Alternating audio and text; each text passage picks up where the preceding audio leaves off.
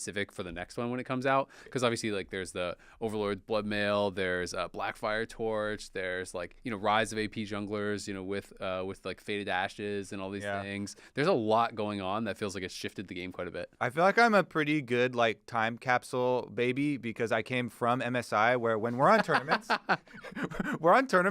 we're always like, don't look at the new patch. Don't look at the new patch, because you get mixed up. Then I'll like say something from like 14.10 or 14.9 or whatever that's not applicable to the MSI patch, always on 14.8. So I jumped like straight from MSI patch, coming back and having the ranked reset.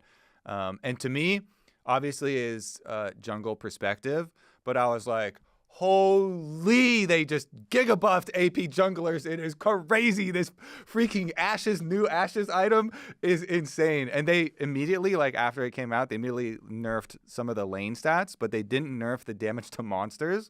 So if you are an AP jungle enjoyer, I feel like your time is now.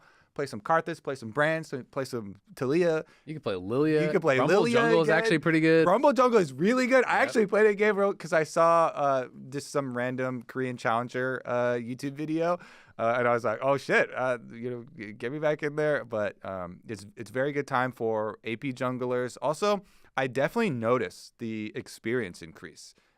Like anybody who can farm well, like Kindred and Graves are really good right now too. Viego feels really good right now.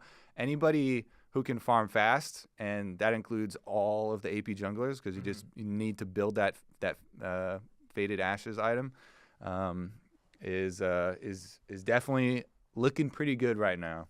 Yeah, I think the changes have been pretty cool from what I've seen. I've been playing a pretty good amount of solo queue, and I think from jungle perspective, it is pretty diverse as far as what you can play. You know, the mages are doing well. I mean, even random stuff like Zyra jungle is kind of crazy. I've been playing that some, and I don't know if it's actually legit, but you can actually just drive by kill your camps. You just like put 2 plants down and leave. And kill over the wall too with Krugs and stuff if you do it. Yeah. You do it with Morgana also. I played a Morgana jungle game because actually that came from a team. I can't spoil, but one of the players from one of the teams told me to do a Morgana jungle. You legit, after you complete your Blackfire Torch, you can just queue the big monster, lay a puddle, and walk away. It just kills the camp. Like, you're speed cruising around, clearing things. I don't know if that's going to stay in the game. That kind of gameplay is a little imbalanced, I would say. But, you know, abuse it while you can. Yeah. I mean, there's already been, you know, some nerfs, like Karthus got nerfed on this patch and stuff. And there's also ADCs. That's what I want to out talk of control. Like, they're already the best role in the game and competitive for sure. Even better now. Like, Caitlyn did just get adjusted and they nerfed IE, but like, oh my god, before 14.11, like you're on the same screen as Caitlyn. She just autos you once for like 1500. You have to base. It's like, what is happening here? I saw a clip from Sneaky's stream where he was a full build Caitlyn and he got a headshot and legit walked up, flashed on the enemy Jinx and one-shot her from full.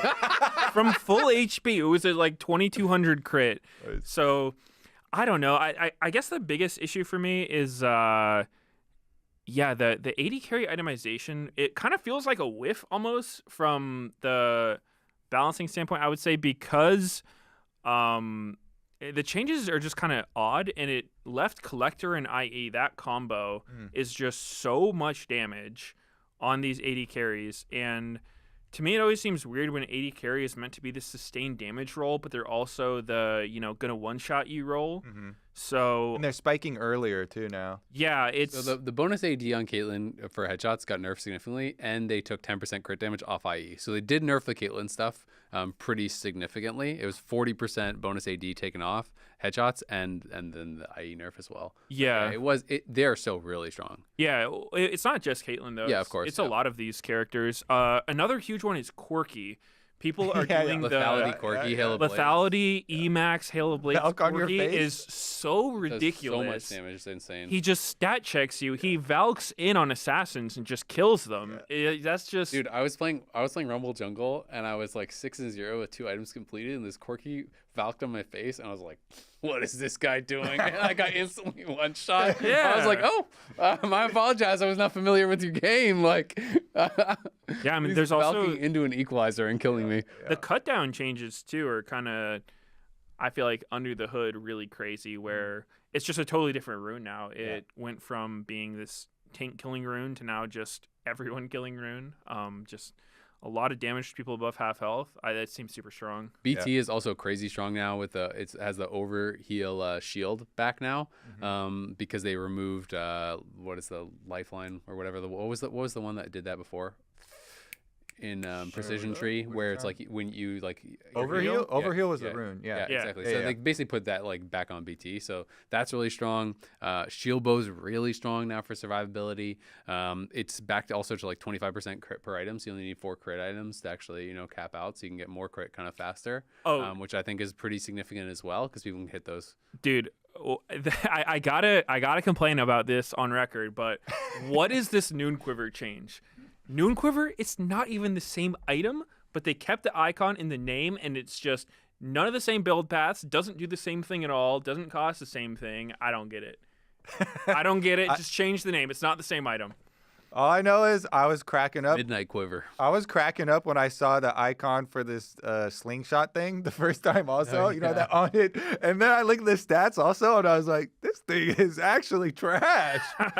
this thing New Kerchi shard. This thing is it's so terrible. The cooldown on it was like 40 seconds or something. I know they're already buffing it on next patch. And it gets reduced by autos. But they're already like buffing it on next patch because it was so bad. But I was like, what is this little like toy slingshot you're bringing to this fight here? I'm really glad that they removed the Dirk stacking too, because the first time I played against a 5-rated Dirk Corgi was like, there is no way this should be in the game.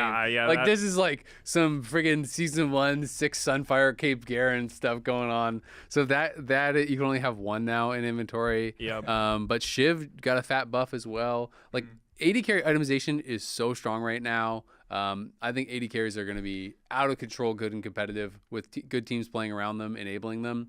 It feels like it's going to be teamfight meta. It feels like it's going to be pushing a lot of top laners then to tanks, because guess what? When you have a hyper carry, you kind of want to enable it. But I know a lot of people are telling me in scrims that it's been mostly, even though crit 80 carries seems so strong in solo queue, in scrims they're kind of getting blasted by Varus and Callista still. So people are like not sure if we're going to be seeing that kind of style, or because it's like if you try to play the Caitlyn or the Jinx or the whatever, and you just get absolutely slammed in lane by a Callista or Varus, well, you never kind of get to that point.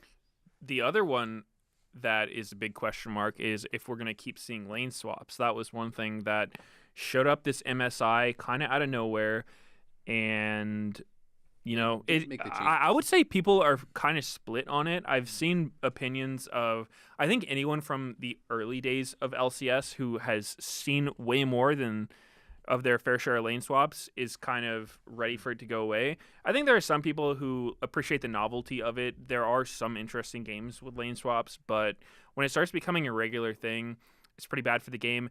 And on top of that, it also has this sort of control on how you can draft, because with lane swapping being an option that you can do, it really limits what you can pick, right? If you want to pick some lane bully or some top laner that needs a lot of resources, well, guess what? Hope you can do that with 5 levels down on everybody. So I would like to see them get rid of the lane swaps. I think it's not 14-11. It's 75% turret fortification now. But people were still doing them though on what was it, LDL? I know they were doing it some. And that's what I'm saying. We're gonna have to see. I know they're also bumping the first turret gold up from 150 to 300 just to really try to incentivize teams to not lane swap. But we're gonna have to see, because even if there is a cost to lane swapping, it just depends. Is that cost higher than laning against Halo Blade's Ash Varus? Because that's pretty rough too. And especially I think that's a good example, because that lane swap, you don't have to commit for the whole tower take. So like the first turret like tower bonus isn't like guaranteed that the other team is going to get it if you just swap for a couple levels and then you try and swap back. Tsunamis were doing and stuff. And just swap to level 3. And then you try and like deny that bonus. It's still, they're going to get more damage done with the difference in the reduction and everything like that. But we'll have to check. I kind of do like. I think it's gonna be fine. I like a slower adjustment period to like just increase the cost of doing it without doing some weird. Sometimes they do these weird things where they like really heavy-handed like force fist, like you cannot do this, and just completely block it. I kind of like the idea of just increasing the cost of doing something. Yeah. Because if it's super rare and you only see it once every 10 games, maybe 15 games, then you're like, oh, cool. That's so interesting that they did this, instead of, that's that's super boring. At MSI, at the start of MSI, I was like, oh God, this tournament's going to be horrible. Because there was, at the start, it seemed like there was lane swaps every game. And it did feel like it got less common throughout. It was still obviously a strategy that was utilized, but it wasn't like an every single time type of thing. So with these changes, I think that it's going to be probably okay. If I'm wrong, then hopefully they just nerf it more. But I think with these changes, I don't think it's going to be like an overwhelmingly dominant strategy. I just don't like watching those games at all. It's not fun to me to watch these top laners just get super starved, and like, I don't like testing that skill. Okay, it is a skill to do early lane swaps, and it is definitely something that you can learn and you can train and pay attention to, the wave timing and your back timing and where you're going to go scramble around and try and scrounge up some experience, or get off your weird little level 1 top laner ganks on people and try and annoy people. But like, that's like, it's just not an interesting skill for me to watch. It's like the Vayne top ghosting at your mid laner and just autoing you. Yeah. The Vayne support, like, that was just so troll to watch. It was kind of funny, but I just picture myself leaning against that, and I'm just getting tilted watching it. I mean, laning is the most interesting, like, individual skill showcase, I think, in League of Legends. So while there is skill, like you're saying, it's just way more interesting to see someone who's really good in a 1v1 like go off, right? Yeah. It's like, should we do a boxing match, or should we just walk to the Starbucks together? Like, which one would people rather watch? Like, you want to see Zeus like popping off on the Vayne top in a 1v1 or going crazy. You want to see that stuff. You don't want to see them just following their They're jungler just around, walking, leashing every camp. They're literally, you're just walking around. You're like watching somebody walking simulator, or you're watching them actually like fight people. The optimizations, I will say, like, can be kind of cool, but that's why I'm with you in that it's like, I want to see this like once every 10 games. I want to see this once in a while. I think it's fun to have that variety, but if it dominates the meta, I think it's really, really bad. Let's move on. We haven't even started our power rankings, and we're pretty far into this episode. There's a lot of changes. Yes, we're doing this episode early, and that means that not everything has been officially announced. We are going to go under the assumption that the rumored and leaked roster changes are going to be the official roster changes. I just have to give that as a caveat. What? So you're saying Jensen probably is going to Dignitas? Yep, and FlyQuest probably has quad coming up, but I mean, there's been a lot of changes. C9 obviously got Thanatos, which is incredibly hyped. They also brought back Reaper. Dignitas, the rumored roster is Licorice, Spica, Jensen, Sven, and Isles. So only one person from the previous roster. Massive changes for them. Immortals brought in an Arrow, which is a change. Shopify Rebellion got Tomio. Is there any others that I'm missing or not remembering? I think those are the main ones. Obviously, Dignitas, huge changes, but some really big ones. APA got replaced with Yappa. Is this really big one? Yapped in America to you. He evolved. Yeah. Yana, I think, also evolved, but I have no name change for that one. I don't know. We'll have to workshop that one. Yeah, so Team Liquid, I think we started... He's unstoppable. Yeah, he's That's pretty good, right? That's pretty good. Yeah. We can start at the top. We can say all of our individual power rankings. And then we'll also do the aggregate of like the dive power rankings. But the dive power rankings are like, we actually have some disagreement this time around and some pretty like different placements. So I think that let's go through it in order of the dive power rankings, but then you can talk about why you and we don't necessarily like, because people will latch on to like, oh, those guys all think this or whatever for the dive power rankings. We'll post our individual power rankings, so if you guys want to see that, exactly, so you can talk about it on Reddit or YouTube comments or whatever. But the top two we do agree on. Number one, we'll start with them. It is TL. So obviously all of us agreed on TL. I think people have a lot of confidence in them after MSI, seeing that they have made pretty consistent improvements throughout spring. They went into MSI. It felt like those improvements continued. I think my only real kind of like, ooh, what if, maybe worry is like, okay, what if they get burned out, because they've been grinding really hard and they just went to MSI, so there could be that concern of like burnout and kind of that fall off post MSI. But assuming they're able to continue their trajectory, this is the team B for sure. Yeah, and I think they're super hungry coming back because, like I said, they did not take those losses well at MSI. They were like, we should have won this. They were looking pretty pissed, and they were getting right back in there grinding immediately. You can already see a bunch of them streaming a lot of their grinding solo queue and stuff. So I really think this team is going to be hungry, and they have improved a lot. Yep, I put them number 1, even ahead of C9, partially because last split, C9 had way too much hype. I was only working against him, so I'll put him number 2 so I don't have all that extra kind of pressure. Idiots would have predicted C9 to win last split. Yeah, it's crazy. But yeah, I kind of agree with everything you guys said about TL. I think the concerns would only be, like you said, burnout, or kind of what we saw with NRG coming into this year after last year is sometimes when you're that underdog team and you do make it, like you get that taste of success, sometimes it's hard to get back into like that same mentality you had beforehand that led you to be that good. Sometimes you're just focused on worlds. You're thinking, okay, we're already the best team in NA. You start disrespecting your opponents. Maybe we almost beat T1. Why would we have to prep for them? Exactly. Maybe the wheels fall off a little bit. Maybe some crazy stuff happens. So I'm not saying it's going to happen with TL. I think that they have a pretty good head on their shoulders. Impact, Core, they're these world champion veteran players. I don't expect it to happen, which is why I'm putting them number 1, but obviously considering that could happen. I also think Spawn is like really level-headed, and I don't know if you watched their squad video from MSI, but like I think he's a really good coach. Definitely a longtime friend of mine as well, so I am biased towards Spawn. But I think he's doing a great job, and I think he'd definitely be the kind of guy, because he has a crazy work ethic. Like he is the kind of coach that is like, he feels he has to be there before the first player is there and after the last player has left. So it's like, he's definitely going to be, I think, cracking the whip if people are slacking. Yeah. And by level-headed, I just want to clarify, you mean more like he doesn't get like, tilted or steer off track or anything, because he definitely does rage, and he definitely is like a very passionate person. Yeah. And even like I would be down there in the gym in the morning and he'd be like, oh, I had to walk out of scripts today. Oh my God, this happened and that happened and that happened. But he is like, he stays on track, and he keeps the players on track, and he keeps practice going on and focused on what they're trying to improve on. He is definitely a passionate coach as well. Though. And shout out to Core today. If you watch the squad video, they had some stuff where it was like APA was clearly getting like really pissed in the scrims, and Core JJ, I think, did a really good job of kind of like leading some of their discussions afterwards, of like talking through. It's like, hey, like if you're mad, like that's fine, but like explain to us why, so like we can like understand and like move on from there, so it's not affecting other games.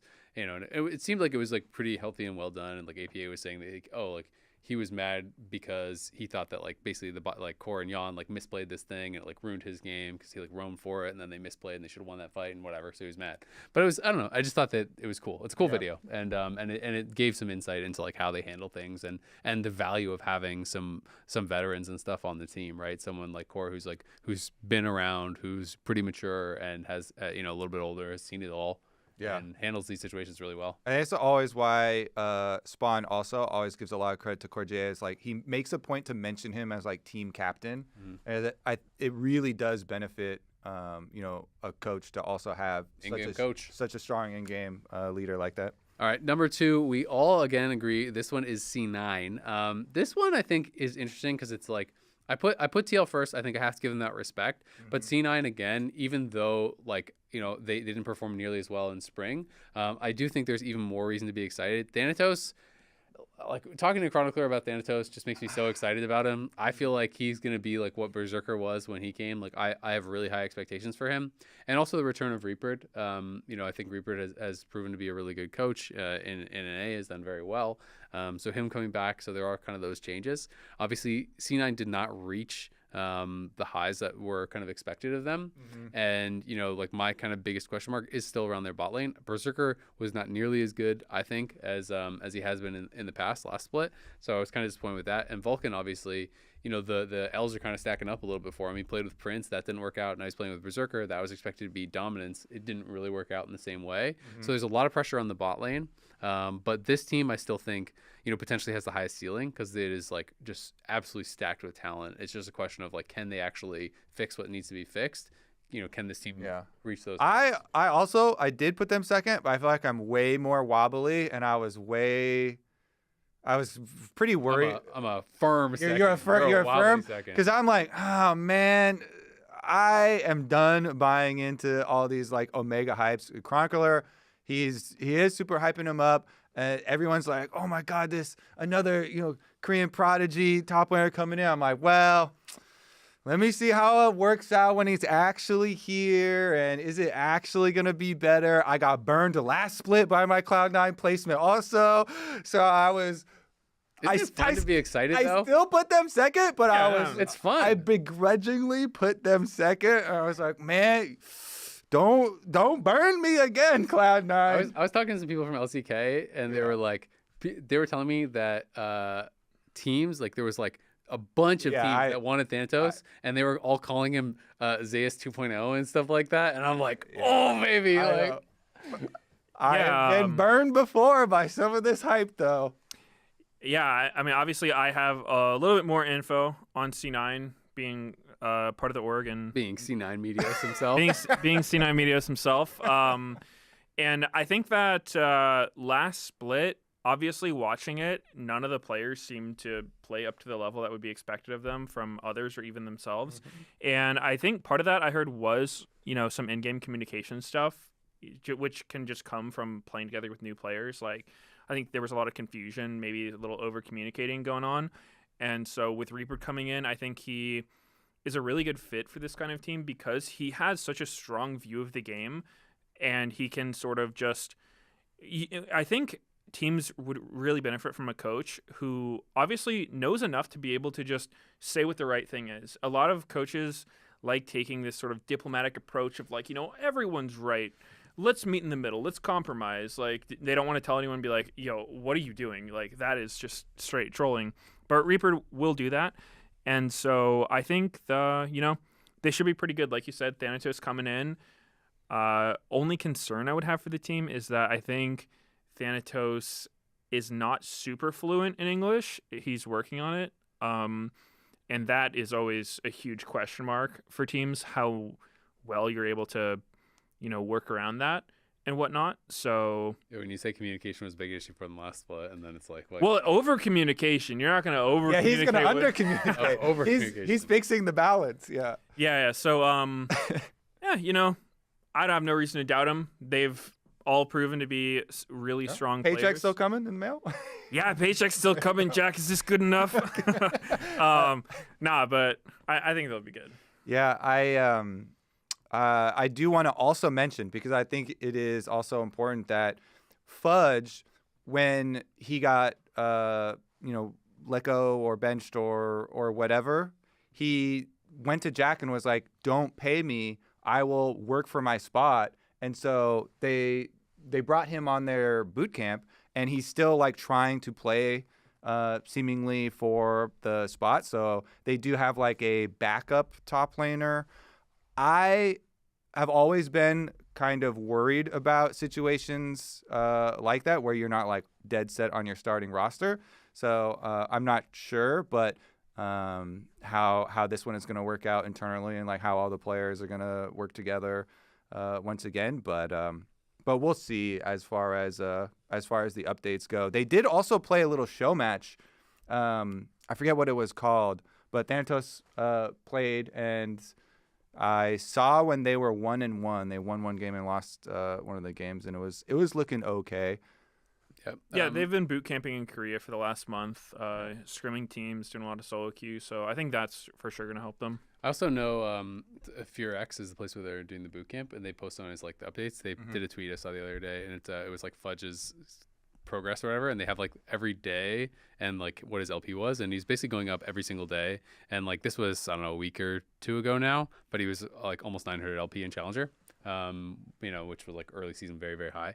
Yeah. So he's doing really well in Korean solo queue. And the other thing I'd like to add on is I did feel that Fudge got an unfair amount of kind of like blame and hate for C9's lack of success. I felt like it was clearly team issues. It wasn't just like a Fudge issue. So my faith in them going into this split to be a top 2 team is not just because they replaced Fudge. Like I think Fudge is definitely deserving of an LCS spot. So I hope that he can kind of figure something out. Because it did feel like people really jumped on the hate bandwagon for him. Yeah, he's kind of had a target on his back since the beginning. When he first showed up in LCS, he looked real rough, and then he had his villain arc where he was, kind of hating on everyone. So he's definitely amassed some haters for sure. But I do agree with what you said. I think that he's a solid teammate, player. Like everything I've seen from Fudge and heard about people who played with him, it seems like he's really easy to get along with. So yeah, I'd like to see him play pro. And like I said, somewhere. I put him second. Also, I definitely see some things going wrong for the team and it not happening again. But I think they should. Mios is on a rock hard second. All right, let's go to the next one. This is our first one where we have some differences. You guys both put FlyQuest, so we'll go FlyQuest first. You guys both have them. I obviously put them only a little bit lower. I put them one step lower, but we probably are going to have some similar reasons for why all of us kind of dropped them down from last split. It is no secret that the team has exploded, seemingly. Obviously, they had a lot of hard losses there. There were some really heartfelt interviews and videos that I highly recommend you go check out and watch. Bwipo's one especially, I think it was with Ashley Kang. Afterwards, it's a really good lens into. Oftentimes, people need reminders of like how much people are putting into being a competitive League of Legends player, like making their whole life be it, and going to MSI and playing against the best players in the world. And like when you don't meet your goals, it's very tough, Yep. And so there's a lot of things that you have to come to personally. And realizations and priorities and stuff like that. And anyways, this brings us to some of our roster changes with the Jensen move. That was one of the big ones. Why I believe all of us, and obviously I dropped them a little bit lower, moved them down. But changing a player mid-split and being a team that just suffered some pretty heavy losses, that watching some of these videos even seemed like it might even be like paradigm shifting. For Bwipo, is like he was questioning a lot of things. Sometimes when you lose games in League, everybody's been there where like you start to question, am I playing right? Are some of my assumptions on how you're even supposed to play this game correct? What are the steps that we're supposed to take? And then relationships with the other players. I will say there were a lot of positives still for me at MSI. Masu was amazing at MSI, I thought. Very impressed with his first international performance. Busio was definitely a little bit rough, especially in some of the early... I'm worried about his nerves. Because in the finals, he completely collapsed in the finals here, and they went to MSI, and I felt like he completely collapsed again.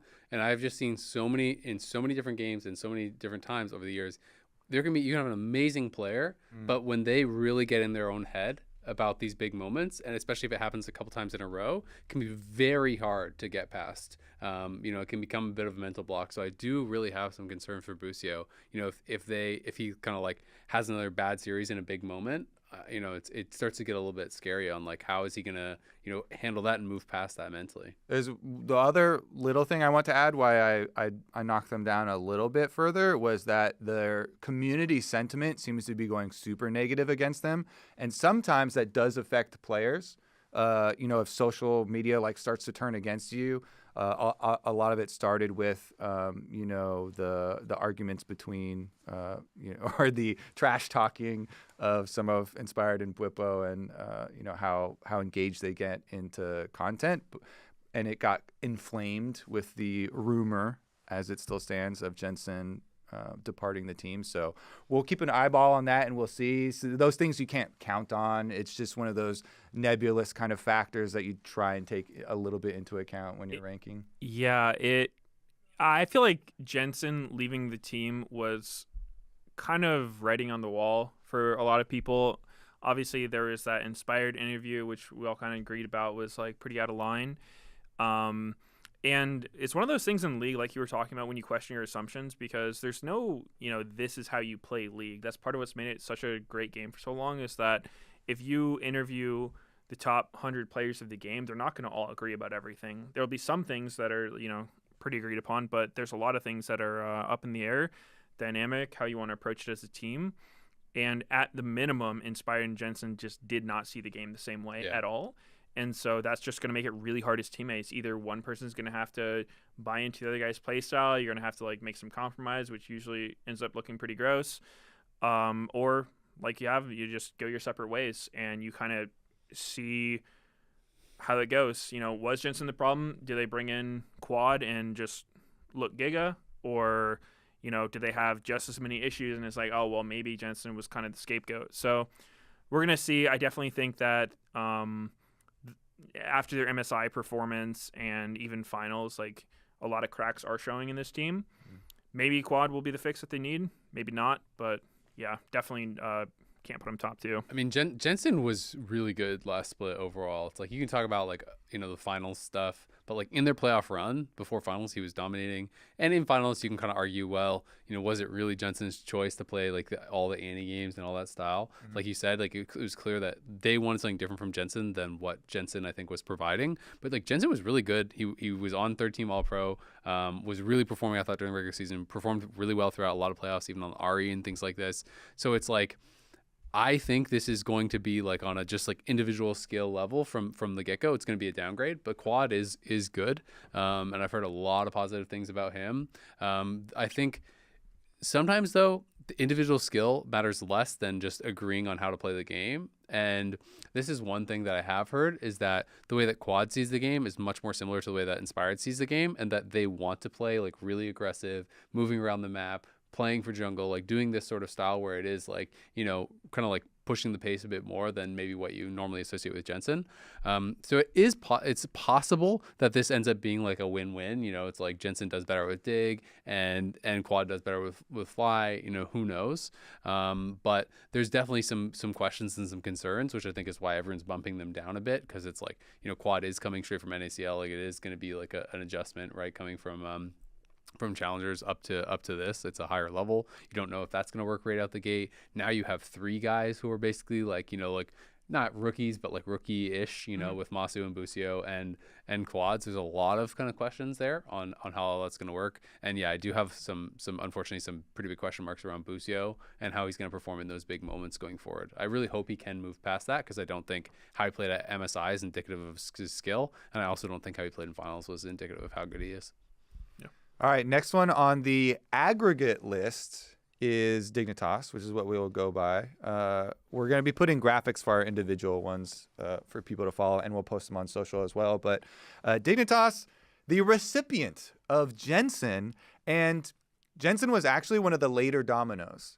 This whole Dignitas offseason, this was the explosion of offseason, was Dignitas collecting all of these kind of star players that we had been highlighting in spring as, what the hell? How come these guys don't have teams? It was the unemployment all-star team. It was the unemployment all-star team. And Dignitas was like, Summer, let's go collect them all. And oftentimes when you're in the off season and you're a GM with a team, it's a chain reaction where if you get one player that other players want to play with, then it's way easier for the negotiations. People will drop down on price. You'll be able to get the next player that really is oh, this team is actually going to try and win. I want to play with him. I want to play with him. And so then they're able to chain this all together, ending up with not only Jensen, but also Licorice, Spica, Jensen, Sven, and then Isles stays from last split. Exactly. Yep. Yep. Do you want to start first, Meteos? Because Meteos had them at 4th. Yeah. Kobe and I had them both at 5th. Yeah, I put them 4th just pretty much due to, raw talent of the players. I think all these players have proven to be really good. I'm also pretty keen on Sven. I think he's one of the players that if I was a GM or coach or whatnot, I would want him on my team just for the sake of having an in-game leader of sorts, just for making calls in-game, but also just, in review and whatnot. I know that Sven is just a huge voice in every team he's played on. He has a just very solid way of how he wants to play, and I think that direction can help the team a lot, because we've seen all the time the teams that don't have that kind of leader, and it just doesn't look that cohesive. And so I'm a big fan of Sven, and I think he's got a good team around him. Licorice, Jensen, Spica, all really solid players. And like I mentioned earlier, I think that they could have a slow start. You know, obviously they didn't play spring together. They weren't even playing spring for most of them. So whether or not it clicks right away or it takes some time, I think that, you know, they definitely have the potential to be top 4. I was talking to some of the players on like early scrim info and stuff, and obviously a lot of the teams that are playing Dig right now pretty early on were like, yeah, we kind of shit on them. But even those same players are like, I think they just need time because they know like these are good players. So that's part of the reason why I definitely knocked them even further. Like on hype alone, I was like, oh, I kind of want to edge them up. A lot of the teams this split are pretty close, and it's kind of hard. It was kind of hard to filter the power rankings. And so then you have to go off of stuff like this, where if I think that Dignitas are going to have a slower start, even if I think overall like the team itself is going to end up being, you know, a little bit higher, if you're dropping earlier games in the split, because we're doing regular season, then that means that this team is going to finish a little bit lower. Yeah, because these power rankings are for where you finish in the regular season. Yep. Dropping those games early on is going to matter and is going to actually have you down a little bit in the power rankings. And this is the team that I feel like there could be, like, I would be not that shocked if there was like a massive swing between, like, you know, it's like if you told me they won the split, I'd be like, oh, that's kind of surprising. If you told me they got second, I'd be like, oh, wow. If you told me they got sixth, I'd be like, yeah, I can see it. You know what I mean? Like, I feel like this team could go a lot of different ways because there are a lot of question marks. Speak as an MVP, like, yeah, that's great, but he didn't play last split. We know he's still grinding solo queues, streaming, like we know he's playing. Licorice, last time we saw him, he was the best top laner in NA, but he is a guy who always did more of, like, relied on scrimming and doing 1v1s for practice. He has not really been known as a solo queue grinder. I don't really know how much he has played while he had his time off. I found his account now. He has 66% win rate, 700 LP challenger, so he's obviously doing really well in solo queue. But it's like, you know, Sven, not only did he not play last split, but last time he played, he was playing support. Now he's going back to AD, so there could be a little bit of adjustment there. Again, he's going to be really high in solo queue. He always is. He's always grinding. So I have no worries about, like, work ethic or anything, but it's new people coming together. 3 of them didn't even play last split. One of them's changing positions, and it's some people that I think are very opinionated on how to play the game. It's a lot of people who have been around for a long time, so it could go really well. Their ceiling is winning the split. I think they could, but I also think this team could be a hot mess. And I think the goal is beating FlyQuest. This is the revenge squad. I mean, dude, this is the most competitive roster Dig has had since, like, Skara. I don't Probably know. ever. Yeah, this is actually maybe the first time. They did go to Worlds before and stuff, so That's true. Yeah. But yeah, I mean, a long time. This definitely, for the Dig fan out there, or maybe multiple if there's more than one, this is looking good for them. Dig Stonks on the rise. This is looking good for you. I would say this middle 4 for me Is hard. is so just, like, up in the air. Between 3rd and 6th, I almost feel it's interchangeable. Yeah. Yep. But you got those last 2 locked down, though, huh? Yeah. They got him locked down, not me. Top They got him locked We're down. feeling confident. Top 2, bottom 2, locked in. The rest, there is some room to flex. But yeah, this is going to be an exciting team. I will just say also, I'm so happy to have Sven back playing. I'm so happy to Speak and Licorice are back playing. Licorice, it felt actually like criminal that he wasn't in, when it's like, you are the literal best top laner in the league, and then you don't have a team. I know weird stuff happened. Like, I know he got an offer from Immortals and some things happened, but obviously Golden Guardians blew up so late that he, you know, then other teams have made commitments to other players. Yeah.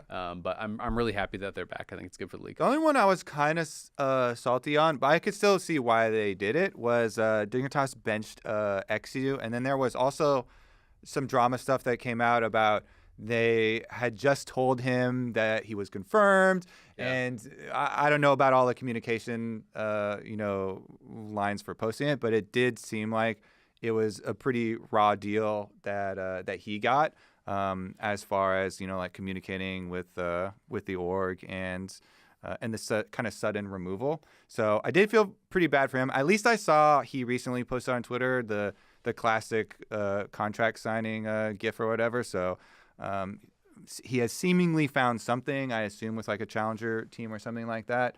But I really thought he was a good prospect. He was doing well. They're Still is. building up good North American talent. Yeah, still is. It just does suck that he kind of got like he got done super dirty. You know, I feel for him. I've definitely had my experience of getting done dirty by LCS teams, but I don't think that's something you should hold against the current Dig players. I think he had some video where he mentioned that Sven might have been a contributing factor of pushing for Spica, but I mean, it is what it is. It's just kind of how LCS has been since franchising. It's like, you know, the GM decides who the roster is going to be. It is shitty to tell him he's going to be playing 4 days before he's benched or whatnot. Yep. So yeah, definitely. I hope XU finds someplace he can thrive, and you know, with the NACL leveling up a little bit this coming split, maybe that is a good option for him. Yeah. But you know, I mean, happens. I think at the end of the day, there's nothing wrong with an esports team, a sports team replacing any player if they think it's going to make them better, whether or not you agree. It's clearly the thing that they did wrong was telling him that he had a spot. Yeah. You know, because, and I know why teams do it. Teams do it because they're worried that I tell Meteos, okay, we're thinking about replacing you with Kobe, but we're not sure yet. And then Meteos goes to find another team. We decide we actually want you, and then you're not there, and we can't have you back, right? Yeah. So like that's their concern, but that's just putting yourself above the player's well-being, which is really messed up. If they had just told XU from the start, hey, we're considering our options, you can too, and then went with Spica, then I think there's absolutely nothing. Teams are never going to do that. I know they're not, but I think there's nothing. Teams have all the bargaining power when it comes to this kind of stuff, which is it's just the reality of it. And again, this is just like from what I saw on Twitter. If that is true, what they said of your spot is guaranteed, just like a few days before, like you got to leave the door open. You can't say something like as locked in as guaranteed. You know, they should at least pay him. Gotta wink because you know it's guaranteed. Don't worry, bro. You for sure. Spica hasn't officially committed yet. You are good until he does. Fingers crossed behind my back. Can you say that without winking? Totally. Dude, my eye. Oh god, got something in it. I have something. Okay. Anyways, moving on. We got NRG next. Let's have you talk about this one, Kobe, because Kobe had them all the way up at 3rd, and Meteos and I had them at 6th. And NRG is actually tied, like in our aggregate with, or whatever. With Dig. It's all because of me. Yeah, it's all because of Kobe putting them so high. But I really thought that they super underperformed last split. And I know that they have actually had a really good off season from talking to those players. I know that they were super, super salty. They were very, I mean, especially Pal Fox was like, this is the worst I feel like I've ever played. And so he was super disappointed. So I think that they're going to have a pretty big bounce back. And this, my putting them this high was actually a byproduct of what Meteos was talking about earlier, which is these middle four. Copium. and that and talking to the players about their never mind. But like the middle four teams are very, very, very close. And with some of the stories like NRG, FlyQuest, Dignitas, and 100 Thieves, let's say the names of these actual teams that are pretty close. The stories on these teams, especially with the way that these off seasons have gone for FlyQuest and Dignitas, are wildly swinging with some explosive stuff that happened in the off season. Whereas then I look at NRG and I'm like, well, they had a massive underperformance in spring, which you can argue against me and be like, yeah, and I think they will continue that trend. Like that underperformance is not an aberration. That's just the new them. And you could argue that. I think that is not. Spring is not indicative of what these players can actually bring. And I thought that with FlyQuest dropping further down and with Dignitas, presumably having a slower ramp-up time and losing games at the beginning of the season, having not played together and a lot of them coming back, I do see NRG having some good performances, but I did last split too. Yeah, I mean the reality is we know that their ceiling is very high, right? Yeah, we saw it. They won the split. They blasted G2. This team could be really good. The reason that I put them in 6th and had them down towards the bottom is just straight up because I saw no improvement throughout spring. And that is what was so concerning to me. I could have forgiven the underperformance more easily had it felt like there was this like up and to the right trend where it's like, you had a horrible start, but like it felt like you really got it together more towards the end. I never felt like they got it together. Like, throughout the whole regular season, like playoffs, whatever, like the last times we saw them, they just looked the same problems, all split. So to me, that was indicative of like larger issues where it's like they just can't get on the same page. They don't obviously agree on necessarily how to play the game. They talked about it a little bit with like, I mean, obviously who he came in, who he was doing really well on Golden Guardians. He came in here, Ignar left. And the team has not been on the same page, has not really been working. I'm not trying to put that on Huhi because I think that a lot of players didn't play that well individually. Palafox had probably his like worst split that I can really remember. He self-admitted he had some horrible. He's saying that he was like that's worse than a lot of his splits in Challenger, and even when he was coming up. So it's I am hopeful that this team can get back to where they are, but because it feels so competitive in this middle pack. And they showed me no improvement in spring, I just felt like I had to put them lower, and that's why I had them down at 6th. Yeah, I share a sentiment. I think that just the stylistic differences of bringing in Huhi over Ignar. Granted, I haven't really seen any of their scrims. I've not listened to any of their team discussions. But from the outside, it kind of seems like they just have a lot of players that want to be the strong side. They want to be the person that is being played around, and the reality of League is you can't really do that unless you're just infinitely better than all your competition. And so they have these really non-cohesive games where it just kind of feels like everyone's doing their own thing, and it's really messy. And like you mentioned, Azale, didn't see a lot of improvement throughout the split. Kind of stagnated, and had their occasional giga fumble. So yeah, I don't know. They definitely could be good. They won last summer with almost the same roster, so maybe they ramp up, but I just didn't see it in spring, so it's hard to rank them higher. I mean, if all these teams show up, it is going to be such a competitive split. Like if all these middle 4 teams are actually good, it is going to be a crazy split. I think the league was already really competitive last split and improved. Yep. This split. So I think it's inarguable that it got better, even just looking at the Dignitas changes. Yeah, I think it's definitely going to be very, very exciting. Yep. Next team is 100 Thieves. I had them higher than you guys. I had them 4th. Media had them 5th. Kobe had them 6th. I was a little bit surprised that I was the only one that had them up in top 4, simply because I feel like I think people cooled on them a lot in playoffs because they didn't perform as well in playoffs, but it's like Quid was the MVP. He had an incredible split. Sniper, obviously, it's like his debut. I thought he had a really good split for his debut, and like I did feel that I was seeing that improvement, and I feel like they can kind of continue that forwards. River obviously is super solid. I think Meech and Ayla performed kind of like above what expectation was. So for me, I feel like this is a team that will get the benefit of the more games they play, like the better they're going to get, especially for Sniper and Quid, who are still kind of like very early on in their career. So I do have quite a bit of faith that this team can kind of replicate some of the success that they had in spring. I don't think that they're going to be able to like win the split. Like I don't see that as their top, but I think they're going to be competitive. And if this team continues to improve, their core playing around like their mid jungle is like they have arguably the best mid jungle in the league. I think they were the best mid jungle in the regular season. So this is I'm kind of surprised because I actually think they got worse. Like their trajectory to me in playoffs they got worse. Yeah, I felt like they were one of the only teams that kind of regressed, and so that actually made me more worried than like a flat team. And I felt like since a lot of their wins were at the beginning and they were really surprising people, I didn't have the confidence that they were going to be able to replicate that in summer.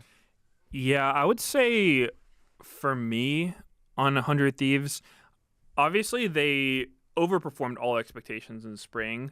Part of that was because the expectations were so low. They look like this team is just like, wow, the only person you're keeping from last year is Quid, the guy who just, looked like almost the weakest link on the team. Obviously had a great spring split.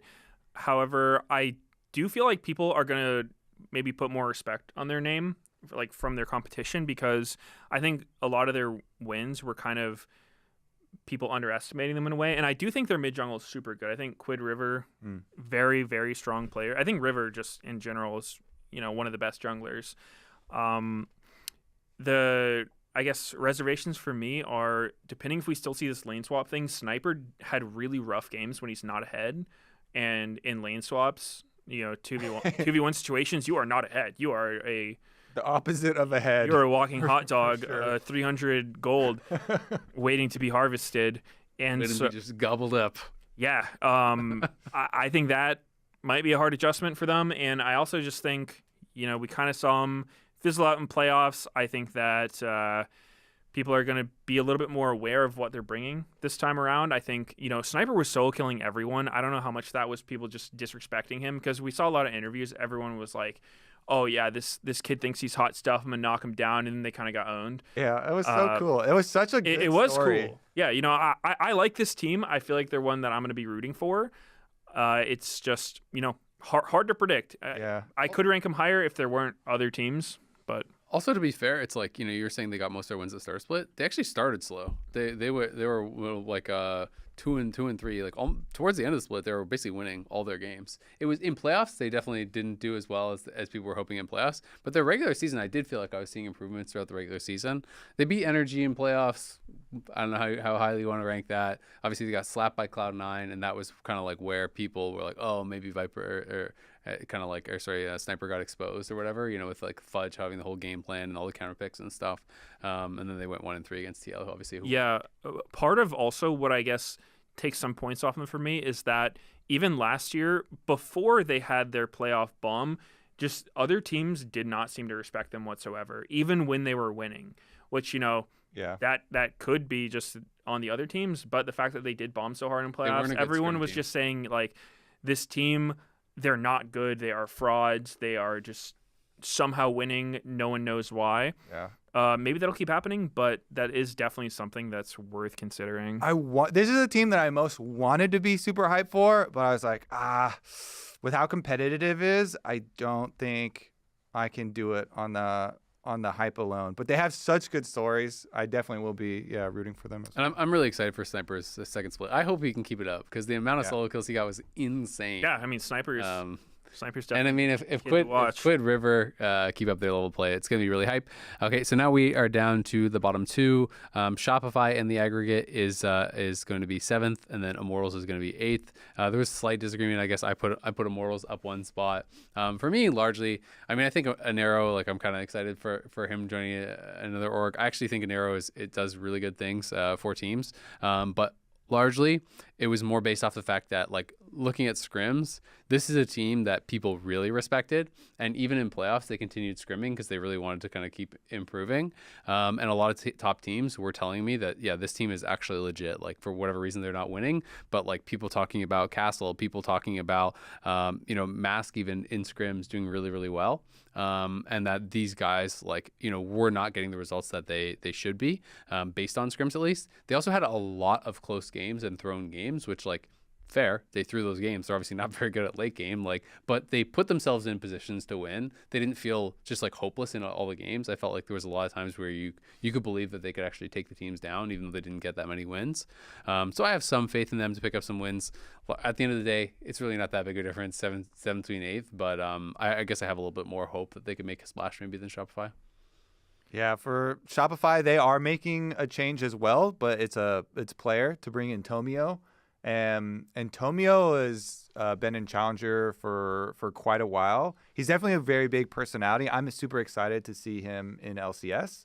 And sometimes when you get an injection of a player like that, like, he is such like an outgoing person. I just feel like it's gonna, energize the team. I already really liked, like, the faith that the coach had in this team. You could tell it in some of Revan's, drafts and stuff. Especially at the beginning, it was so fun. We're always tracking Shopify games because we're like, "What's Insanity going to play mid? He's going to pull out some." Which tank is it this year? year? It's like the tank split though. It was weird because the last year it was all like, is he going to play Graves? Or is he going to play this? And now it's like, is he going to play Zac or Ornn or Sion? But Graves got Aaron. some crit buffs, and so yeah, maybe we see some better, more interesting things there. So I have kept them above Immortals, kind of like how they finished last split. Yeah, it's I don't know. I don't have a whole lot to say on these teams. They were the bottom teams in spring, and a lot of these other teams just look stronger. I mean, Yeah. they've had some moments where they look solid, but they've had a lot of moments where they do not. And so I do agree with what you're saying about Immortals, though. Like, I think that justification of, I like their work ethic. They kept practicing. I think Olay was actually a really bright spot for them in spring. He definitely was, like that good player on a low rated team, I would say. Like, he was my award for that. It's also hard to stand out, I think, as a support. Like, if you're able to stand out as a support on a bad team, I think it's pretty impressive. Yeah, absolutely. And I don't know. It's just like it's hard to rank Immortals any higher because, like, this is the first time they finished above 9th, and that's just because there's not 9 teams anymore. In a while, when they had Hooney and Rayo. Yeah. I mean, I guess since they re-entered the LCS. So and the middle of the pack got stronger, right? It's like Dig was another one that people used to put down near the bottom, but now it's like, oh my god, well, Dig just picked up the off-season Avengers, so it's like, you're kind of bumping these teams up. So you have to see, I think, from both these teams, you have to see some real individual improvements from the players to be able to step up. And I think if they want to be able to climb up the standings, we have to have these players stepping up and making a difference. I would also say, as far as like a standout, I think B-Boy was a pretty big standout for me for Shopify. I thought he really outperformed what my expectations were. My expectations were very low for B-Boy. He was one of the best ADs in the league. I think he is absolutely top couple ADs in the league as far as how he performed. He had a really good Varus. Varus is still good. So, we're going to have some guys on these teams really step up and kind of perform above what they showed us, like make good on some of the rumors you hear from these Immortals guys in the scrims, have Fake God really take a big jump forward and be able to actually show something better because there is just so much competition now that to even get to the middle of the pack, I think it's going to be a struggle for either of these teams. I think last split, AD carry was at its weakest point that we've ever had the role in the LCS, but think of the changes that we have to this split with Jan having really big improvements, Masu having really big improvements from MSI, I felt like, and then bringing Sven in also. Yeah. I feel like AD carry role got a lot stronger this split too, which might be an interesting story to track from spring to summer, as the entire league is probably going to be more competitive. But I think AD carry especially is going to see some good improvements. It's getting me excited, to be honest. When we talk about the power rankings, I'm like, there's not a lot of matchups that I'm. Everybody's good. There's not a lot of matchups that I'm not interested in. There's a lot of competitive teams here, which makes me more excited for the potential of getting some really good BO3s, right? Because if you have those teams, you're gonna get to really see the differences between the teams because it can't just be a one and done. You have to win that best 3. Yeah, I the player that I'm also excited to see is Tomio. Like, we touched on him a little bit, but I feel like he is for sure one of the top prospects coming from the NACL. He was on Cloud9's academy team. They were winning everything.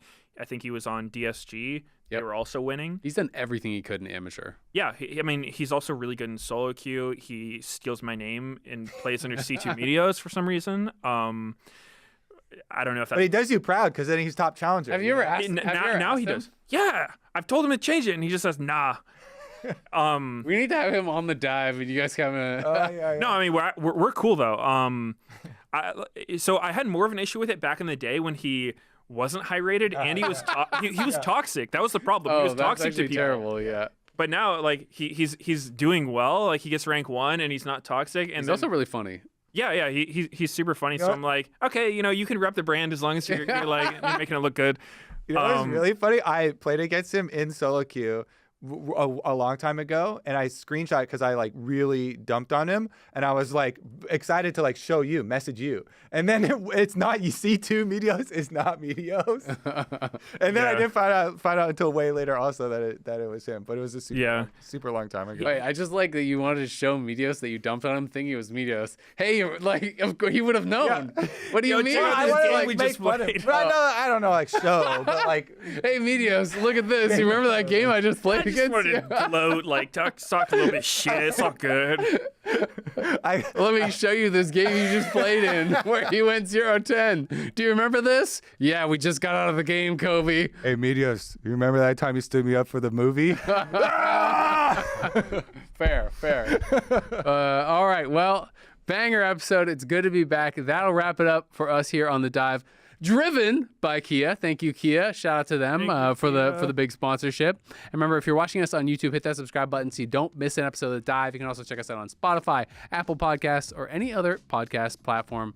And make sure you're sending your questions on Twitter with the hashtag TheDiveLOL. On the break weeks, we're going to do some social episodes, some mailbag episode, whatever you want to call it. So we can start collecting your questions for that, and should be another great season of The Dive.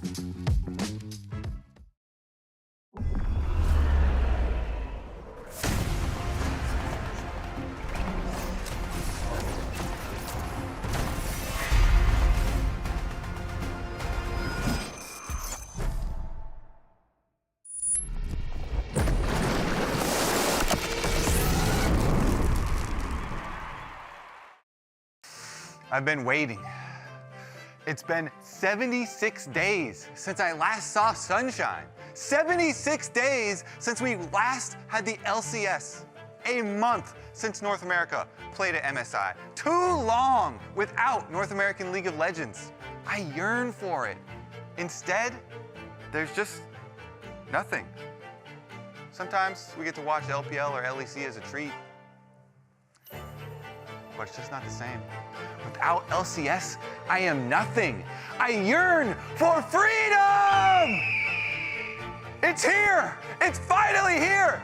It's back! It's back! Freedom! Freedom! Free! Free! Great job, Kobe. You're getting a look at just outside the LCS arena for opening week, presented by MasterCard. Sold out today Nice. for best of Yeah, suites. let's go. Oh my God, let's Yeah. go! A lot of festivities happening outside. Welcome to the waiting room. As you can see still, that's a, They had that's a donuts? Shopify donut. Giant donut. Oh my Cornhole. God, Some what the cornhole? hell? That's not Oh, Wait, cornhole. it's Close a enough. different That's, kind of cornhole. It's like cornhole, but it's that arcade game. I like that they but called in it the reverse? Baron throw. That's fun. Yeah, I don't know what you call it. I think I'm still gonna call it cornhole. Yeah, exactly. But it's not. It's like, yeah. But yeah, the vibe's Weird looking mixture. incredible at the tailgate. I know that people have been talking about it. I saw Travis's posts in general. Like, people have been flying in from all over the place to be able to like come in opening week. So that's nice to see it. Absolutely, man. As we said, we have best of threes as well. Yes. So True. today we have TL FlyQuest 2 or 3 games. Yep. Depends how close it is. And then after that, we got C9 and Dignitas. Also, during the break, I think about a week ago, there was a big announcement about the future of the LCS in 2025. You can check out the latest dive episode for a bunch of information on that. Mark Zimmerman was on, answered a ton of questions. It was like an hour-long episode. But we're going to be focusing on the LCS today, and also what our LCS teams did at MSI. True. Yeah. It says here, TL good, fly bad. Well, let's just talk about it. That's pretty accurate. Who wants to take the fly bit? That's not a terrible summary. I will call out Masu. I thought he performed pretty well. He was kind of the bright spot of this FlyQuest team that didn't manage to make it to the knockout stage of MSI, but I thought, again, especially as a rookie coming in, he was in a lot of these losses the kind of bright spot of the team. Yeah, and it's nice to see because I remember like the players from FlyQuest had talked about how much they had actually boot camped before this event itself. So like the grind was definitely there from the players, and they're not going to let up going into this split, which is great because you were talking about Masu last split. It was the bot lane that was seen as the weakness, and the fact that we're seeing a level up from the bot lane during that event, I think says a lot of great things about Summer Split. The better thing, of course, was if you talk about Team Liquid's performance, was they looked pretty damn good. They did. I was really worried at the first half when I got stomped by TES. Yes, by TES. Yeah. But then the clapback towards Fnatic. The biggest winners for me was for sure Jan and APA. Jan looked incredibly confident. And if you really compare his performance at MSI to just last Worlds, it's night and day. Yeah, I think Jan was super impressive to the point where, like, when he played Lucian, I had LEC casters being like, you know, Western teams are pretty bad at Lucian, but Jan's pretty good. The And I was exception. like, that actually, because if you remember him last split, he was talking about how the NA audience should give them a break and they do know how to play Lucian and all this other stuff. Here we see him at Worlds where he did not have the best performance to MSI this past performance, and this is of note of all ADCs at the tournament. Yeah, so there were more teams at Worlds than there were at MSI, but third overall at MSI is really impressive. Another player that stepped up for Team Liquid is definitely APA. Yeah. The growth arc for him was super accelerated because as late as the end of the regular spring split, people thought he was a bottom tier mid laner. You can see his results at his first Worlds were absolutely awful, and he had a massive improvement towards this year's MSI going up against the best competition in the world. Yeah, and I think it is finally time to retire the, like, he can only play one champion. He can only play Yep. two champions, right? Like, yes, I do think that it was a good meta for him, and it still continues to be a very good meta for him with the champions that are in play. But he has grown so much, and we really saw that come to fruition at MSI. Yeah, and it even started as early as the playoffs. I mean, just being able to see him be the finals MVP was a big shock already. So yes, the glow up is definitely there. There's a lot of talk about just how good, like how well coached and staffed Team Liquid are as a team. That being said, Spawn may not be here at the moment. They mentioned on Twitter Spawn's going to be in Australia, so Rainover's going to be the head stage coach for today, but Spawn is still with them for all their scrims. Yeah. He's done remote for like half of his time at TL as well. Maybe not quite half, but he's done a lot of academy splits, so he knows that workflow pretty well. Reminder as well, we're on patch 12 point. Wait, what's the live patch? 14, 12 points. Boom! 14-12. You're We're on bringing us patch back 12 2 years? of 14. Yeah, but I don't even need to know the patch number anymore because I know we're just going to be on the live patch. True. Yes. So I've ceased to have to remember patch names. Anyway, scan the QR code for the latest patch notes. We're going to take a look at some of the biggest changes that have happened since the last time we saw League. So I cheated a little bit on this one. I'm not necessarily talking about the specific live patch, but the biggest change for me since MSI would be the 1410 duo XP changes. And this was a change basically done where when you are sharing experience, some people still don't even know this is how experience works. Yeah. It gets bonused. So it's actually generally good to share experience, even when you roam into someone else's lane, as long as you're not like screwing them out of a level breakpoint. Yeah. You're just creating more experience out of nothing. So that's been increased on 1410. And I think one knock-on effect, if you've been seeing some LCK where everyone's playing like melee supports again, I think it actually helps the melee supports the most, more than the bot lane AD carries, just because they're the ones that need to spend their health so frequently. Yeah. And when they have more experience, they're higher level, they just have more health. I think it enables melee supports to make a pretty strong comeback. Emily, what do you think? Yeah, so piggybacking off that, I also cheated and did not do 14-12 changes. I did 14-10 changes with the jungle experience. And I think across the board in LPL, as you see a ton of numbers on there, basically all you need to know is you get Screenshot everyone. more XP. You can also use the QR code to scan the points from earlier. But I think the big thing is that we're seeing so many more farming junglers now over in LPL specifically. We've seen Brand coming in, we've seen Karthus coming in, and like part of this is also itemization, but a lot more room for those farming carry junglers. And on top of that, something that I'm personally sad about, something that everyone else is probably rejoicing, lane swaps are not happening as frequently. Thank God. We did have a bunch of changes coming through. Basically, the damage reduction for the first 5 minutes on those top 2 turrets was changed and increased, and then the first turret blood gold, which I think is also massive, doubled. And the slow scaling back of some of these things was why when lane swaps started happening, a lot of teams realized that this was actually not only just a good strategy, but the optimal one. Yeah. And as we know, no one likes constant lane swaps. So they were like, we're gonna kill that. Yeah, the sad reality is still post grubs, you'll still get lane swaps, especially with like Senna lane. So that's something that we have to look into. For me, what I was most interested in is like the vast, I guess, rework towards 80 carry crit items. So for legendary items, we moved from 20% back to 25%. And that's pretty big for crit 80 carries in general. So from solo queue, we've been seeing just a bunch of like Caitlyn and Jinxes out there that have been seeing a lot of picks, and it could just be simply a bot lane meta. Now, lethal tempo was removed, which means that they changed like PTA to be a lot more selfish and like being more of an 80 carry rune. But that being said, we've been seeing a lot of diversity from the runes specifically because of the lethal tempo being dead. But that to me was like the biggest change coming into this. It makes it a little bit more of like a bot lane meta, or at least that's something that we should be like keeping in touch to see how the pros have been going about it. Another big one is maybe the 80 carries champion pool gets a little bit bigger. With Corki being added now, Corki got a lot of changes, so you have to go through basically the patch notes to see what the changes specifically were. What we are showing you are just the bonus AD ratio change from Q, E, ultimate. Those are all buffed. The passive got the biggest change. No more do we see the package. Yep. Now we're seeing basically basic attacks deal bonus true damage equal to 15%. So he's like now a late game scaling AD carry. So think of him more as you're definitely building AD.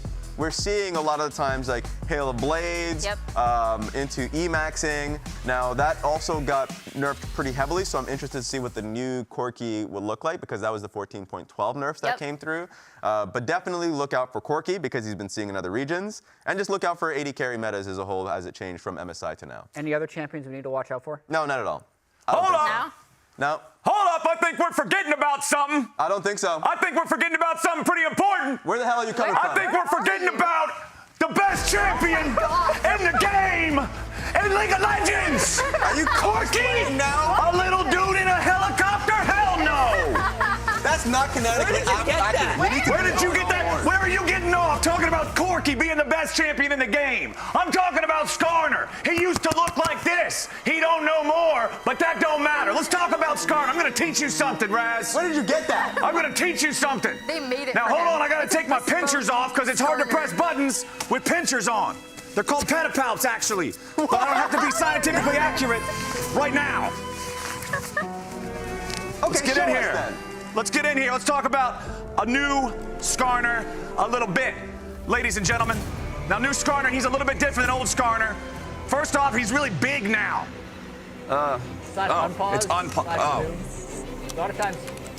It's unpaused. Yeah, sorry, I tried to repause the game. I didn't mean to do that. So anyway, yeah, new Skarner, he's big, he's huge, he's cool. You're gonna be playing him with some runes that are focusing on health. His Q is health, his W is health, his E is health. This man stacks health. When we're here in the jungle, the Q is going to be your primary tool. Obviously, this is the skill that you're going to be maxing daily, nightly, ever so rightly. When you're clearing through your camps, you're going to clear, and not only can you use your E to move back and forth for your ganks, your positioning, but E is also going to be a great positioning tool for your pathing through the jungle. You start blue, you go Gromp, you come down here to the wolves, and then boom, you're pathing down through here. Oh man, I'm just going to farm my chickens. It would suck if I had to walk through this bush like any other champion. Good thing I don't. I drive right through here, boom, you're saving seconds. Crucial, powerful seconds that are going to be useful for all sorts of stuff. But you know what? Skarner's not really getting played in the jungle as much as he is in the top lane. So let's talk about Skarner in the top lane. Your Q is going to be your main trading mechanism once again. Remember that this is going to be a 3-hit auto attack buff, but you can also just throw the rock at him. Throwing the rock gives you that 3rd hit, big power spike. It's an excellent trading mechanism. But now, let's talk about your W. For those of you guys who don't know, this thing's range is the lane. It hits everything in the lane. It's actually even slightly further than what this indicator shows. Yeah, this is going to allow you to constantly push waves, constantly pressure your opponent, constantly have my pinchers keep falling off. You can even walk up this far into the brush. I press W right here. Boom. Somebody's recalling. He ain't recalling anymore in that brush. He's already interrupted. It is absolutely dangerous. Also, you get ganked up here in the top lane. Oh, no, man, I'm in the brush. I'm running away. What's going to happen? I better try to get out. Cool. I can drive into the wall. I can avoid the enemies attacking me, and I can escape back through that. Cassante takes you through the wall over here. Boom, doesn't matter. I'm just going to drive away. Boom, I can get all the way back into the river just like that. But now, Raz, I know you're a big fan of Skarner being able to do lots of sort of interesting things with his ulti. Let's talk about Skarner's new ulti here. Skarner's new ulti, it's AoE, right? But here's the cool thing about Skarner's ulti. First off, it'll automatically throw any rock you have primed. So if you want to make sure you're getting extra bonus damage, have your rock ready. It'll toss during the cast animation. You get extra damage burst here at the very start. The hell? But the even cooler part, check this out. So what we're going to do is here. We're going to pop our ghost. We got our rock. Boom. We move this guy down here. Notice how he's right on top of me? I just stunned him with my E right after. What? Skarner's ulti has a cool rule. The way Skarner's ulti works is whenever I grab an opponent, that opponent is a fixed distance away from me. See right here? He's not exactly on top of me enough for me to just immediately be able to E or punch him. But here's the other cooler rule. Drop my, where's my ward? Oh, there it is. So when I grab, I'm not moving. He teleports on top of me because at the end of Skarner's ulti, an ulted opponent cannot be on the other side of terrain.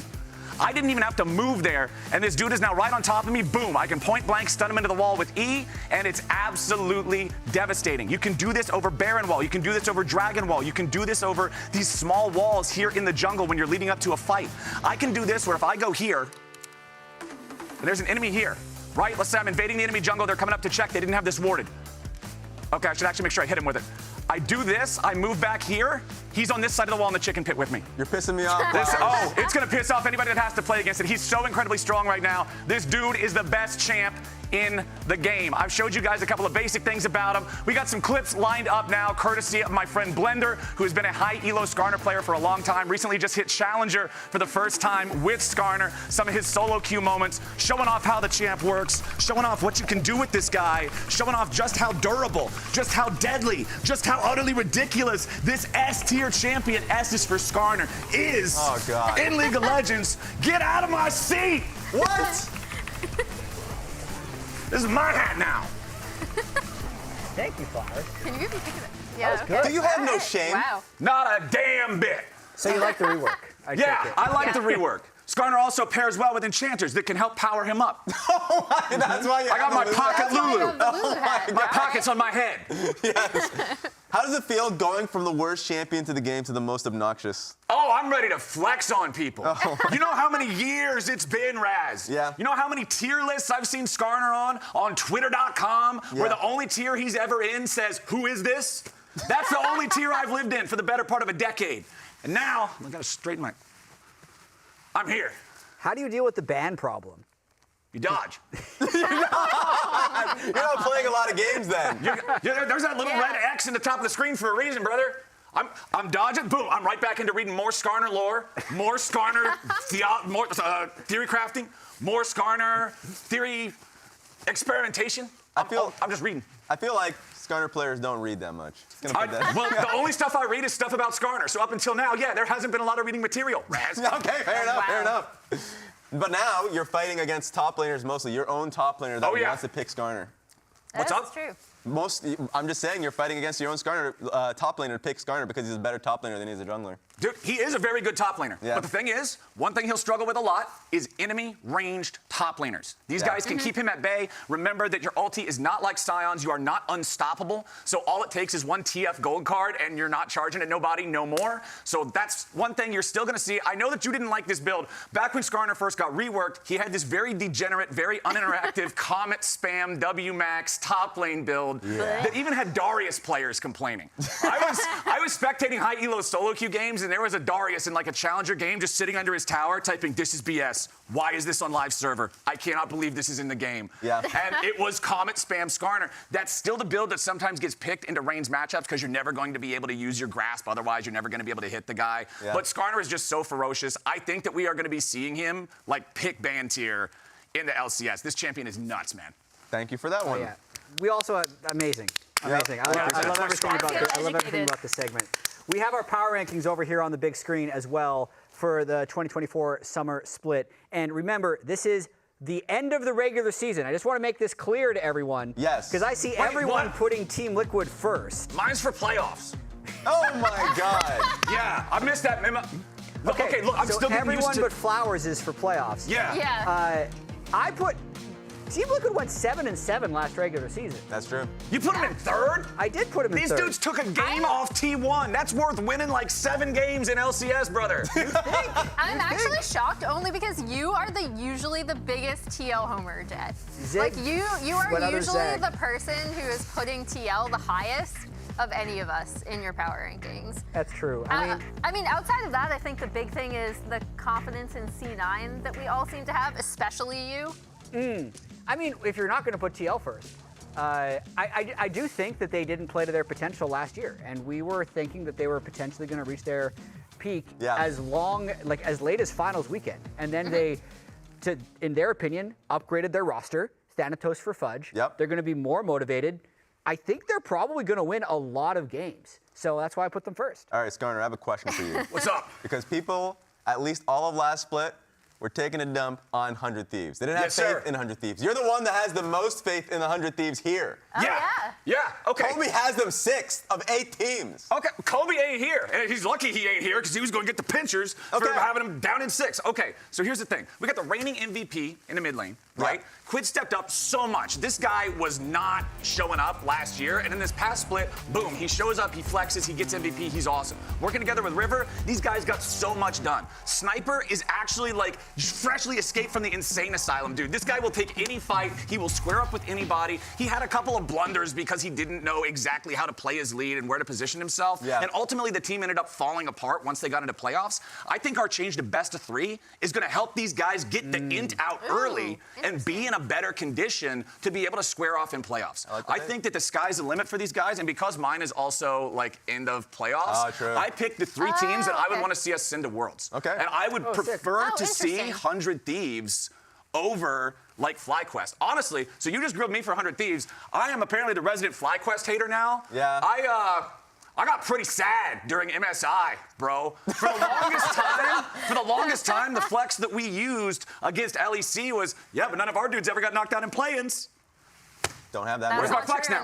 Where's my flex? I've been declawed. Yes, you have. I have no claws. You're a Skarner with hands. Yeah, so FlyQuest has a debt to repay to me to show me that they're the real deal. I think that these boys fell apart at absolutely crucial moments.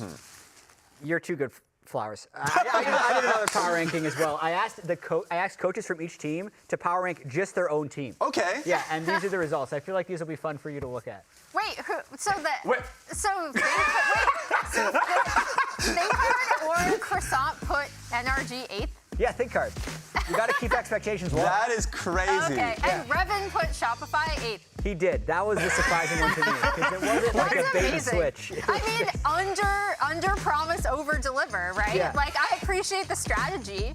I do remember during the Travis video, Revan was like, hey, it was basically reverse conflict of interest. You put yourself last, so you don't have to deal with yourself. So I was like, maybe that's the same thought process. That would make sense. Yeah, I love this because it's the mind game of, I thought we'd have 3 or 4 teams in first and then like nobody below 6th, but Shopify and Energy managed to pull themselves into 8th. TL 4th, Spawn said MSI Hangover, and 4th is just a fun place for Team Liquid to be. As well as it just being regular season, and then I guess Immortals 5th would be like the strange one, but that it makes one's sense. wild. Like it's a 3-spot improvement. Yeah, but I mean, from their point of view, not objectively, man. You're not picking the one that gets you into playoffs. You're not picking top dog. We're just like, yeah, we're somewhere in there.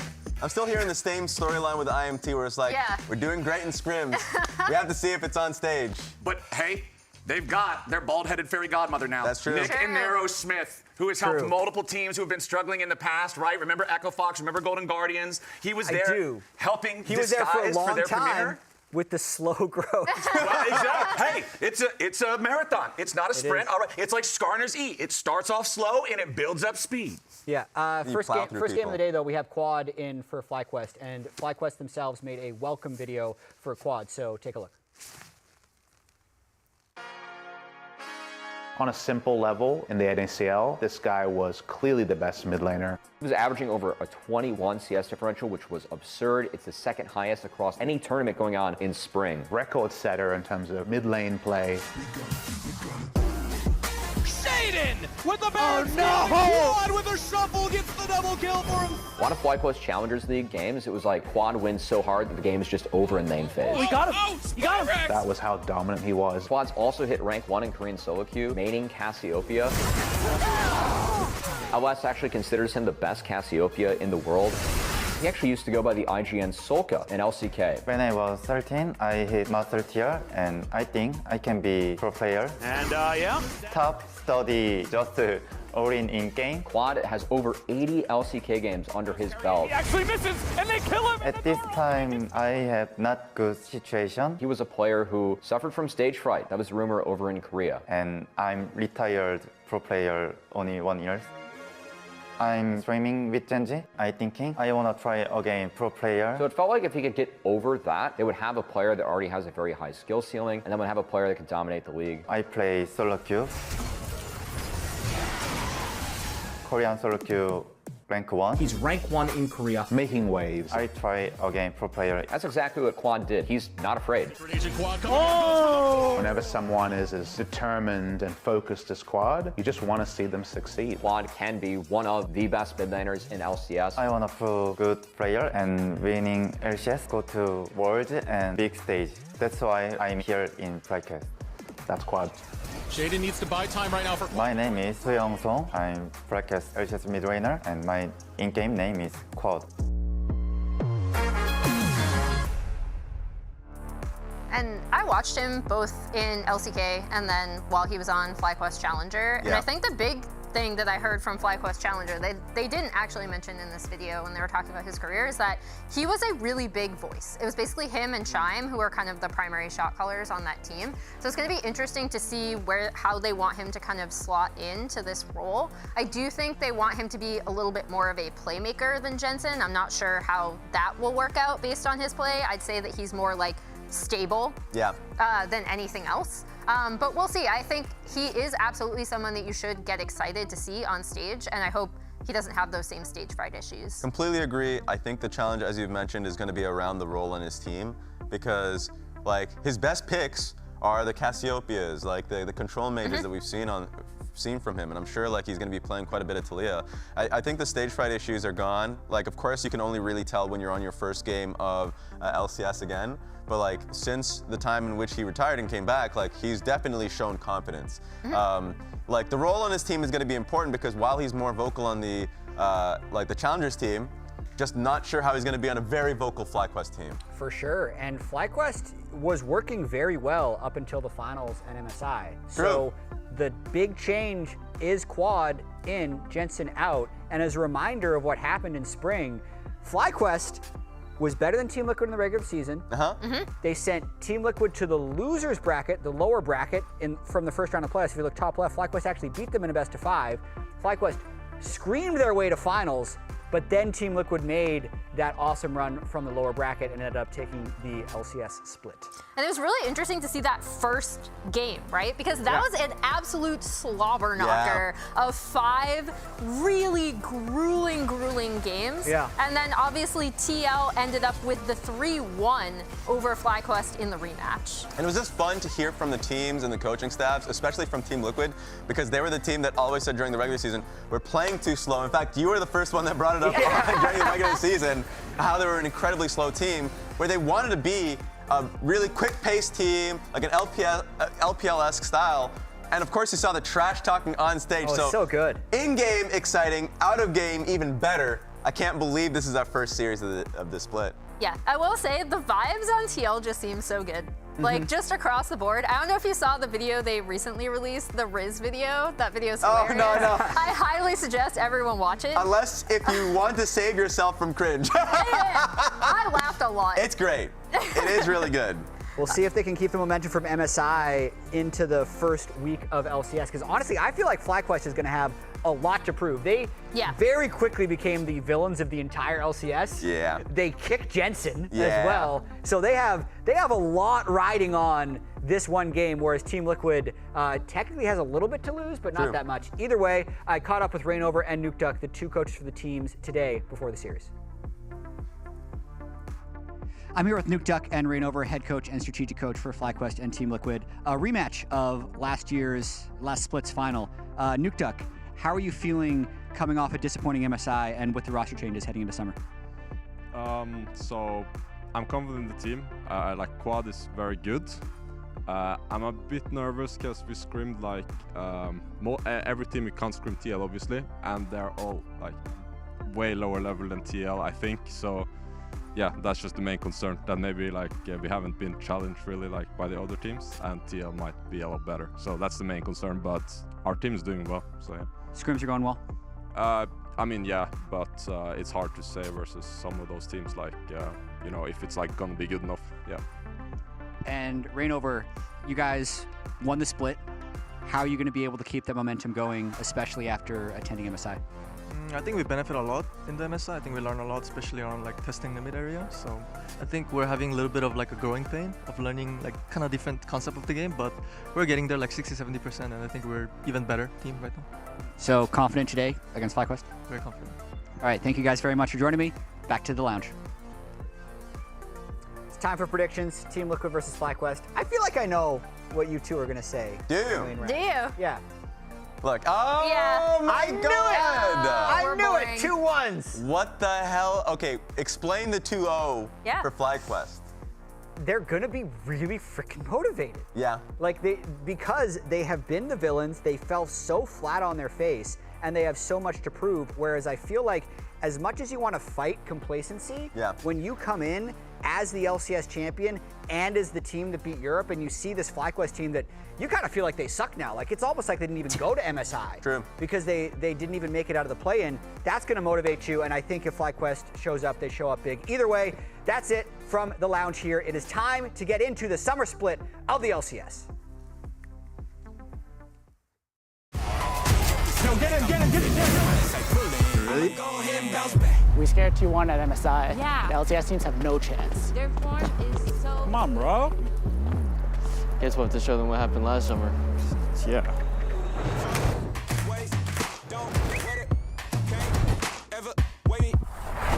What the fuck? Fact is, I just know I'm better than the rest of these mid laners. I'm the GOAT. Let me tell you about mid laners, man. His ego is out of the roof. It's crazy.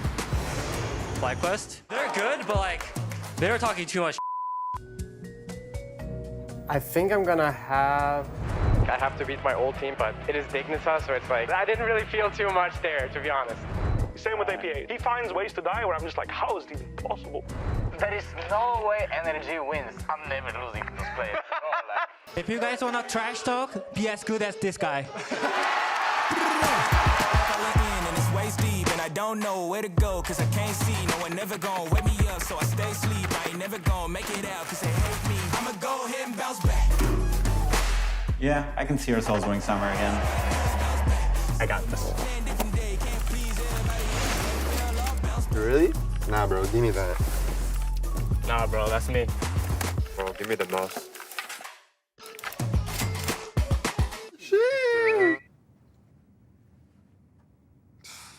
Quid, we gotta work on this. Oh, yo, Jensen. Good to see you. Good luck making worlds now. Turn up the heat like I'm cooking. I get out the same energy that I put in. Yes, I'm still the king. Long live the king. Visualize me as Blabber. You're a good jungler, but not as good as my jungler. Tactical, you lose a lot. How do you stay positive? At least I'm not scared to take chances like some other players. Visualize me as Zazel. I bet your face is itchy. Quicksilver Blast. What is this? Now I'm FBI. This question is for Tactical. Who is the most overrated player in the LCS? Sadly. I'ma go ahead and bounce back. It's really hard to focus when like a bad player is talking. It's like the biggest bullshit champ I've ever seen. That's it, Quid. This guy will just complain. He finds ways to look like a complete noob. My God, they would not shut up after they won. I used him for a while. He's not. Honestly, they're like kind of bad and lucky. I'll win first, then I'll shoot targets with people. The worst right now. Brainless players. Yes, exactly. Yo, get him, get the shit. It's crazy how bad they are. I'll always outperform you. You don't got that dog in Nice you? cannon loser. People are scared of me. All right, now we're talking.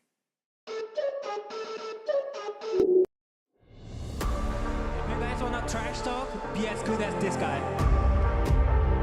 I run this league. I'm just so happy to be here, you know. The best part of the LCS, the glory that comes with it when you win.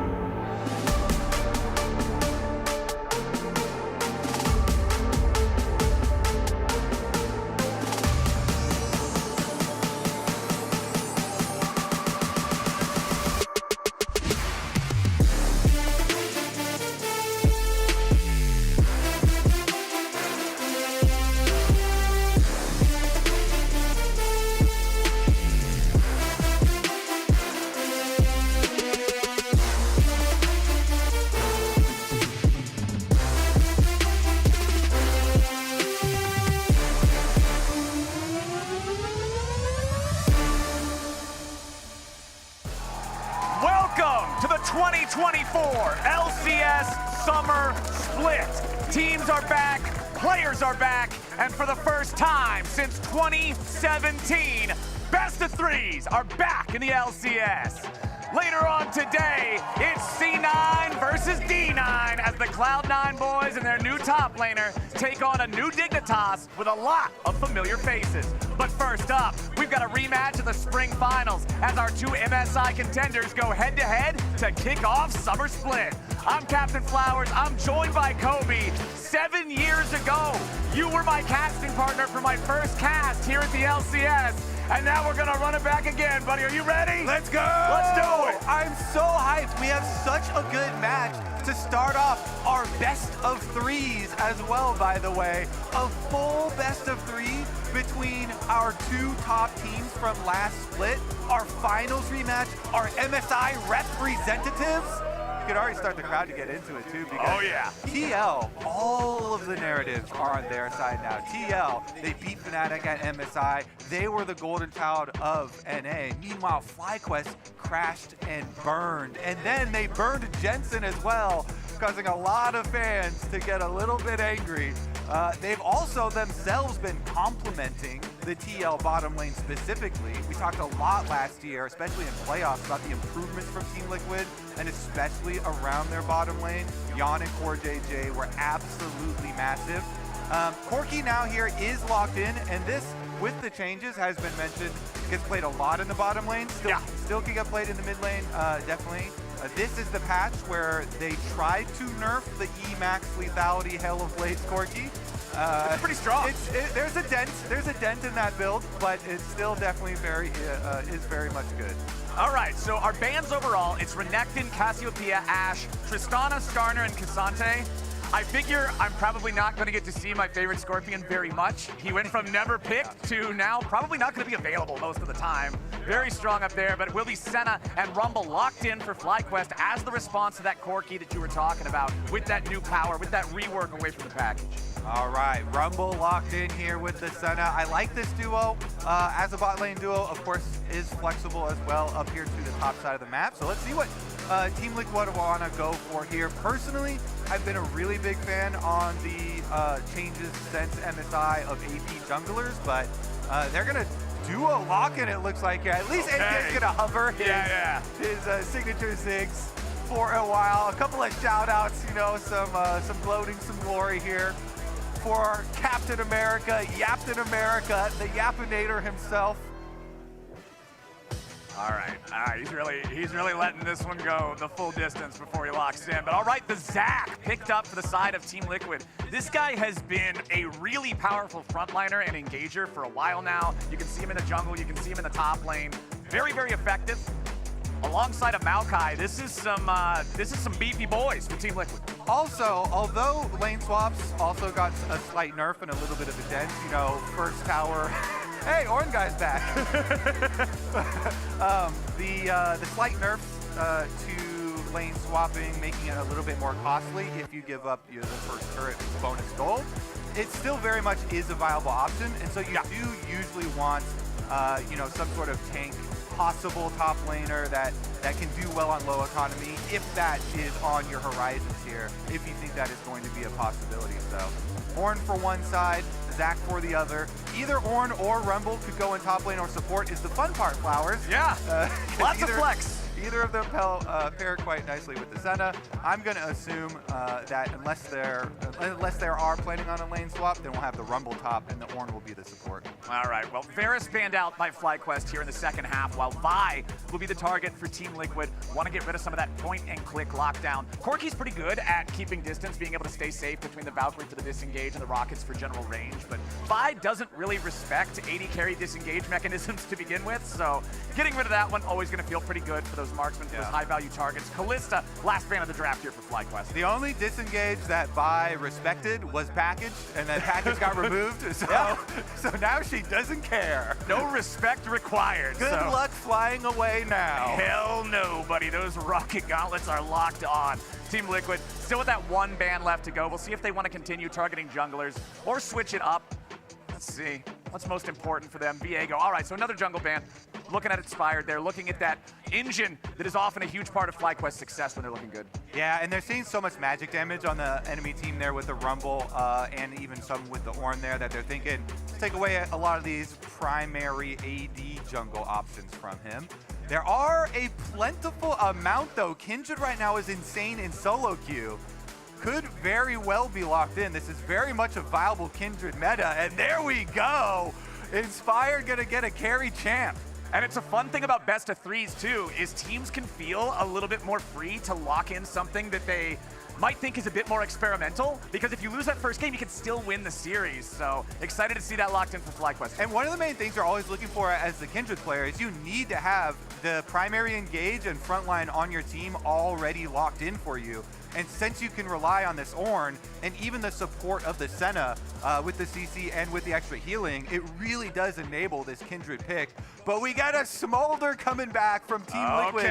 They were the team that they would not let go of the Smolder when everyone else let go of Smolder after the nerfs. It was like, you are going to have to pry Yon's cold, dead fingers off of this champion to get them to stop playing it. TL, very much believers in the Smolder. All right, they're going to have the range, the hyperscaling potential, not nearly as strong as it used to be with the changes to the execution requiring damage from Smolder to knock you below that threshold. He can't just automatically get a pentakill in every single team fight that you win once he's past 225 stacks. FlyQuest on their last pick of the draft, and they're going to lock it in. It's Quad playing the Aurelion Soul against APA. Previously, Team Liquid, the Dragon Commanders like you're talking about, but this time it's one hyperscaling dragon versus another. All right, we got double dragons here as well as the mid lane Corki. And right after Corki's rework, this is where a lot of the terror was people going with the Hail of Blades, yes, but also there were changes to sudden impact and the dash here. So a lot of Corkis will just dash on your face super early on, especially level 1. You can try and play really far up on the minion wave. So we'll see about runes here for Quad on the Aurelion Soul. Pantheon's in the house, Flowers. Yeah! Where does Pantheon rank up there with Skarner? Like pretty close to Skarner? Pantheon's a Chad. Yeah. Pantheon's my favorite champion to play in ARAM. Let's go. Pantheon's awesome, dude. Very, very nice cosplay there. Oh man, I'm getting so hyped up for this one. Full best of 3. Ready to take off here. This is going to be a lot of fun. Like I said to everybody who maybe became fans of League of Legends esports and LCS more recently, the last time we had regular season best of 3s was back in 2017, and now we're doing it again in summer 2024. Let's lock and load.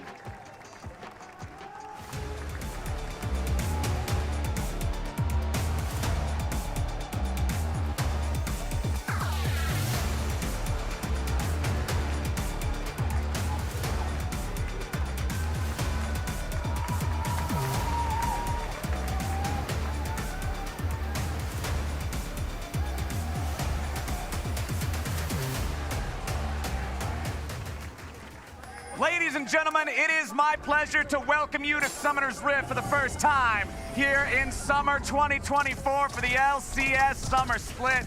Team Liquid and FlyQuest, our first best of 3, our 2 MSI teams. Team Liquid with a very impressive showing back at MSI. FlyQuest falling short of their own expectations, looking to redeem themselves here now in summer. All right, well, since we are starting out with a quick little pause here, then we can go over some of the big patch changes. Let's do it. Obviously, there's been a whole bunch of stuff since MSI, multiple patches to catch up on.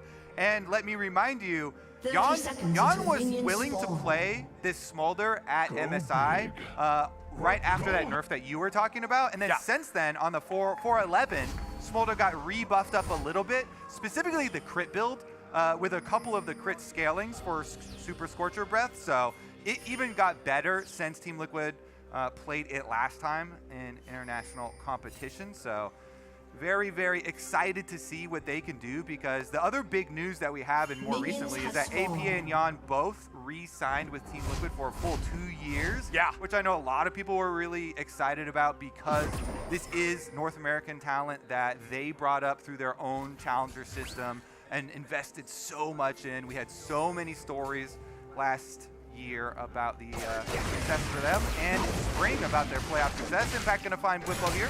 Yeah, but Impact's now the one who finds himself on the wrong side of things, as Masu can reinforce the Rumble and make sure that Impact is on the losing end of that trade. But it is FlyQuest getting down a little bit of vision there in the enemy jungle on that blue buff, just trying to track that enemy jungler. By the way, in case you guys did not notice, we have another cool new thing. Per role CS differences on the scoreboard, as Inspired now having to deal with Core JJ, who ignites them and wants to chase them all the way down. He's still on top of the blast cone. Inspired gets away. Core using the ignite to force the enemy jungler back, but Inspired is not so low that he's going to be interrupted and have to go all the way back to base just yet. Umpty going to move forward and maybe find an additional opportunity here on the Kindred. A little pet just walking around. I don't see the Kindred himself. This Quad trading aggressively into APA back into mid lane. We'll see what Umpty wants to do. Looks like he's just stealing away the chicken camp right now as Core wraps around here in the bottom lane. Busio just walking all the way back underneath the turret. A little bit of trash talk here in the all chat. Who do you think you are, me? Asol? He's wanting a response. I mean, there's so much wild stuff going on in the start of our game with the pause, with the all chat, with the lane swap. You usually are like, oh, maybe you can try and steal away one of the camps on your kind of like quote-unquote weak side for a lane swap. That's what Inspired was doing on the Kindred, but it cost him a lot of health. Now it's costing APA a lot of health as he has to go back through the singularity back to mid lane here. But then you saw the follow-up and you mentioned it from Umpty. Umpty going in and trying to yoink back one of the camps for himself. So we've had quite the scramble here on our lane swap of our first game of LCS Summer.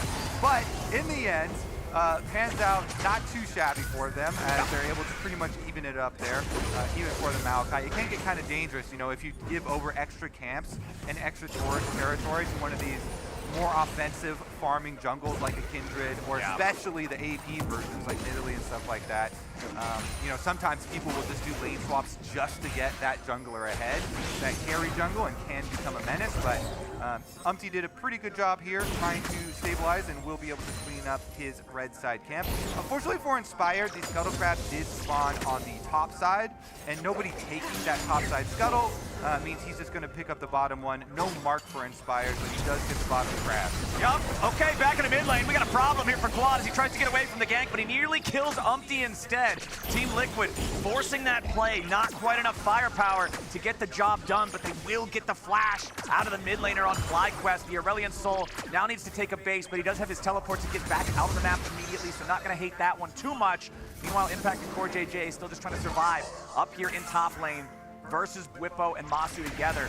APA is going to get a little damage, but the plates are sturdy enough to not allow him to get any extra gold from that recall before set of Quad. Yeah, I think main goal accomplished here from Team Liquid. Whenever you're running the Corki, like we were talking about in Champ Select, you want to be super aggressive very early on, valking towards people getting big chunks. And if you trade the Maokai ultimate for the Aurelion Soul ultimate, it allows these follow-up plays.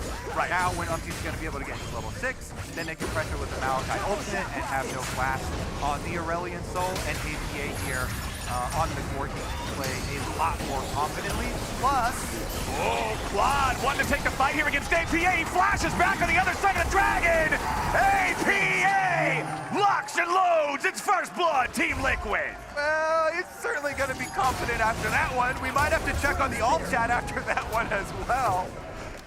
With the beef that has been brewing between these two teams, by the way, on Twitter, Umpty and APA were both calling out Quad. So welcome to the LCS. Welcome to First Blood.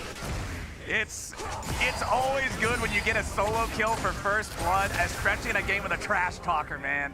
Yeah, and especially with Quad being the piece that FlyQuest changed between spring and summer. Let's look at the beginning of this trade and how it all happened, because you already know that Quad was down Flash, so Quad is initiating this trade while he's at Flash disadvantage, and then APA, he basically walked out of the singularity and then flashed the other side. Brilliant Soul, it's really hard to turn your Q because he doesn't have a great turning radius. It takes him a while to turn around the breath.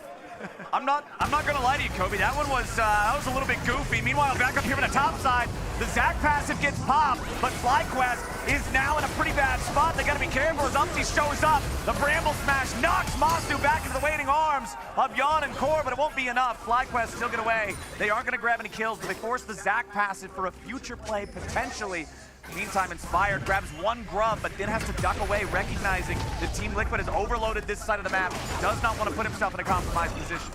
Meanwhile, Lucio at the top of the charts there, on the Ornn, farming away on the bottom side while all the action was taking place top side. TL will still get 2 of the grubs, but critically and importantly, as you mentioned, with Inspired stealing 1 away, you at least guarantee that you're going to deny the double might spawn if you do give up the second cancel as well. Oh! Yeah, you knew that was going to come. I love it. That's what I love to see, but here comes the Meteor. APA locked up, but it doesn't matter. There's nobody in range while the CC is active.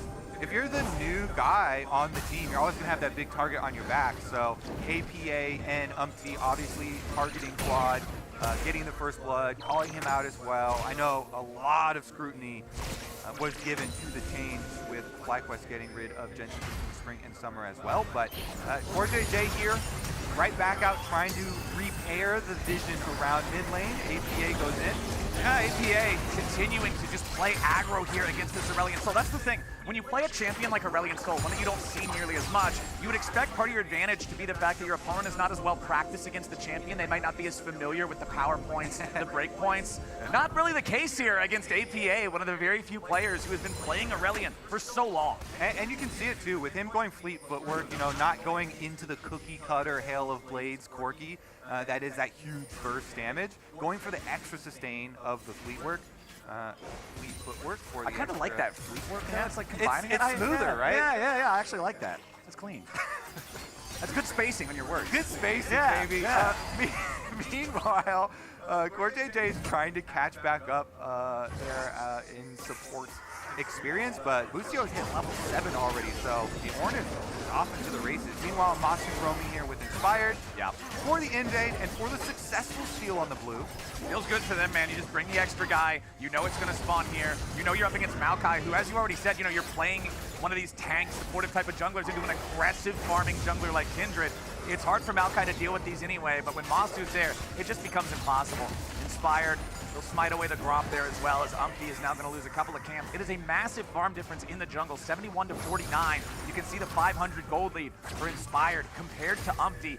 It's that top half of the map that is the gold lead for FlyQuest. Meanwhile, mid and bottom, of course, going to be favoring Team Liquid. But it's plus 1,000 for Lucio on the Ornn. This guy is obviously, it's not exactly fair because it's the same amount the other way because they're mismatched with a Senna, but it's still funny to see. It is funny to see. It is always nice too, getting the extra levels, but we've got the dive. Umpty over the wall, he hits him, uses the ulti to lock him down first, then with the twisted advance, you can guarantee you're gonna dodge an extra tower shot because you become untargetable. It's just that easy to line it up to guarantee that APA's got another kill.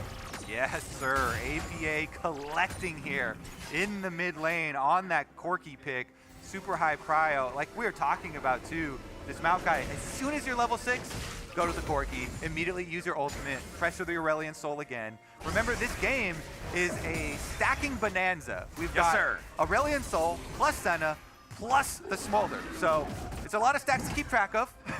And they're split between 2 teams, but TL are doing a very good job keeping up Yon's stacks while also pressuring the Aurelion Soul.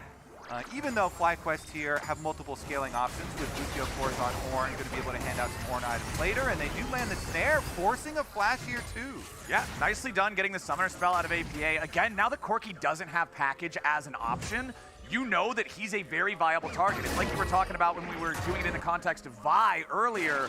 When you're looking at ways to engage on this champion, without package, there's so many more options now. Corki doesn't sort of have that second get out of jail free card when the flash is down if he times his package timers correctly. So APA could find himself being a very, very enticing target now for the next 5 minutes or so here for FlyQuest. But Jan and CoreJJ making their way up. CoreJJ on top of the ward.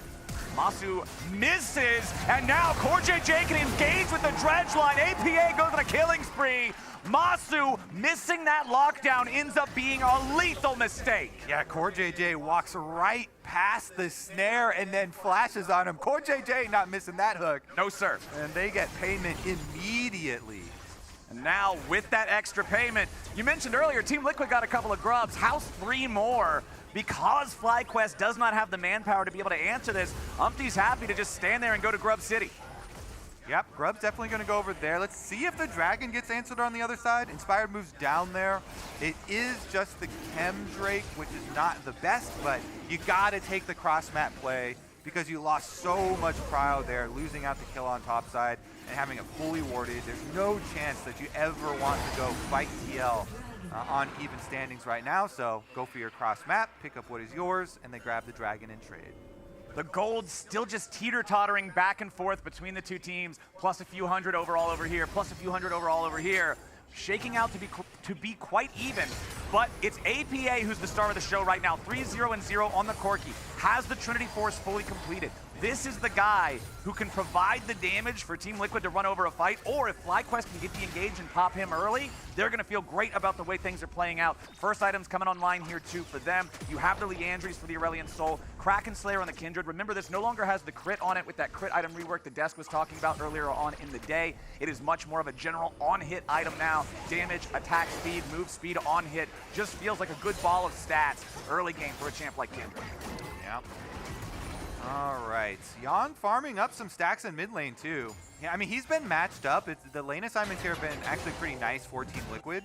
Him versus Busio the majority of the time, and just trying to get off as many of the stacks here for the Smolder as he possibly can. Meanwhile, Impact might get caught trying to steal some experience, but he is Zach. Yeah. He jumps all the way away. The equalizer hits him, but honestly, most of what it's going to do is just clear out the wave. It's not like that equalizer was ever going to threaten lethal on its own.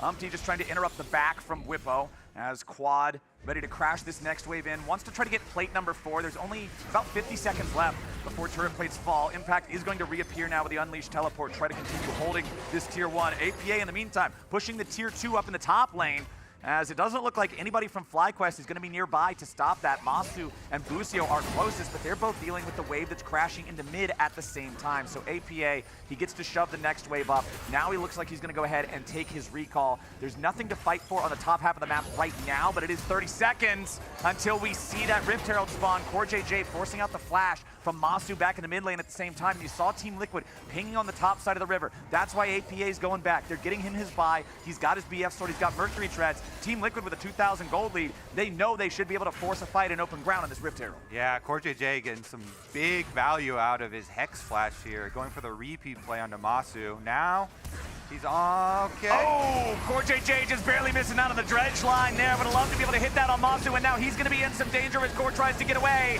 There's your breath of light. Core about to fall. Quad gets the first kill of the game for FlyQuest as they find a punish on a slightly misaligned dredge line. Yeah, nice one there. Masu hugs the wall, so right around that Raptor wall, and CoreJJ goes right into it. Umpty with the flash for the engage here on Whippo. The Rumble trying to get away, down to 200 HP. The Empowered Sapling can't kill him. The extra little bit of magic resist from the Nullifying Orb would have been able to prevent that damage. Yeah.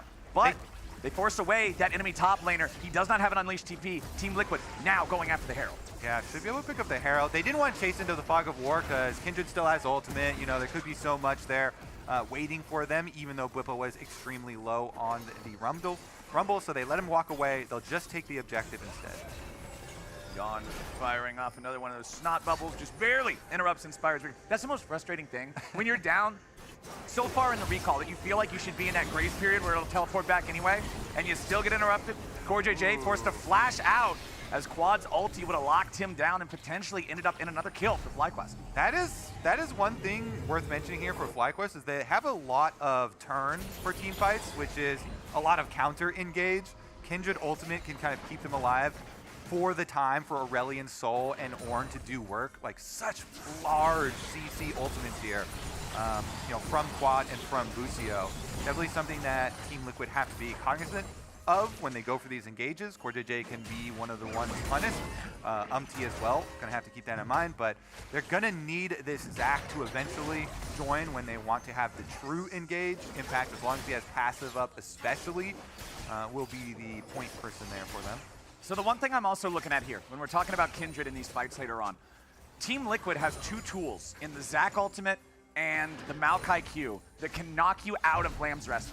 They aren't huge yeet buttons like a Janna ulti or anything, so it's not super easy to do. Get them to the edge and then just kind of... But there is still that potential for something crazy to happen, because anytime you're up against Kindred and you have a yeet button, even if it's a tiny yeet, I feel it like can still change the game. It's like there's a yeet button and then there's like a soft nudge button. Yeah, this is the soft nudge, but it still might nudge them enough to change a fight, because we know how game warping Lamb's Respite can be if used at the right moment. We've got 6 seconds until the next Drake spawns. FlyQuest already collected that first one, but Team Liquid is still up just shy of 2,000 gold. You can see a lot of red pings coming out on that Dragon Pit now. FlyQuest interested in contesting for this Drake number 2.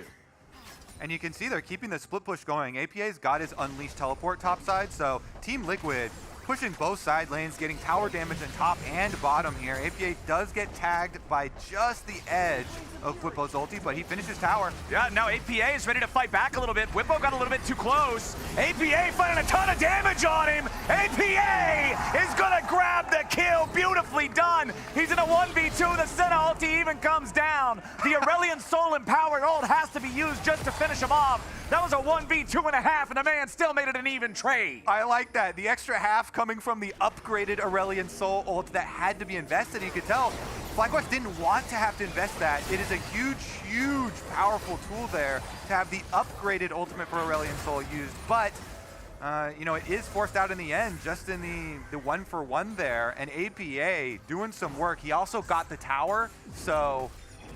huge advantages here for TL as they collect their dragon. And you could see just how good his understanding of the situation was. When that equalizer came down over the top, Whippo waited over the wall because he expected APA to Valk out of the equalizer and just try to get away from the turret, but APA just walks around, he understands his damage, he blows up the turret, and then sayonara, Rumble. Yeah, Senna ultimate getting invested there as well. I mean, he just pulled so much pressure up to the top side of the map. Then, well, they're back at it. Back here in the mid lane under the tier 2, Yon grabs the kill on Whippo. This Rumble just getting punished. Inspired, forced to unleash the Lamb's Respite just to make sure it's not a double kill going the other way. Hey, Kobe, the enemy top laner's dead. The enemy jungler is almost dead. Team Liquid has total control over the map right now. They're going to get control over this topside river area. The next time they get a big pick, it might just be massive. Yeah, Yon as well stacking up here on the Smolder. Just now completes the Spear of Sojin, and he's getting pretty close to that 225 as well. Meanwhile, Quad here going to have to restack his ultimate. They definitely are going to have to rely on another empowered Aurelion Sol ultimate for a comeback victory in a team fight. It gets more and more difficult here for FlyQuest. They do, though, have that potential for a big turn that we mentioned. If you can nullify the big engage from Team Liquid with a Kindred ultimate and then get your turnaround with A Sol plus Ornn, that's going to be the angle that they're looking for. It's just going to be difficult because Yon still has flash on the Smolder, and APA is kind of fed. Yeah, maybe just a little bit. Infinity Edge, Trinity Force, extra cloak, 19.5 minutes into the game. What happened to the FlyQuest? I know. I enjoy the fact that he is living his best all-chat life. APA knows who he is, and he is not ashamed to admit it. 19 minutes and 50 seconds on the clock, just 10 seconds away from the Baron. This is what I was talking about earlier. Team Liquid has total control over the map right now. If they get one more good pick, if they can knock Inspired out, they can easily force a Baron fight out of FlyQuest. And you can see they're setting up for a potential pick, for a potential opportunity right now. Inspired's going to step up. Yon at 213 stacks here on Smolder, so still needs a few more of those to hit the point where we have the true damage burn. But once TL is there, what is FlyQuest even gonna do, man? I mean, they have to go for, you know, some sort of steal play or some sort of surprise playoff control ward vision and get that big pick that we were talking about. Busio here at level 12 on the Ornn. So quickly approaching upgrade status here for the team. They do have a lot of scaling outs on the side of FlyQuest as well. So if they can somehow get some gold back in their pockets, you know, it's definitely still a composition that is capable of winning some fights, of winning the game. They just have to be very defensive with their play and try and nullify some of the big ultimates from the side of Team Liquid. Actually, this Baron Pit is one of the more fun Baron Pits. You know, that big like runway of a Baron Pit is kind of tailor-made for the Ornn ultimates. Yeah, the Ram just runs down the racetrack. Yeah, go straight down the racetrack, and then you have an ASOL ultimate, hopefully for them, empowered to try and get them their big comeback. But APA and Yon are not going to stop scaling themselves, so, you know, they're not going to wait for you to catch back up.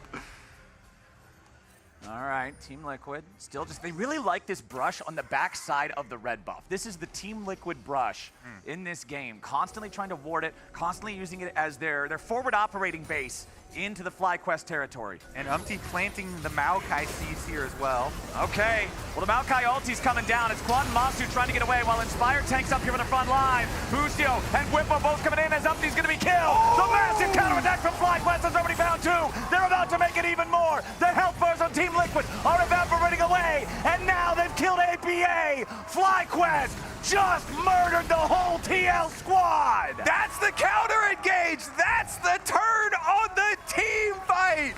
Busio comes up huge with that Ornn. He got the charge into the wall, made it look like a Malphite ultimate there. And it was the big turn. Quad, ASOL in the back, burning them down. And now they're gonna be rewarded with the Baron Flowers. We warned against giving this team some gold. FlyQuest with the comeback fight. And they even have Ornn to smite it. The only dude that died was the jungler, and they still got a smite to secure the Baron. FlyQuest just equalized 20 minutes of gameplay with this team fight.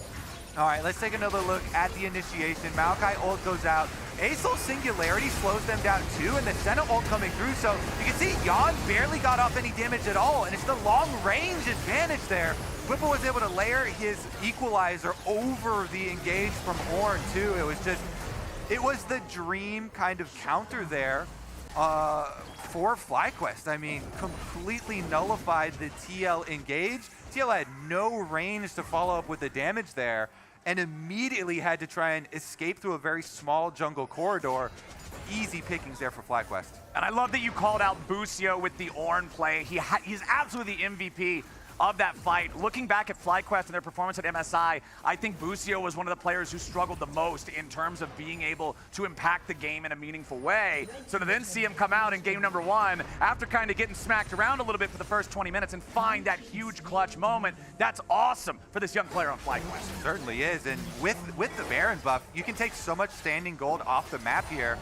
FlyQuest, they're just keeping Whippo back to equalize the wave, stop that counter push from APA. He's got Baron buff himself there, so he can defend at inhibitor turrets. Meanwhile, the rest of FlyQuest getting some of that outer tower gold back for themselves, pushing for 2 on top side. All right, mid lane tier 2 will now be eliminated by Yon. He's got Core and Umti both hanging around nearby in case FlyQuest tries to pick him off. But this game that was up to about a 4,000 gold lead for TL is now a negligible gold lead for FlyQuest of 300.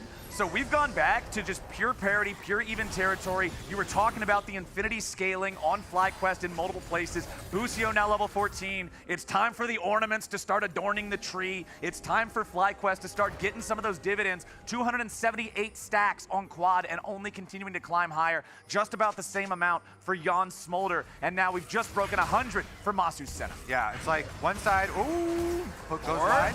He's not gonna find the hook, but he lands the ulti. Masu could be in some trouble. Mom doesn't quite find the kill. Masu reinforcing there with the ulti now as Umpty's gonna be burned away and Quad goes into rampage. FlyQuest get 1 for nothing, and they ain't done yet. APA wants to get away, but the singularity says no way! It's a double kill! Back for the new mid laner on Fly. Nice tag there from Quad. He hunts him down, and FlyQuest are gonna get more off the map now. Immediately pushing bottom side. They look like they want to get the extra turret here. They've got roamers through the jungle, and only Yon is heading down to try and clear. Don't think Smolder's going to be able to deal with the baroned up wave here. And 3 FlyQuest members. Actually, the upgrades from Smolder are pretty nice. Yeah. Those upgrades here, 3 items plus the 294 on the stacks is able to at least clear out the wave. Man, oh man. For those of y'all who are not as familiar with Quad as his longtime fans might be, you can see here a timeline of where this dude's been, how he's been playing from the DRX squad over to just being a streamer there in 2022, 2023, there being on Red, and then 2024, he's made his way to FlyQuest Challengers, now into the main FlyQuest squad. I know that so many people have so much faith in this dude, especially at FlyQuest, talking about how he proved himself in Academy, how he was a leader and a shot caller on that squad, despite the fact that English isn't even his first language. He's still a big communicator. He's still a big shot caller. And now, getting to see him here in this game, a rocky start with the solo kill and everything, but then showing up later, 5, 2, and 3 now, 500 gold bounty on the Aurelion Soul. Yeah, especially because one of the main things people were a little bit worried about and were looking at with adding Quad was, you know, that possible nerve issue coming back from LCK. But even with the extra pressure that you mentioned and going down and losing some kills and this being his first LCS game on the LCS stage here for Quad, came up big when they needed it the most here with the Aurelion Soul, and now he's level 16, scaling off to infinity, as we say. Him plus the Senna, plus the Kindred, plus all the Ornn ultimates, or Ornn upgrades here on items, feels so good for FlyQuest. So even beyond the gold that FlyQuest have been able to recapture in this game, yeah, they are well set up for these team fights. It's just the range is really hard to deal with. You know, on the side here, Jan's been able to pick up his rapid fire cannon, but don't know if that's going to be enough because there's just so much more on the side of FlyQuest. Yeah, and remember that Smolder is actually one of the champions that is pretty unhappy about the changes to Essence Reaver no longer being a Sheen item because of the way that the Q counted as an auto attack. Just having that extra Sheen proc gave you more bang for your buck every time you got one of those Qs. But now, I mean, yeah, you still get the mana restore, you're still getting your attack damage, you're still getting your crit, but no Sheen.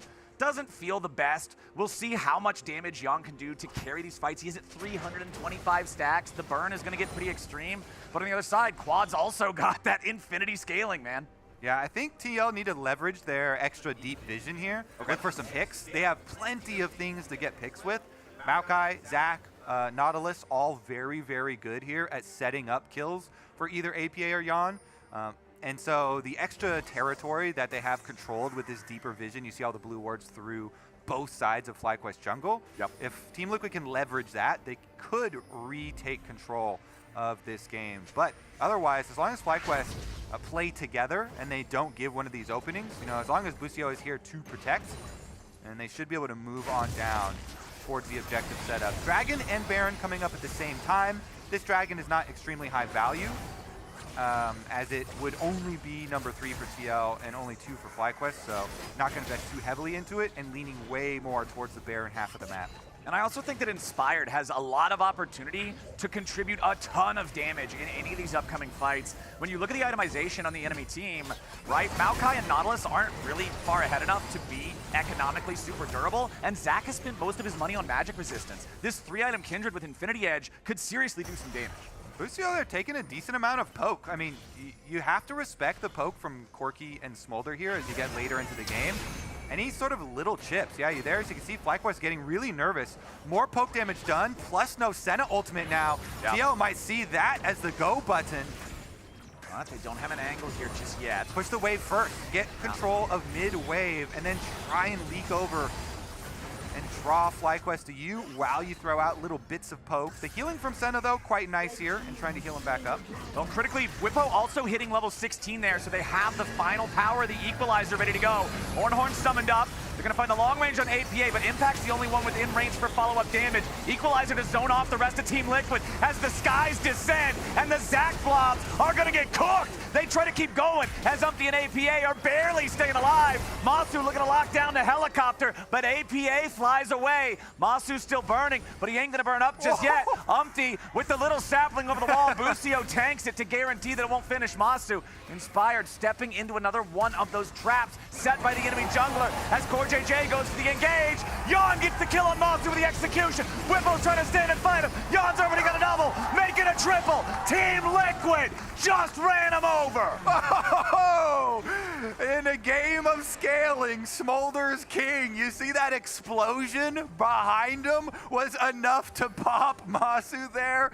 Nice Q from Yon, and he upgrades to a Lord Dominix off of that too. 4-item Smolder. Even though he's dead right now, they're still sitting at Baron, threatening the Baron with just CoreJJ and APA. Umpty's gonna come on back here. He's got his Leandry's burn. He can help burn this thing down and grab the Baron back for TL. Flowers, we have been delivered a banger in our very first summer LCS game. And remember, once this one's done, we're getting at least one more of these. This is best of threes, baby. Full best of 3. Man, this was fun. Umpty was looking around for a cheeky little kill here on Masu with the sapling, but as you mentioned, Busio's gonna soak that one up. But they kill this Tribrush ward. CoreJJ says they can't be too far. It's only been like half a second since they killed that control ward, and then the Q splash off of Busio onto Masu gets the kill. So even though they engage and they do, with that last harpoon, kill Yon, kill the Smolder, it's a full clean up there, and now Baron on the side of TL, but Impact again is under fire. All right, Impact and on fire. Running away. He's trying to get out with a teleport before they can interrupt him. Oh no, Busio banged his head on the wall too soon. Oh, and they dropped the ASOL ulti there too. Flowers, your base is now wide open, and you just whiffed everything on Impact. Yeah, that was not ideal for the FlyQuest boys. Impact escapes with an absolutely crushing bait play onto FlyQuest, and now Team Liquid is taking their chance. They know that ulti isn't there. They know they can keep on pushing. Mid lane inhibitor's already down, and Busio and Whippo are both poked to about half HP. Masu's nearly dead. Team Liquid is gonna strong arm this tier 3 turret up here in the top lane at the same time. One last hit ought to knock it down. Red turret destroyed. Yes, sir, now that second inhibitor's about to meet the same fate. Team Liquid just got 2 tier 3s and the inhibitor's behind him for that attempt on Impact in the bottom lane. I know Impact doesn't type a lot, but he'll throw in a question mark or something every once in a while. Oh, that's worth at least 2 question marks, one for each inhibitor. I at least need to see the cam and see if he was laughing after that one. Because that's huge. 2 inhibitors now, so much extra pressure for TL, and you can see with the Hex Gates, they just want to get right back out. They still have a minute of Baron buff to try and push with. Inspired, hoping for a comeback play. Double TP invested. They're going after him. It's going to be a full 5-man play. They sent so many guys earlier and they couldn't get it. Now they're going to try to send the whole team. Impact escapes for now, but surely he will drop. The kill completes successfully. FlyQuest threw the whole kitchen sink at him and it was enough. If at first you don't succeed, try again. Thank you. TL, they're like, all right, we're not gonna jump into that bush and try and stop all those backs. So we'll just let you have that one. They'll stop one of the backs though. This might end up being an even trade after all, Mr. Kobe. Umpty and CoreJJ are here for the lockdown, and APA is going to provide the high caliber to complete the kill. Whippo just going to waste as much of their time as he can, but he won't do a whole lot more than that. One more auto attack takes him out. It's a 1-for-1 trade at the end of the day, but Impact's going to be alive here in 10 seconds. Whippo's going to be dead for another 45. Is it true what I've been told all along? Flowers, top laners are just food. They're just another camp. Yep, they're on their own island until somebody else's battleship arrives and decides that's their island now. Both teams send the Navy down towards these isolated top laners, and now it's Team Liquid with the 5v4 advantage for the next 30 seconds. They're pushing down the last remaining lane with an inhibitor. Where is FlyQuest. This tower is gone for sure. Oh, Okay. never mind. Horn sounds off. Whippo's ready to put him right where he wants them. The shutdown over to Quad as Team Liquid overplays their hand, and FlyQuest is ready to punish. I was right there with him. I was like, yeah, overplay that hand. This thing has got to be gone, right? those recalls came out very quickly for FlyQuest, and honestly, the home guard right out of the fountain got them in range. Busio's getting a little low here, but you really do have to respect this range on FlyQuest. The Ornn ultimate, incredibly long, and then the Asol follow-up there, but TL are closing in. Here comes Mom. Jan has to try to get away from Inspired now. He runs into the Lamb's Respite. Impact over the top. They need a little bit more damage to finish off the enemy jungler. Almost found it. Impact still chasing. A little bit more, but it won't get him just yet. Impact gonna be bumped instead. Now it's Busio. Jan kills him off. Jan jumps into the back. He finds another with a double kill back over to the Smolder. Quad should burn him off. The shutdown over to Quad. 2 dead on FlyQuest. 2 dead on Team Liquid in that fight. What is this madness? Flowers! The LCS is back, baby. We're back. We're back. We are so back, and Team Liquid, they're gonna pick up Dragon number 3 here to go to Soul Point. Whoa! Action-packed number 1 game in the series here. We're gonna pass 36 minutes for sure. Let's go 40, Flowers, I'd say. I don't think there's any way we finish this game before 40. Let's go. We're rocking. Let's take a look at the chase here, though, because Team Liquid, they wanted to go in with the ultimate. Inspired barely got his Kindred ultimate off just in time, and then look how low he survives versus the Impact. Impact just needed like 5 more damage to finish him off. Jan there is able to explode Busio, but then because they hadn't finished off Inspired before, Jan flashes in to try and get that finish off. He compromises his position in the fight just because of that like 5 health Kindred that had stayed alive. These small margins making this game incredibly exciting. Dude, I am loving this game number 1. 36 minutes and 30 seconds into the game. It's 29 kills. We're only a little bit off from a kill per minute in a pro game. That's kind of nuts. Yeah, honestly, I was not prepared for this one. Let's go. This is what I'm talking about. This is what it's all about right here. This is some League of Legends. And FlyQuest currently has just the smallest of leads, but considering it's an extra one of the Hextech Drakes over to Team Liquid, it's pretty equal. Busio with the Ornn finds a knockup. It's onto the Smolder. Jan is down. Busio with another clutch play. This is the same wall. I didn't mention it last time, but if you'll remember a previous team fight up by Baron, Jan could not flap all the way through that wall, and he actually flashed to make sure he could get to the other side. It's the exact same spot that happened, but this time he didn't have flash, and he goes down as Busio tags him. Now FlyQuest, they're the ones with all the cards. They burn down Baron while Whippo tries to defend against Impact, and they're gonna get it. The 3rd Baron of the game taken. FlyQuest here. They've got upgraded Aurelion Soul Ultimate ready to fire off as well. Aurelion Soul and Smolder are both almost at 500 stacks. Generally, when either one of these champions hits 500 stacks, you assume he's going to win. Well, what happens when the unending stacking dragon meets the other unending stacking dragon? Well, maybe it's the one that has the stacking Senna on their team also. They bring in an extra tool to the scaling fight. That is no fair. Masu here at 167. The range gets to be such an issue. It's already an issue with the comps, but with Senna continually increasing here. And it's a full build Senna. We consider the support item a full item, basically, because Bloodsong, even after all the nerfs, is still so good. Pretty strong. So that Senna should also not be disrespected in these fights. Dude, we have so many full build champions in this game. APA is full build, Jan is full build.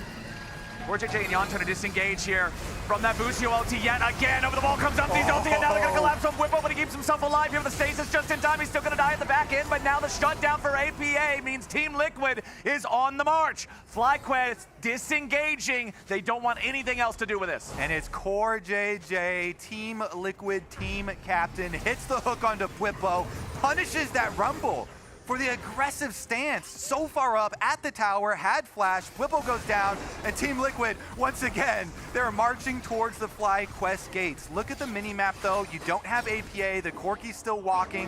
Corki taking Hex gates now, trying to get there in time. Another 27 seconds still left on Whippo's respawn, so FlyQuest will have to pull some magic out here. Well, Impact is already going to take out the first inhibitor up here in the top lane. Remember that Inspired can absolutely shred him. Impact is really just not tanky against physical damage. 2 of these inhibitors are very close to death. Umpty firing off the ulti. Oh my god, but Inspired just killed Impact! He's not respecting the Kindred! They got the mid lane in here, but they lost a dude for it. You don't want to be trading your dudes like that. Chase down. Quad's got the upgraded ultimate. He was thinking about a Hexgate chase. The rest of the team was a little bit too far behind, but they go for it. They're going for it, but Bwitbo already teleported up into the top lane at the same time. The rest of FlyQuest is trying to keep Team Liquid here. They're using their man advantage to apply pressure on the other side of the map. APA is going to TP back into the base just to make sure that Bwitbo does get answered by someone, somewhere, somehow, some way. But Team Liquid, they goofed in the enemy base. It's true what we have been told. It's both top laners are just the extra camp for the other team. Yes. Both of them going down at the enemy gates there. And Bwitbo, please don't get caught in the enemy jungle just foraging some extra camps. Inspired here, also lying in wait. Couple of traps here set from FlyQuest. By the way, I'll have you know I was right. We're over 40 minutes into the game now. I never doubted you, Flowers. Horn summoned up, APA getting away, but Whipple's here off to the side looking to punish. They force him back into the stage at the same time. Meanwhile, Inspired in the Lamb's Respite, trying to keep himself alive, but the last turret shot's gonna hunt him down. That's a 1-for-1 trade, but Whipple dying at the same time makes it a 2-for-1 deal. Now they're gonna lock down more. Boostio ain't getting away. Team Liquid found what they were looking for. They got themselves a 3-for-1. And they've got to go for the base here. FlyQuest, they're sticking around Dragon, thinking maybe they go for Soul. Teleport being used right back out. Collect the soul while they push mid lane. Nope, Yawn stopping. Yep, all you gotta do is stop these guys from getting back to the base. APA can destroy both of the turrets. Yawn kills the enemy Aurelion Soul. There is no time for Masu to be able to defend this. Surely not. He'll try to take up a defensive position. Impact and APA looking to finish him off. Stretching strikes, and that's the ace for Team Liquid. That's the game for Team Liquid. But ladies and gentlemen, may I remind you, we got more on the way. Team Liquid takes game 1. You like that? You like that? You got a little taste? Well, we've got more coming up for you right after this. A best of 3 here. First game goes 41 minutes, 40 seconds. What a banger. On the clock. So many Barons. I think it was 3, maybe 4 that were taken in this game. Back and forth, scaling wars from both teams.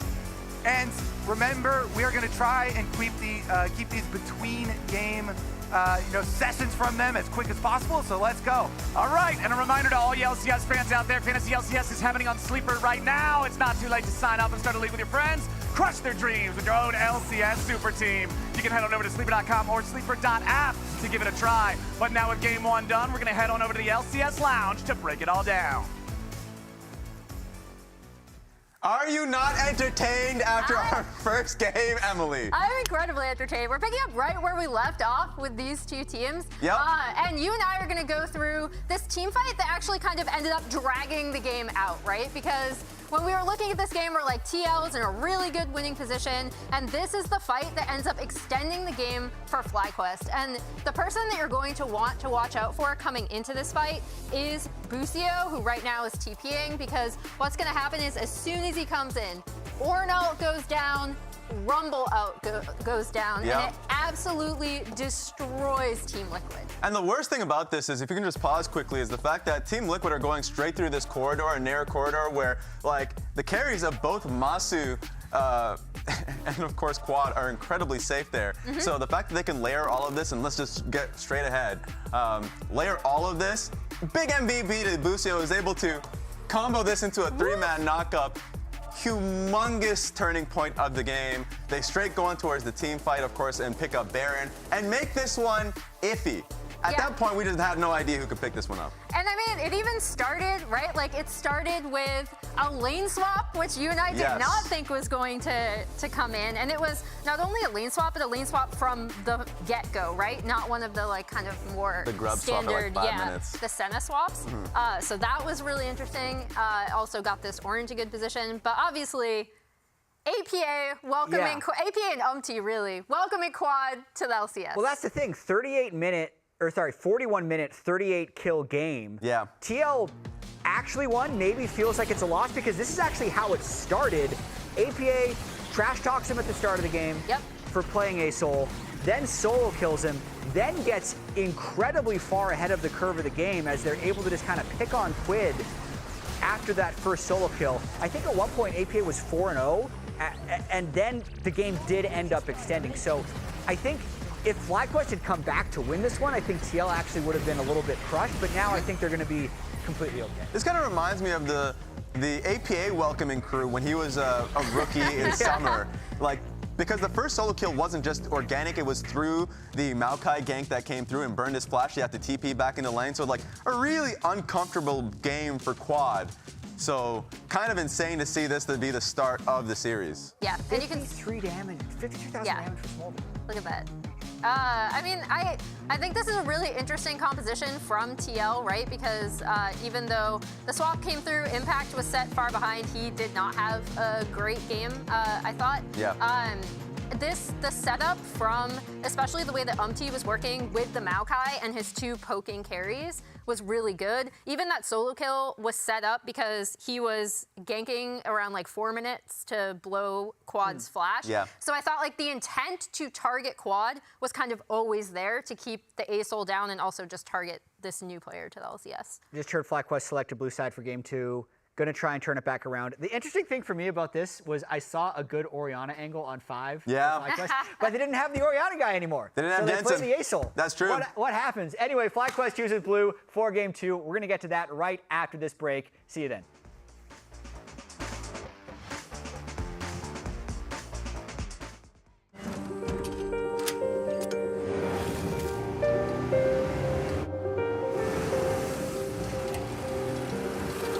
Make more good in the Kia Sportage X Pro. Kia, movement that inspires. Red Bull gives you wings.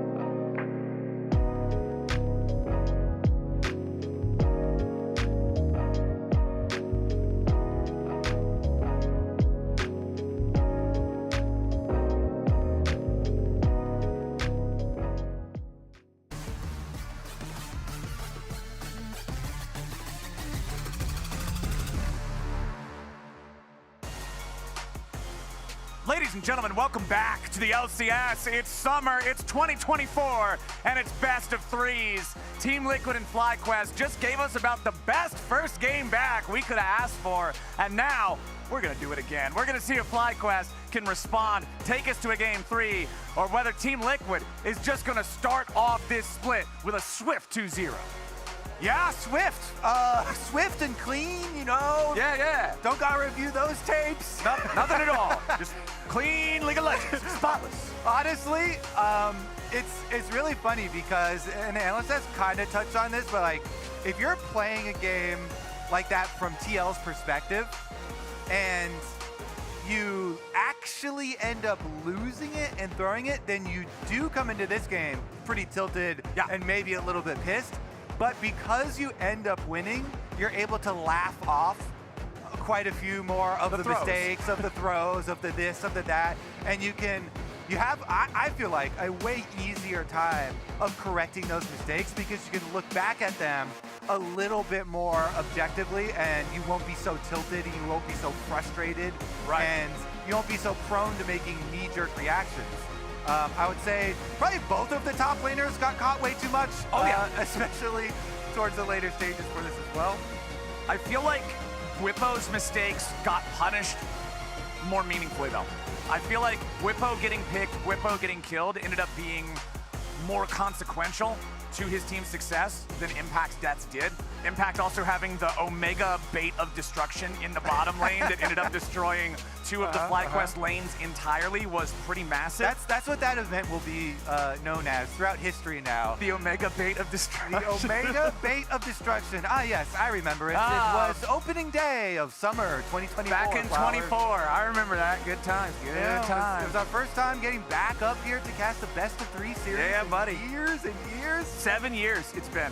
A long time, yeah. The actual meme. Well, let's get right into it. Let's do it, buddy. Let's do it. We're on different sides this time. Cassante, Nautilus, Cassiopeia, Renekton, all banned out. Cass, Renekton, and Cassante were all banned in game number 1 as well, but obviously the Nautilus was not. Core JJ being so accurate with those dredge lines, so critical for TL in game 1. I understand FlyQuest banning it here in game 2. So I want to point out something that people have been mentioning about Quad's Cassio, definitely one of the champions that he's known for. So this Cassiopeia is a target ban, but it is also one of the best matchups that people right now will play into either of the AD mid laners, which is Tristana and Corki.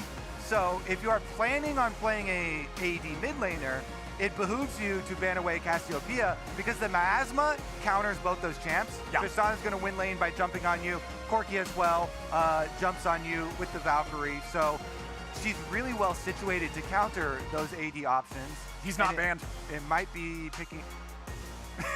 Not banned. Flowers is eyeballing Skarner. I'm ready. When he says he's not banned, you're referring to Skarner 100% of the time. Yeah. Every day of the week. It's actually 105 just in case there's a rounding error. That way it's still above 100. Extra. But we do have the Rumble banned away. FlyQuest, they played it themselves last time. They don't want to fight it this time. There you go. I have been saying it. He's going to be pick or ban. If he gets through the bans, blue team, you better be locking him in now.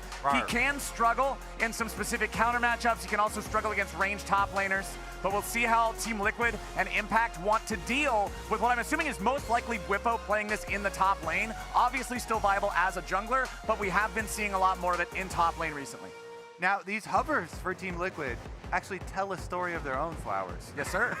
The first one was that Tristana that I was talking about when they were the ones who banned away Cassio, raises your Tristana prio. The second one, the Twisted Fate, is one of my favorite picks into top lane Skarner. Yep. Both because you can abuse the range part of the matchup, but mainly because my favorite counter to Skarner has just been range point and click CC, because you can just stun him out of his E whenever he's trying to He'll never reach you. Yeah, whenever he's trying to get an engage onto you, and it really helps a lot towards later stages of the game too, to be able to play cross map. Yep. So those hovers from Team Liquid were pretty packed with a lot of information there, and they do end up blocking the Tristana, kind of what I was talking about. Yeah, it shows that they know what they need to do into this champion. Orn Guy is obviously very happy right again. Next to us at the caster booth, by the way. Orn Guy's popping off. He's got the horn ready to go. All right. right, we got the Orn horn sounding off here in the lobby. I just gave him my mic. Yeah, no, Kobe's the real MVP here, popping off the support for the carry that is Orn guy. But speaking of supports and carries, we got the Senna-Orn duo locked in again for the bot lane of FlyQuest. I think that Busio is clearly MVP for them last game. He was responsible for that big engage that broke the big TL lead and had a lot of good follow-ups throughout the rest of the game. TL likely to put Umpty back on the Maokai here again in this game. And another good story from a hover there, which was a Mordekaiser hover, which is another one of the counter picks to Skarner in top lane that has emerged. And I also always really like Mordekaiser being able to take like an Ornn or something out of a team fight. So a couple of nicely little options there, but in the end, they go with a very similar pickup. The Tristana in place of the Corki, compounded with the Maokai. Last time around, the buffs to AP junglers with the Faded Ashes build path has been so nice, and so Maokai going Liandry's provides a lot of AP. It provides some good clear for the Maokai. All AP junglers have really good clear right now just because you can build that item so early on, and it does give you that massive bonus damage to monster camps. Meanwhile, we got to catch up on the bans here. Yes, sir. Seraphine, you'll be happy to know, banned out by the Skarner side. If you follow lore at all. We don't have the beef anymore. There's not really any beef. They changed the lore? Yeah, the lore is all different. I'll give you a crash course sometime. So you're good. We're pretty much, we beef with other people. Skarner beefs with everybody now, but so you're just an angry Scorpion. She no longer has beef priority. I'll put it that way. Okay. So Seraphine's off the hook. Looks like FlyQuest saw the Mordekaiser and they were like, we're more worried about the Mordekaiser counter pick than we are the Twisted Fate counter pick. So they opt to ban that side of it instead. All right. So Mordekaiser, Seraphine, Viego, Hui, all banned out. Team Liquid, who are we going to see here for this fourth pick of the draft?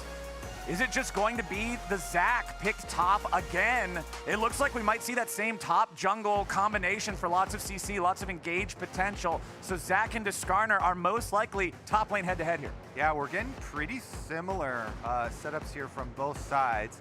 Obviously, the big adjustment is going to be your Skarner pick.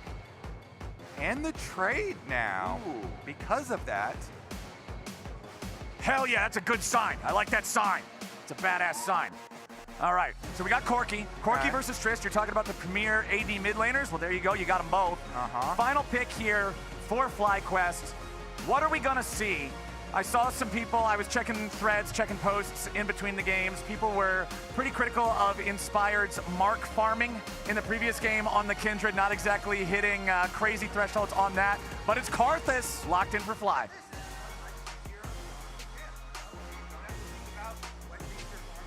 Just farm them. Yup. If it's alive, it needs to be dead.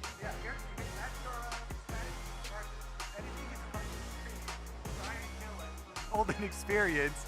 Don't have to worry about where to go for marks, and you can just get those ultimates and high value damage off in every single fight. Ooh, we've got Kalista Ashe in the bottom lane for Team Liquid. Lots of threat on these two. Do you think we might end up seeing a lane swap again? I mean, we very much could. I personally hope that we don't. But yeah, we definitely could. I mean, when you have Kalista Ashe, it's obviously brutal super early on. So we will keep track of both teams looking at the level ones, see if they can get some deeper information. The deep lane swap wards perhaps, move in for your level 1 and try and get that off. The other thing to keep in mind, and I always mention this when you're bringing up lane swaps, junglers can be some of the biggest beneficiaries of lane swaps, especially Karthus. Yeah. Especially Brand, especially these AP junglers. They farm so fast. They're just turbo right now with the Faded Ashes being added to the game. So if you're able to sneak a quote unquote weak side quadrant camp for a champion like Karthus, especially versus a Maokai, you will be off to the races, you will be turbo farming and scaling to the moon. Okay, so what do we want to see different here in this game from FlyQuest if they want to tie this series up? What do you think is the most important thing? We got 41 minutes and 40 seconds of tape there of things that probably need a little bit of review. I would say one of the biggest ones was Whippo getting caught out late game at critical moments there. Some key components for FlyQuest going down. Obviously, there's stuff like, oh, you know, you whiffed your engages there trying to catch impact in the side lane. You left your base open for double inhibitors going down. But I would say some of the easier things to clean up, some of the positioning here for the team fights, and even for the objectives, like prior to the team fights, losing out key members before those even came to become an issue. Now we're going to see everybody come on up, though. Look at this bottom side of the mini-map. Team Liquid are going to head up the river for a little bit of a party. And APA and CoreJJ are going to be the ones to face check the brush. APA got better ARAM? losing the most health. Now FlyQuest is going to find themselves in a pincer attack from Team Liquid, but TL still got to be worried about these health bars. APA down to 300, CoreJJ at about 200. The Ashe still trying to get out. A little bit more poke comes through. The heal forced. Team Liquid critically low on health, has to keep running. Bwipo and Inspired still going to chase these guys down. Remember, Bwipo does have that Q. He can keep throwing those rocks. Does not have an incredibly long range, but can still contribute a little bit of extra damage. No more to be found. FlyQuest win the early scrap. Inspired got a Dark Harvest stack off of CoreJJ as well. Plus they got the flash. Plus they get the invade here for the Karthus farming. So this is a very good ARAM start for FlyQuest to be able to get this Karthus farming. Now Umpty has to get a little bit dangerous. He's going to walk over to the other side, so he's going to be able to start up Raptors a little bit later and a little bit less healthy. And they get a little bit of a lane swap here for themselves as well, so they can try and avoid that brutal double Hail of Blades, double Marksman that we just talked about to the ends of the earth every single day, basically, at MSI. Yeah. And FlyQuest at least will be able to avoid that. But once again, the changes on this patch, 75% now the damage reduction on topside turrets in the early 5 minutes of the game. Plus, your first turret bonus gold has been doubled from 150 up to 300. So if the double Hail of Blades, Ashe and Kalista lane down here can get all the way through the turret, then you get a bigger reward for your opponents trying to do that lane swap. And it's not a complete lane swap coming out of the side of FlyQuest. Just Masu moving up to top to lane with Bwipo. Nobody has smite for this. Yeah, it's just going to be Inspired trying to guarantee that he takes it, and he does. Umpty not fast enough on the Bramble smash. Inspired going to feel great about that. When you were talking about Karthus in the jungle, if you can get those little advantages, he's already up 16-8 in the jungle camps, having a couple of extra little bits of tempo early on in the game. Yeah, it has completely warped this game. Starting out with everybody mid, it had until this point where he gets chunked out, allowed Busio a lot of extra experience. Meanwhile, on the other side, Impact also gonna receive some rocks to the face as Skarner charges him into the wall. And it's so dangerous to be next to the wall against new Skarner. You have to think about it in the same way as if you were playing against Poppy or Graves. Any champion that takes advantage of a wall bang like that, Skarner can just point blank range, slam you into the wall with E, and it's so dangerous, man. The burst trade is incredibly powerful. So, our Karthus did enemy red and Raptors, and then came down for his blue, and then all the way crossing to contest his own red, which he got, by the way.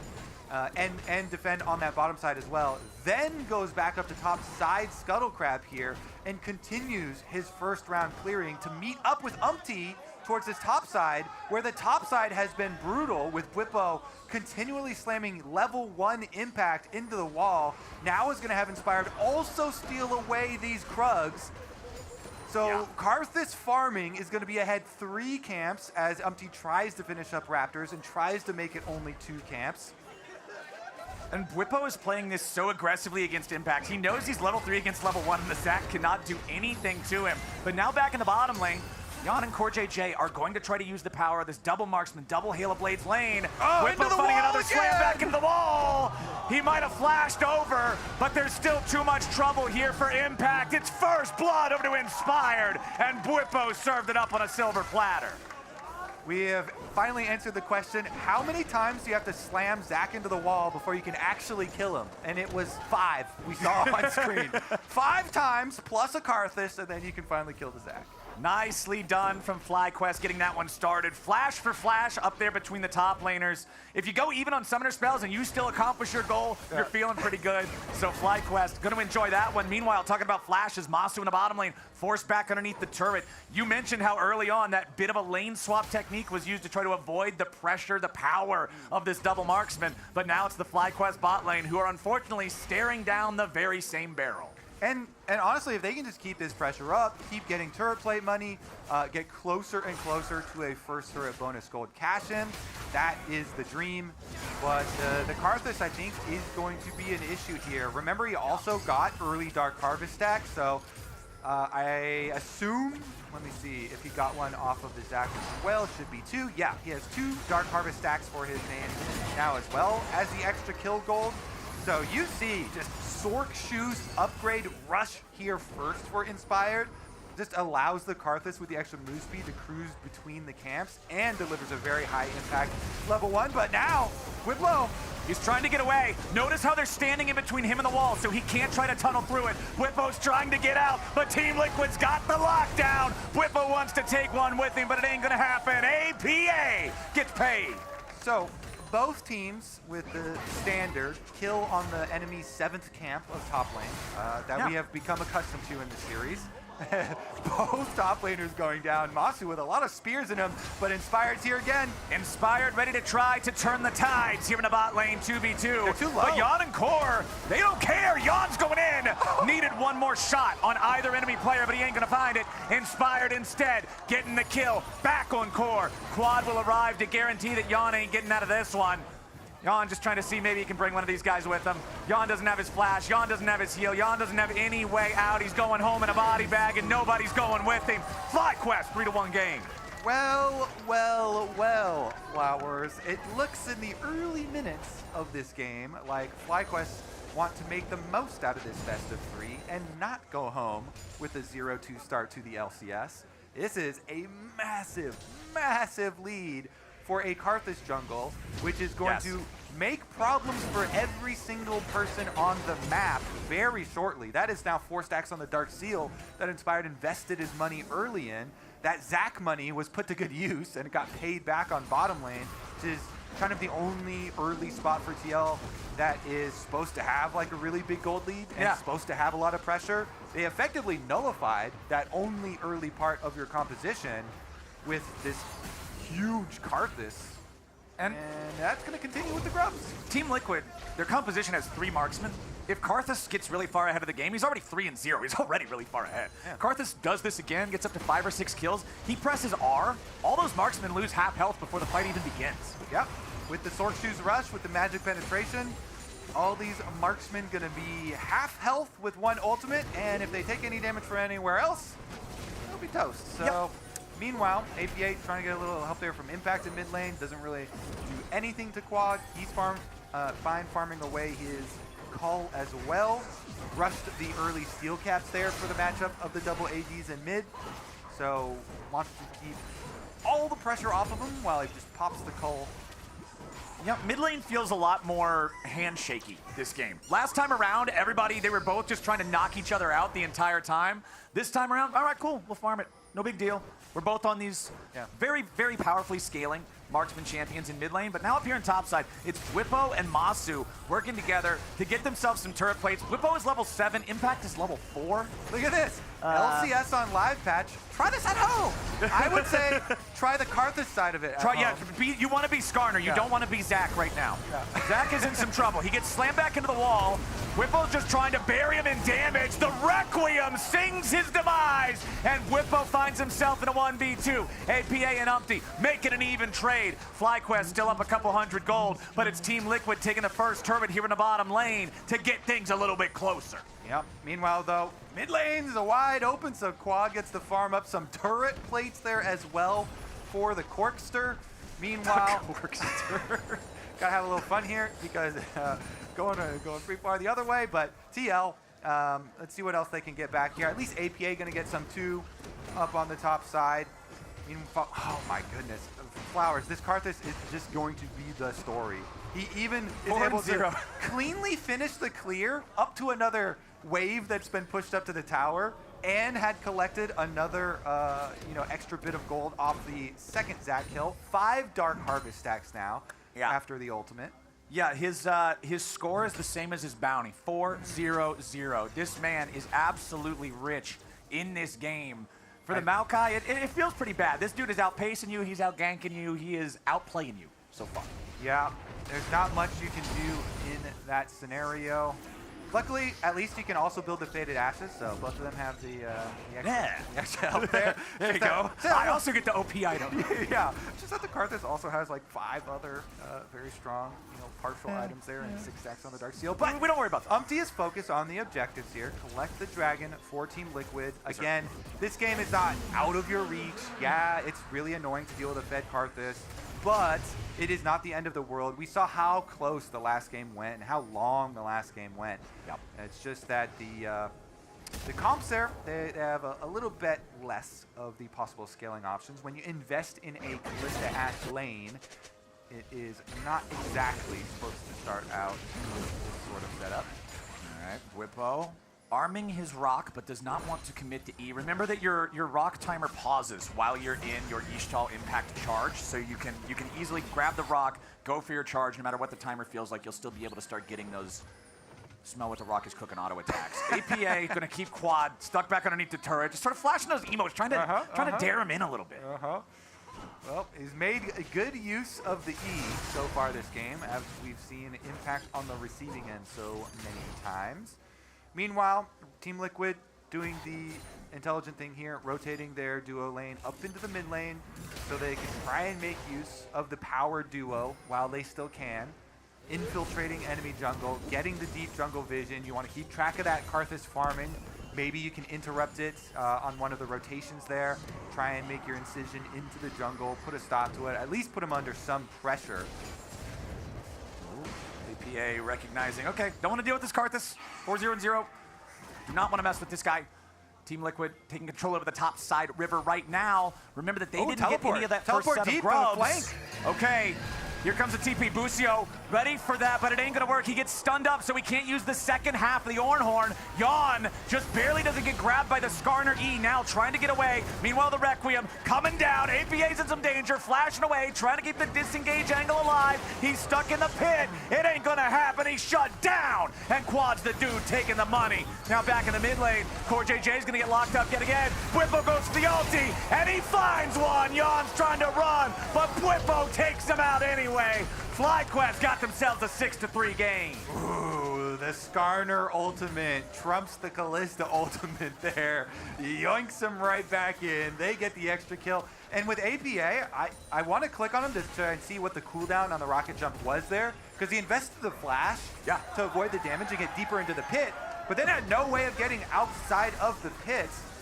So maybe in replay we can see on the W cooldown, or see if he can get an E reset to try and get an explosion, to try and get his W reset. But let's take a look here, because it started out with the Skarner engage onto Yawn, onto the Kalista, which got pretty low. But then our attention towards the APA side. He flashed away from the Busio charge, but yeah, I guess we don't have the information on screen here as far as the W cooldown. So then flash plus a kill on the Tristan is even better. And then Whippo is able to answer here. Boom! Gets off the Skarner ultimate on the Kalista, as Kalista had ulted for JJ. I mean, Core survives, but Kalista does not.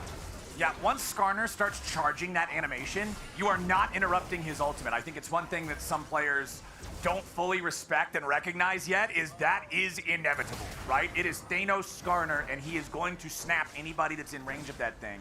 So right now, Whippo, he has that Winter's approach building towards Fimbulwinter. This is kind of the core item for top lane Skarner that you usually see, and it's very, very powerful on him. Yep, certainly is. So much sustained defense there with the constant shield, easily able to proc it on the Skarner. Meanwhile, Team Liquid, even though it looked pretty rough there, they lost the flash and the kill onto APA. They also lost their kill onto Yawn. They can kind of say that before the replay started, it was nice that they got their kill on Karthus and cut down on the Dark Seal stacks, at least a little bit, but that doesn't really slow Karthus down that much. Oh, here we go. The Ornhorn summoned up, throwing Yawn up into the air, and Quad is ready to knock him down. FlyQuest They find their pick. It's going to translate into a tier 1 turret take here in the mid lane at the same time. Inspired is stealing away the whole enemy jungle. The Karthus is up 40 far. Yeah, that just continues. That's what I said. If you get any sort of lead on this, then you just turbo farm both sides. And you see there, he was counter jungling and then came over for pressure, even soaked 2 turret shots in order to force CoreJJ into a worse position. So then CoreJJ had to end up flashing and loses another summoner spell on the side of Team Liquid. Flowers, after our banger opener to this series, this one a lot more muted, because both teams know there is just this giant dread hanging over the side of TL where they're like, oh my. This Karthus is level 11 already, by the way. Yeah. Level 2 ultimate is going to be coming in quite hot. He is tied for highest level in the game with both mid laners. He has his Leandries on top of the Sork Shoes that you were already talking about, so the extra burn. On top of the Dark Harvest that's going to hit you. This guy hits like a truck. Team Liquid looking to force this Drake before FlyQuest has a way to answer. They're still on the approach. Even if they can't contest the objective, they maybe want to try to find a punish. But the Maokai ulti has already set it up for Team Liquid to fire back. Busio here soaking damage on the front line, but now Whippo is joined up with the rest of FlyQuest. Team Liquid, they don't want the honest 5v5. They're going to back away with the Drake as their prize. And as a smart lesson from Team Liquid to FlyQuest of the importance of those small timings of pushing waves, the reason they were confident in burning the dragon, Whippo was under tower on the wave that Team Liquid had previously pushed on bottom side of the map. So then with that kind of like pseudo vision, extra pressure of the wave, they burn down dragon. They even give a bit of extra damage and Maokai ultimate here in order to burn the cleanse and force the rest of FlyQuest away. Then, as the Skarner's coming over, they respect the extra member there, and TL, despite being at the deficit, were able to maneuver themselves into dragon number 2. Dropping Herald in mid here is not going to get it. CoreJJ's got nothing. CoreJJ, he overplays his hand yet again, and he's going to be left behind now. He even uses the barrier. Core, why are we using the barrier there, buddy? He is dead to rights. They get the free pick. Skarner ulti doesn't connect onto Yon. The Kalista flash used to get him away to safety and not end up a double kill for FlyQuest. Yeah, only slight thing I would say there is that Whippo should have waited until Busio finished his second part of his Horn ultimate to then use it on Kalista. Yeah. Whippo coming in did a good job. You know, the circle looked weird on Skarner, but it forced the Kalista flash. And then Kalista with no flash hit him with the Horn ultimate into Skarner ultimate to guarantee it, but he went a little bit early, just kind of reaching for it. A lot of times with Skarner, you gotta have that trust in your teammates that they will hit the setup CC for you, so then you can look like the god and you can come in with your ulti. Exactly. The trade-off with Skarner's ulti now having the bigger AoE and the multi-targets is it's no longer point and click. You've got to have teammates usually to set that up, or you set it up yourself by slamming them into the wall with E. But now Quad's got to back up here in the bottom lane. It's Team Liquid sending a few guys down just in case the Corki got too audacious, tried to push forward a little bit too far. The TP from FlyQuest. We're going to send Quad up into the top side now. Impact still only level 9, has his Sunfire cape at least on the Zac. Finds a little bit of quick burst there onto Quad, but it's FlyQuest who have more men nearby. Quad is not really afraid of Zac 100 to 0ing him. Umpty at least here to reinforce, make sure that Impact doesn't get taken out for nothing. Arrow flies through, but it won't strike true. Easy escape for Quad there, as he's just going to continue pushing the waves. Yeah, they have the ward on the Krugs plus the Tri-Brush here, so he feels pretty confident, but Slingshot goes out. Okay, Impact forcing the flash into the Corki. A TP coming in now from APA. Requiem hurts, but it doesn't really hurt enough to threaten a whole lot of anything. Kind of just a, hey, you guys don't want to keep this up. Warning ulti. Yeah, back off. He got one Dark Harvest stack, so it's not the worst thing in the world to pop ultimate, but maybe TL see this as a possible opening. Hey, cool down to the Karthus ulti. Gives him a little hope to do something. Yep. Frozen Heart now completed for Whippo as well. Skarner almost always wants to build health items, but I think in a game against 3 marksmen, building Frozen Heart still is going to feel pretty damn good, even if there is no health on the item. So I'm liking the purchases we're seeing so far. Up there in the top side from him. Again, the Sunfire Cape on Impact is going to give you a lot of value against the Corki and the Senna, but it still feels bad when there's that Karthus who now has 2 items fully completed. He's got the Malignants, he's got the Leandries. This guy is going to hurt, man. And it's not just because of the fact that he's a mage into an armor builder. He's a mage with really high DPS, right? Like, this guy is scary for the Zac. Yep, definitely would say that. Definitely should be quite frightened. Malignance. I guess it's hard to keep track of Karthus ultimates once you got your malignance as well, so we'll see about that and see about the next move. Should line up there for FlyQuest with the Dragon. Whippo though on bottom side, 2v1. Nice. 2 tanks on 1. Yep, they're trying to deal with Whippo here, but I don't think Whippo's really that afraid. I actually think that he feels pretty confident in this 1v2. You saw what he did there when Impact went to use the elastic slingshot on him.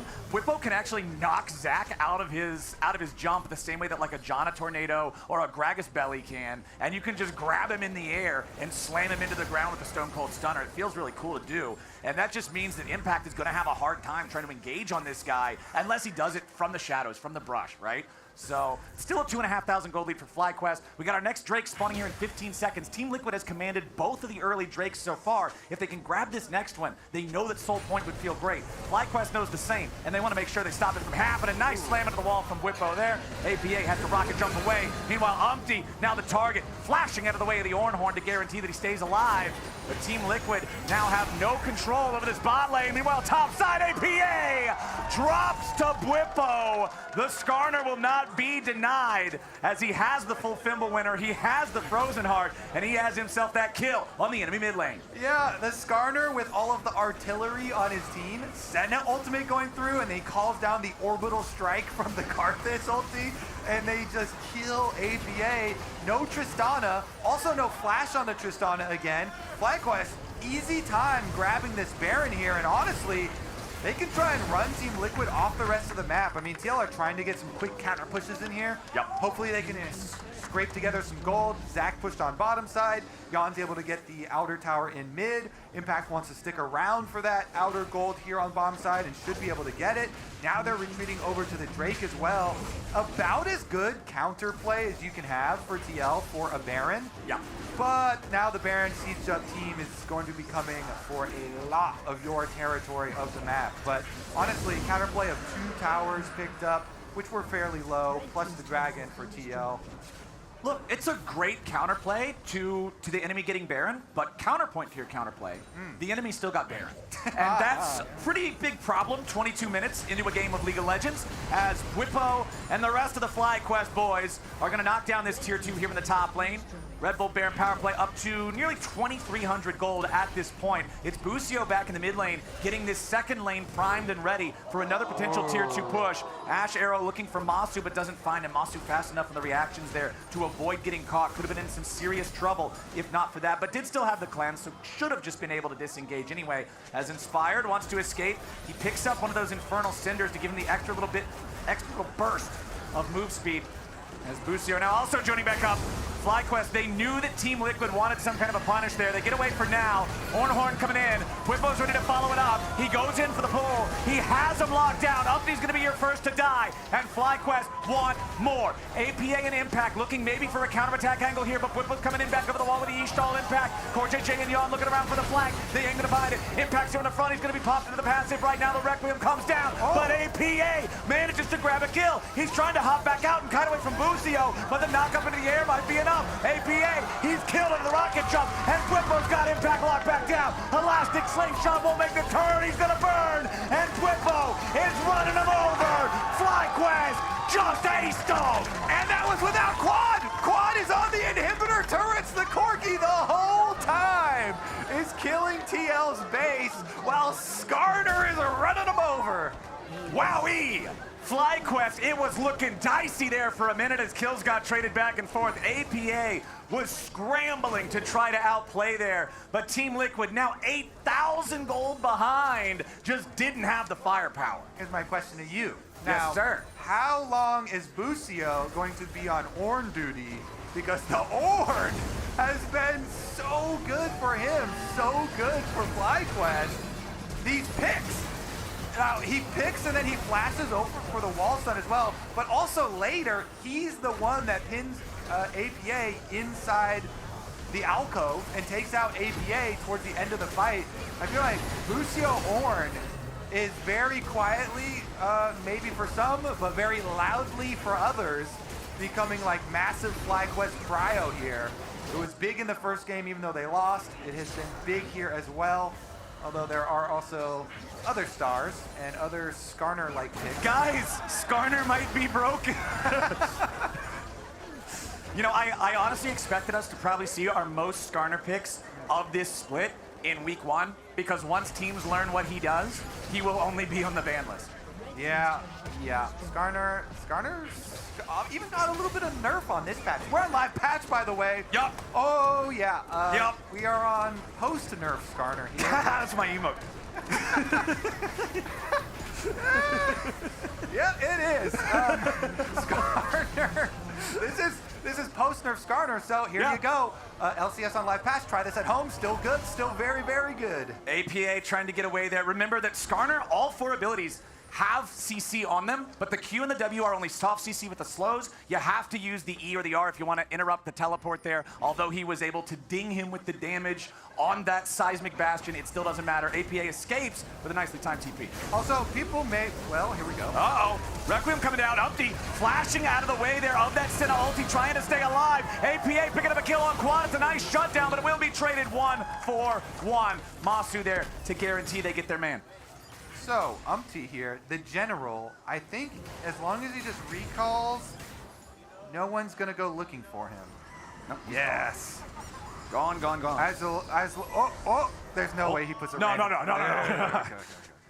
But these Karthus ultimates, Flowers, with the Malignants in the build too, like Inspired has just been perma-farming while also delivering massive damage to the rest of the team. This is like a cooldown game for FlyQuest, like, everyone take a deep breath after the craziness of the first game of this series. Since the early game of this game went so well for them, they've been able to relax and feels like recollect themselves over the course of game number 2 here, and set us up for what I'm gonna already say is a banger game number 3. I mean, they are 7,000 gold ahead. There's a chance they could lose the soul somehow to something crazy like a weird steal. Yeah. But FlyQuest have such a massive advantage in the team fight. FlyQuest should just run at them when they come over towards the dragon and just grab one and go for the kills. Yeah. Okay, Impact has not been spotted out here in this Pixel Rush just yet. The Karthus wall did not see him. The Maokai ulti flying in over the top. APA and Impact gonna work together. They find the instant kill onto Quad, who didn't realize Impact was waiting in the pixel. The Drake might have been secured from FlyQuest, but what about the follow-up fight? Whipple's already down to half HP. Skarner's going to be your target here at the very start. If they lose getting away with the East-Tall Impact, but Whipple now coming back in here with the ulti, looking to turn this one back around. Upti down to 1/3. Core JJ not going to walk into the Skarner ulti. APA killing off Inspired, but the Requiem is still there. Team Liquid's health bars are decimated, and a massive dawning shadow forces Yon back into the fight. Whipple's chasing him down, and it's a rock to the face to guarantee it. Whippo's still running, APA's still gunning. Busio trying to take him back out. Whippo over the wall, a double kill for Skarner. FlyQuest, it's the best champ in the game. 19-8. It is. Thank you, me. You weren't talking twice there. That was interesting. I don't know who that guy was. He looked pretty cool. That was a cool costume. I got double Flowers action, and we're gonna go, it looks like, pretty quickly into a game number 3. FlyQuest, they're trying to clean up the rest of these inhibitors. They should at least get 1 inhibitor before retreating. Nope. And they will do just that. I was about to say, and you can see what Team Liquid were thinking with that chase. Mm-hmm. They got themselves one of probably a very rare, positive situations in the game where they got the kill onto Quad, where Quad just jumped in. So it's a 4v5, and they're thinking, never mind. Well, Whippo's going for the engage. He finds the ulti, but it's only onto the enemy top laner. FlyQuest, they got a couple of compromised health bars here, but they ain't afraid. They know they got Inspired coming up behind them. Masu's still firing from a long way away. Impact at 200 HP. Inspired and the rest of FlyQuest still chasing. Busio going for the Ornhorn, wants the knock up. Here's your Requiem. Does this kill Impact right there? It knocks him into the passive at least, and it knocks everybody so low as Quad gets the kill on Upti. APA jumps in, but I think he might want back out. He takes 2.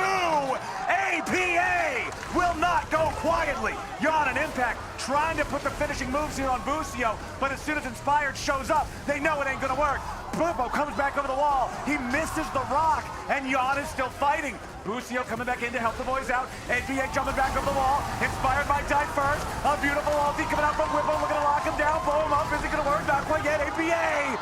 He will drop. Inspired's damage, even while dead, must be respected. That was huge. Even though Inspired gets killed on the initiation from TL, he's still got his body there. The corpse is able to take them down because they have plenty of tanks there to keep the rest of TL members on that corpse. APA fighting his heart out here on the Tristana. Got the 2-for-1 explosive kill towards mid lane where he jumped back in, huge, trying to make some heroics happen, and then almost was able to save the rest of the team and come up with that fight. But the OP Skarner was able to lock him down on top of the Karthus body to make it happen. Here's another look at it. So APA is going in, he's like, you know what, we're gonna lose this game if I don't do something. So some heroics there, does get the double kill, and then after he's able to heal up, comes to join this long fight where Jan is running for his life away from Inspired. Please get me away from this Karthus.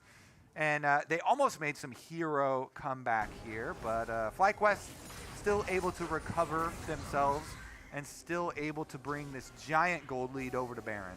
This Karthus just feels like an unsolvable problem right now for Team Liquid. We've seen them have a couple of good fights now, but no matter how good it starts, it doesn't matter when Karthus R is going to take half of everybody's health no matter what. And here it comes. Everybody on TL taking a massive chunk. Core JJ with the burn and the malignance. He's nearly dead just from the Requiem. Dawning Shadow will not hit him, but just the ulti plus the extra pressure from Masu, enough from FlyQuest to force TL back and secure the Baron for themselves. Yeah, Bwipo threw a rock at him and popped the spell shield, and the spell shield was going to block and save you half your life, but then they popped the spell shield, so the ulti comes down and just blasts him, forces them to back off, and FlyQuest once again wearing another Baron buff and looking at another Dragon spawn. And 35 seconds ahead, they just have to defend it. Bwipo coming back in here, seeing maybe for something in the bottom side. But I love the fact that you mentioned Bwipo throwing the rock to do that. Old Skarner couldn't participate in most game states, right? He would just try to flash ult somebody and that's all he does. New Skarner with the W spam and the rock throwing can contribute to so much in a poke war, in a standoff, trying to pop spell shields or check brushes. He has so much more value in those types of situations that people don't necessarily think of because they're thinking of direct head-to-heads and team fights and combat power. So I love the fact that that got to be showcased here in our first ever top lane Skarner game in the LCS, piloted by Mr. Bwipo, and it's only appropriate, Kobe, because Skarner is like the biggest champion in the game in size. Wide Bwipo should play wide Skarner. They actually gave Skarner a wide rework. Yes. Right. They made the tails wider. There's 3 tails He is the now. widest now. Now wider than he's ever been. Skarner. Wide enough to hit the whole lane with one spell. And now Team Liquid are down 9,000 gold. They've lost the last 2 Drakes. They haven't been able to secure the soul. They can barely walk out of the base without these massive lasers spawning over their heads and knocking off half their health. Do you like rocks? Do you like scorpions? I do. Do you like being OP? Yes. Then you like Skarner. APA trying to get out. Here comes your Karthus ulti. Dawning Shadow's gonna connect. APA is already down. And now the ulti onto Umpty to bring him right back. Impact and Umpty both heading for the hills. Without APA there, Team Liquid surely stands no chance against the game-ending push with a Baron off FlyQuest. First Nexus turret's already gone. Impact jumps in. He's slammed right back out. Masu's taking the kill. And FlyQuest want to pad those stats. They take out the second Nexus turret. They force Gon back into the fountain. Core JJ is going to be saved, but for how much longer? Team Liquid drop. FlyQuest are taking us to game number 3. Thank you, Team Liquid. Thank you, FlyQuest. Thank you, Mark Zimmerman. We are going to go the full distance of our first best of 3 of the LCS Summer 2024. I think we learned this game, Kobe, that if you are playing red side in a game of League of Legends, you need to ban Skarner. Okay. Because if you don't, you're probably playing against him. But do we need more data on that? I don't think Team Liquid's going to need a whole lot more data on it. Everybody in general, maybe. Again, I expect teams to give it a shot, see if maybe they got a counter pick for it. What about the Karthus issue and the early feeding of extra money into the Karthus pockets? Yeah, I feel like a situation where the enemy team has Karthus and they can just kind of get away with a little bit of lane swap shenanigans, get him going. It feels pretty hard to deal with. Game number 2 is all wrapped up. Let's head on over to the analyst lounge to break it all down. That's perfect.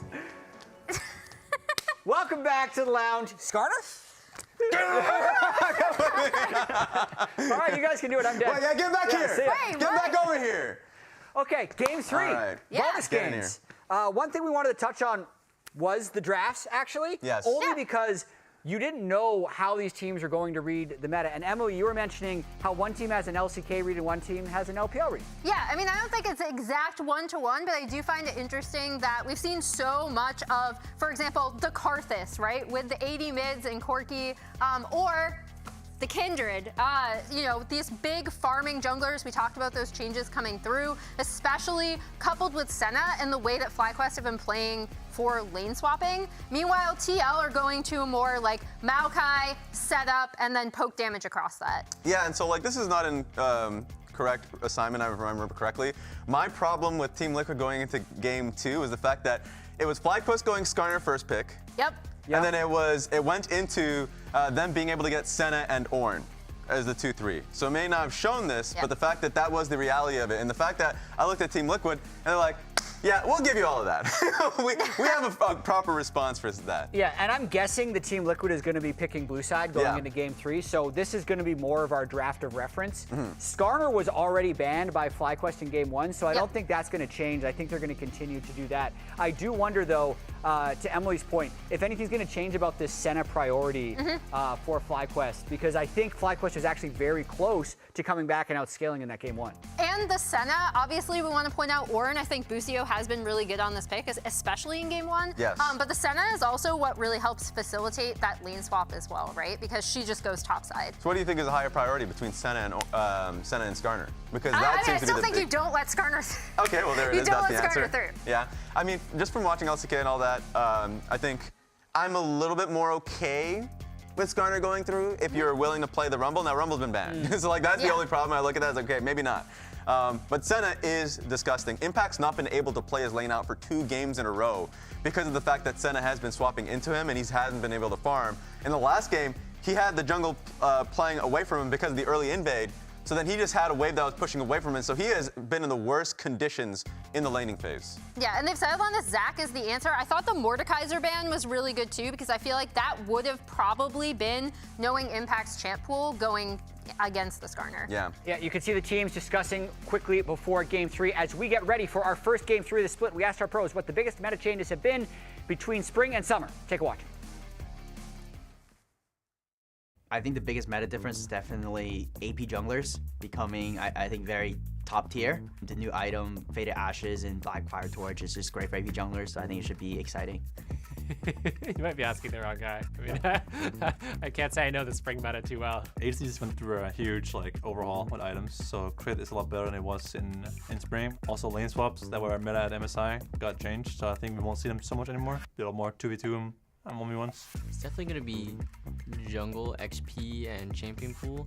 Corki, his rework, really changed up his playstyle. He has no more package, and he's become a lot more of an auto attacker.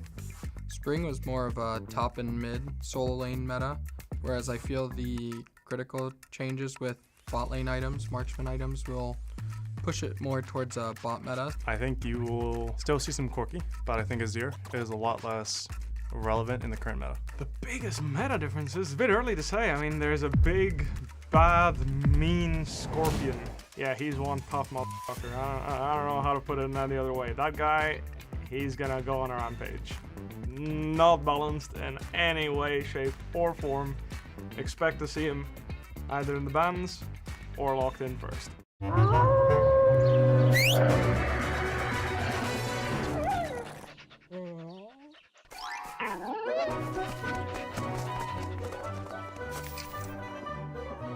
Red Bull gives you wings.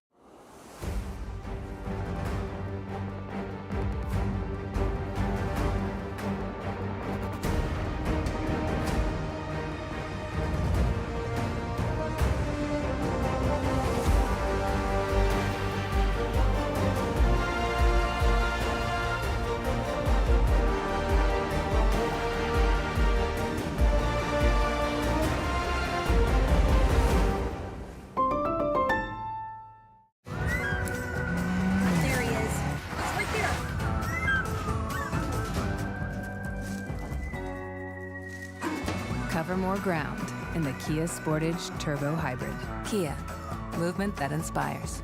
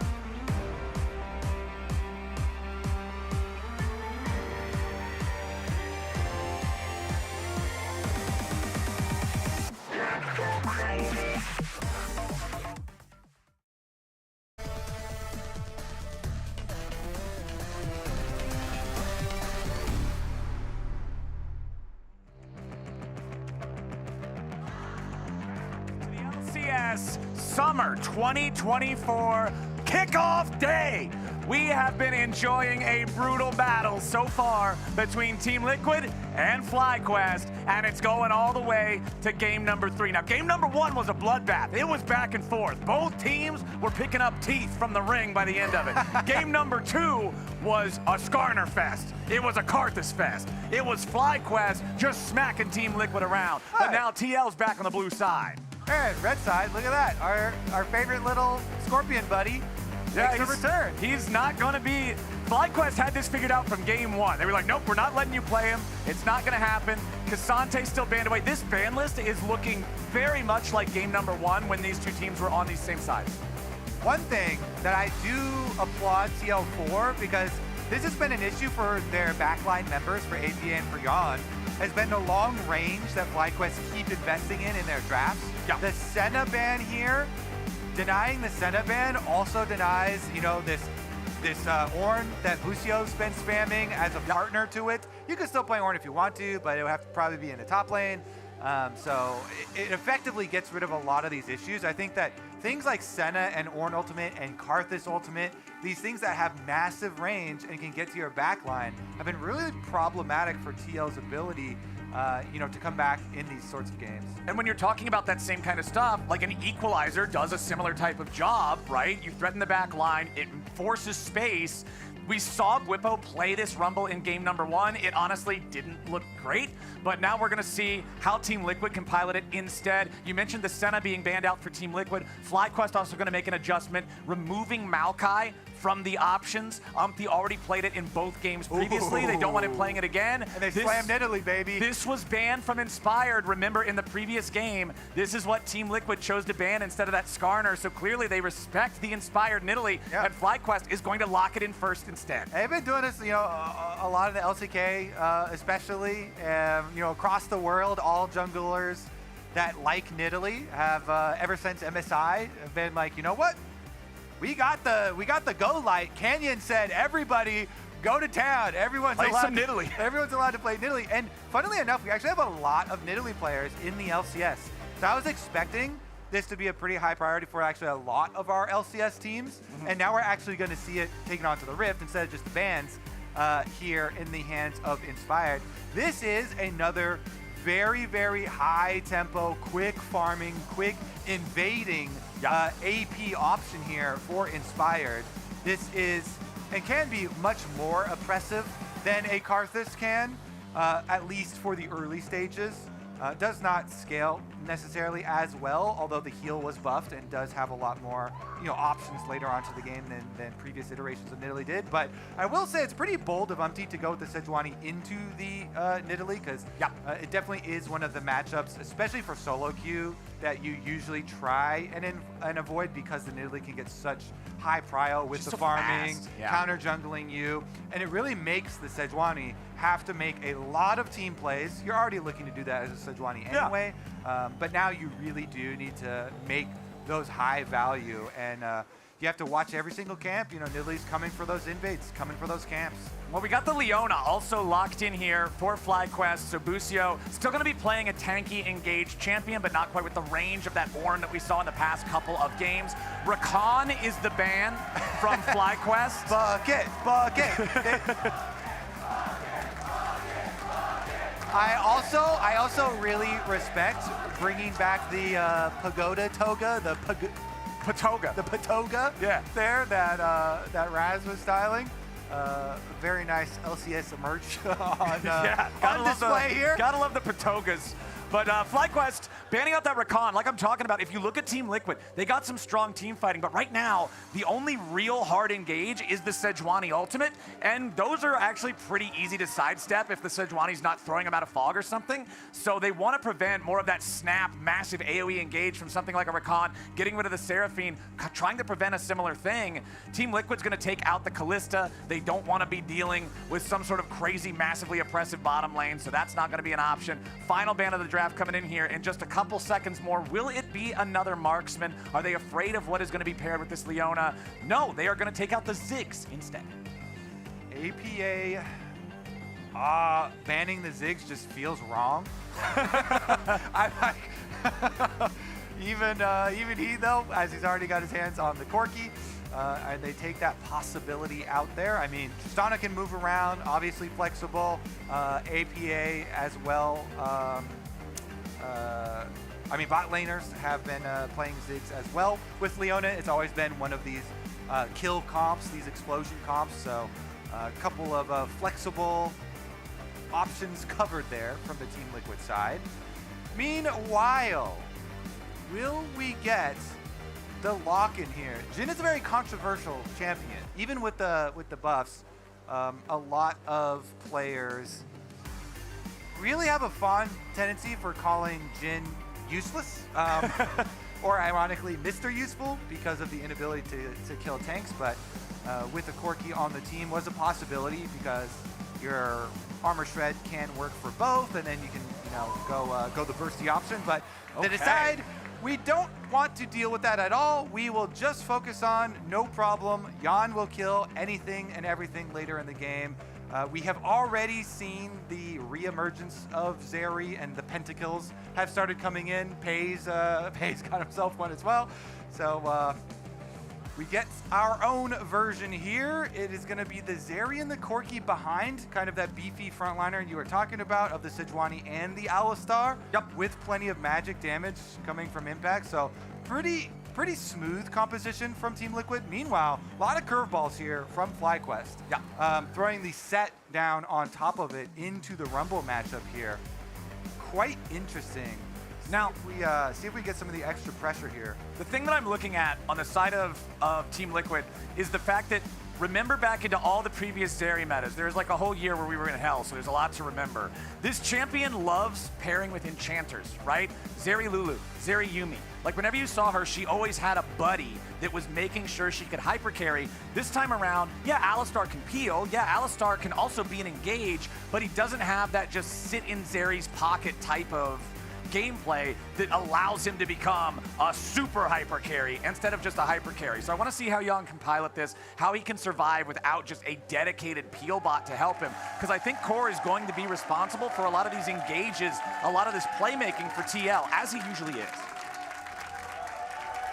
Definitely agree. Our first critical game 3. Let's do it. Everything coming down to this. And this is one of our premier matchups too. You know, TL and FlyQuest. Last spring, our finals matchup, our two MSI representatives.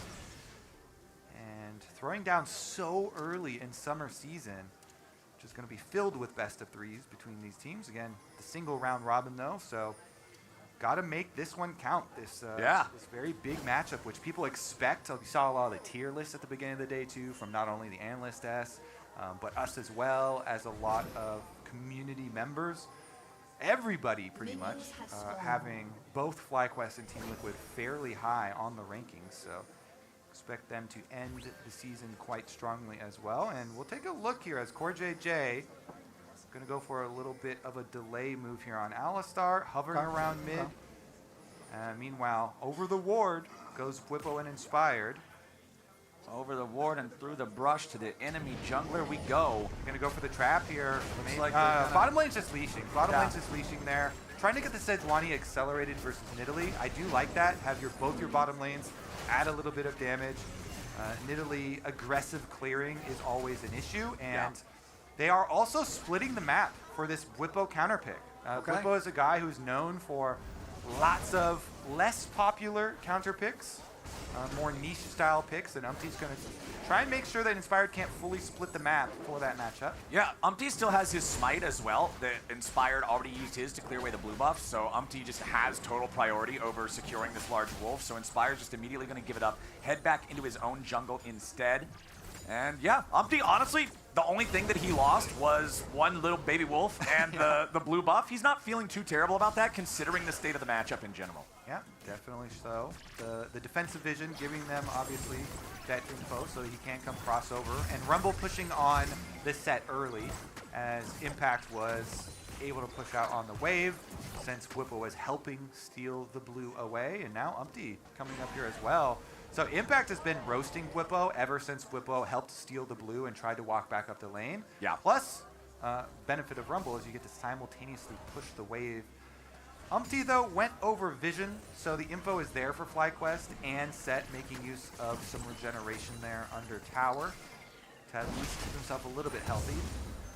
The outplay potential on Set is quite big. Yeah. Haymaker is huge. With Flash available too. Let's see about it, though. Looks like they're going to go for this play. Oh, but Busio is ready to reinforce.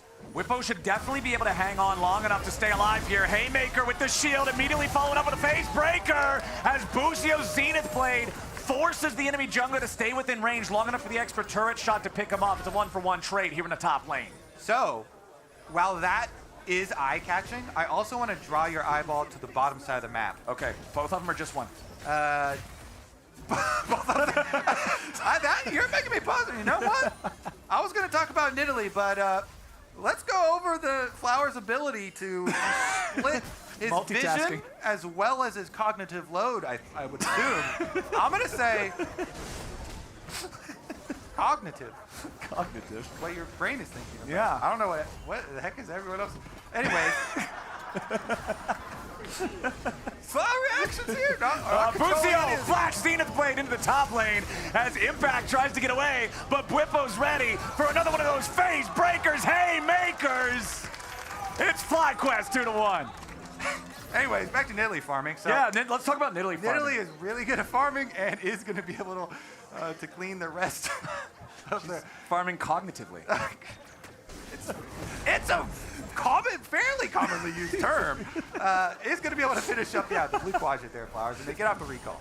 Yes, very important. Got to make sure you're pathing well in the jungle on these hyper farmers like a Nidalee, as Impact still has control over the top lane. Guess what? What's up? It's going to be 2 extra divers coming to join. Oh, JJ is on the warpath. Oh boy, Whippo's level 3 versus level 5 on Impact. Finally hitting level 4 here, but now he's got to be careful. Goes for the immediate face breaker, gets himself back away, saving the haymaker.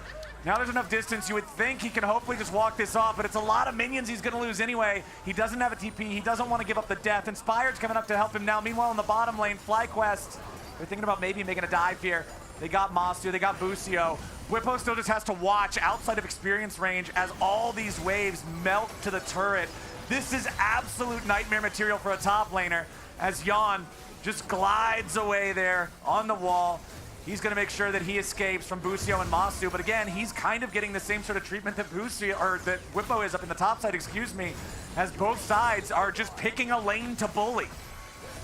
And it looks like they're not done with it. CoreJJ allows Jan to get back in, though. The bodyguard has arrived to bottom lane. The escort, CoreJJ, does get him up to the wave, but your cost is, again, your jungle camps. Yep.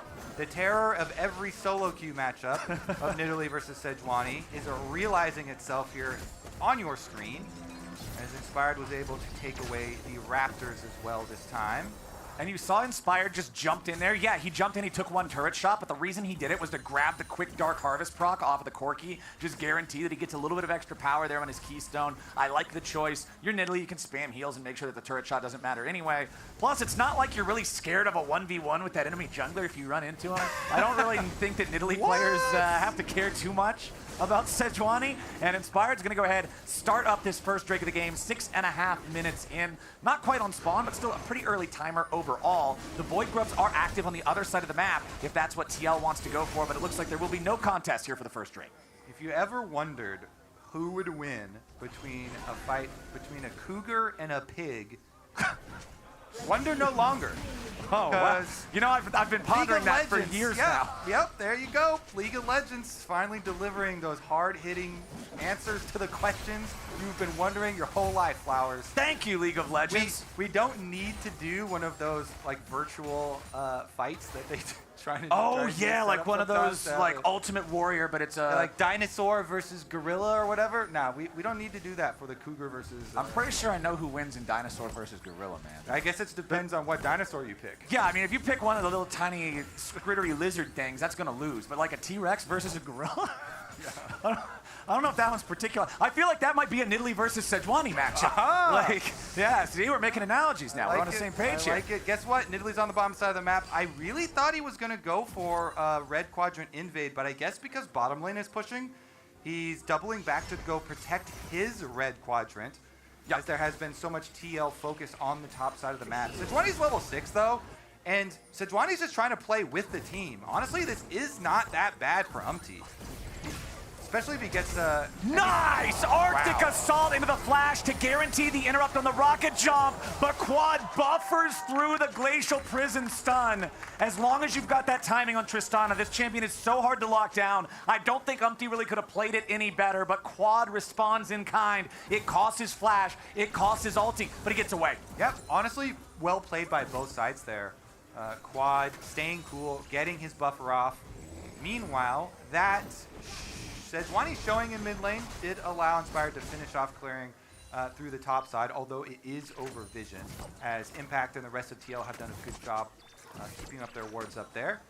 But yeah, honestly, pretty good defense being played here in mid lane throughout. After Quad now had his flash burns, you know, Busio also showing up to match the core JJ roam, so there's not this big support difference. You never want your mid laner crying to you like that. No, sir.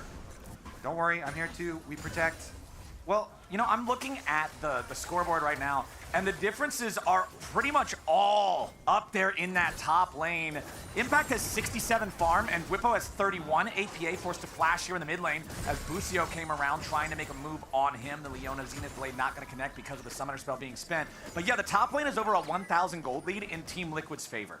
Whippo is so far behind the curve of the game right now. He's got his Swifty boots, and that's it. So this set is going to need some time to catch back up. Yeah, that gold lead, it more than makes up for the gold deficits on the bottom side of the map for FlyQuest there. So, I mean, that's the massive lead. It's all of the investment from Team Liquid. Yep. They put all their ganks up there, or at least the majority of their ganks up there. Splashed a little bit mid as well, but investing a lot in the Rumble early, in Impact. Plus, it's always worth noting, this is, even though this is nerfed First Strike on this patch, we are on live patch, of course. They took down the early stages a little bit. First Strike is still quite good at getting you a decent amount of gold generation. Oh yeah, money feels great in League of Legends, turns out. As Whippo is not about to feel great in League of Legends.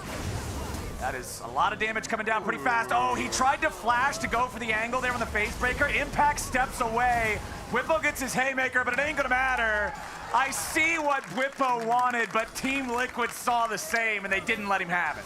Yeah, and they didn't have to burn flashes in order to do it, so just a little bit of fancy footwork there from Impact. Whippo was slowed and flashed, then just kind of the walk around there. Those are the worst ones where you're so sad because not only do you die and you get outplayed and you lose your giant wave, big wave up there on the tower in the minimap, but also you lost your flash in trying to outplay it, and then they still are able to get the play off, and you're going to feel bad about the misplay. Inspired here just finds the Sejuani, but can't get locked down. Pretty easy for him. And Umpty building that Zeke's Convergence, I believe, is the name of the item. Very, very it's so good. Popular choice for junglers right now. It costs 2,200 gold total. You're getting 25 of both resist, you're getting 300 health, and you're getting ability haste. It's pretty much everything a tank jungler wants. Yeah, and I, for one, am glad that they gave us a low econ jungle option. They took the mana off it, which makes it so good for jungle. Yeah, we don't need mana anyway. Whippo's in some trouble. He goes back in for the ulti, trying to turn it around. Whippo gets away. The set ends up living. Umpty trying to lock down Inspired, but it ain't gonna work. There ain't enough damage there from Sejuani. Whippo's got grit, and APA gets hit. I like that. Nice work in there. Set heals back up afterwards too. Meanwhile, the pressure continues. I mean, kind of rough to keep on going for it here. CoreJJ's walking around like they're positioning to at least push them off, deny them access to the wave. So still gonna get grub here, as well as still get some tower plate money for Impact. So Whippo living is very good for FlyQuest there. Yes. And it's not the end of the world, but TL still got turret plate money for Impact, pushing them off, and are going to be able to collect what I assume will be all 6 grubs. Yeah.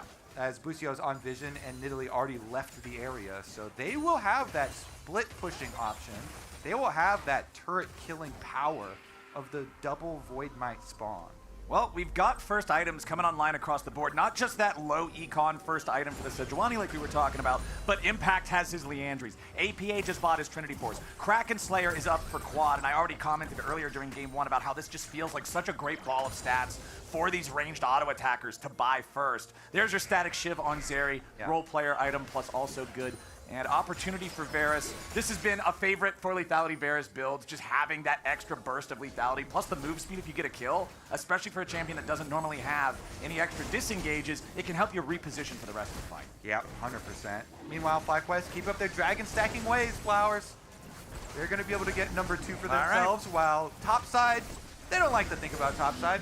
Yep, topside's been on fire for a while. They did get a nice little bonus with Whippo being able to live last time around, but still going to lose the tower up there. That thing was going to be gone regardless. And instead, they make a cross-map play for themselves and try to pick up most of mid. Beyond there, though, I mean, when you get all 6 grubs, that early, I think you should be able to get a turret plate in mid. Meanwhile, APA's got 10 seconds here to work off another turret plate, bottom 2. Ooh, Jan's not going to get that extra wave up there, so bottom side, though, APA does get. He's got 1 more second. Nice! Got the third plate with 1.5 seconds to spare. Team Liquid at a 2,000 gold lead, 14 minutes in. 9 plates to 4. That's an extra 650 gold. Just chilling. You're feeling great about it. Tax-free gold. Hell Love it. yeah. Now, Quad and the rest of FlyQuest, they're deciding they're going to interrupt this topside control that Liquid has had for most of this game so far. TL looking to respawn, but I don't know if they're going to be here in time. Impact might just find the equalizer. There it is, the engage, locking down Masu. Impact wants to make his way into the fight. Masu's still burning. CoreJJ staying alive here with the Alistar ulti as Yon's lightning crash finds the first, and FlyQuest is scrambling to escape. Impact's going to be the target now as Buzio tries to turn it around here with the Zenith Blade. Whippo wants to make his escape, but it ain't going to matter. Yon finds another. Quad drops next. Double kill of Azeri. FlyQuest collapses, and Team Liquid are the ones breaking ankles. And again, Flowers, that was a 4v5. APA was split pushing the whole time on Corki with no teleport available. They just engaged the 4v5 and decimate FlyQuest. That is so massive. Yon is gonna go crazy on the Zeri now. Solo tower gold, plus the kills. Team Liquid just blew this game wide open. Look at this engage. Sejuani and Rumble from so far away. Sejuani and Rumble are both a full screen away. That's Sejuani engage and then CoreJJ with the combo to keep them on the Rumble ultimate. That was beautiful. This is just beautiful. Textbook team fight from Team Liquid. 4v5.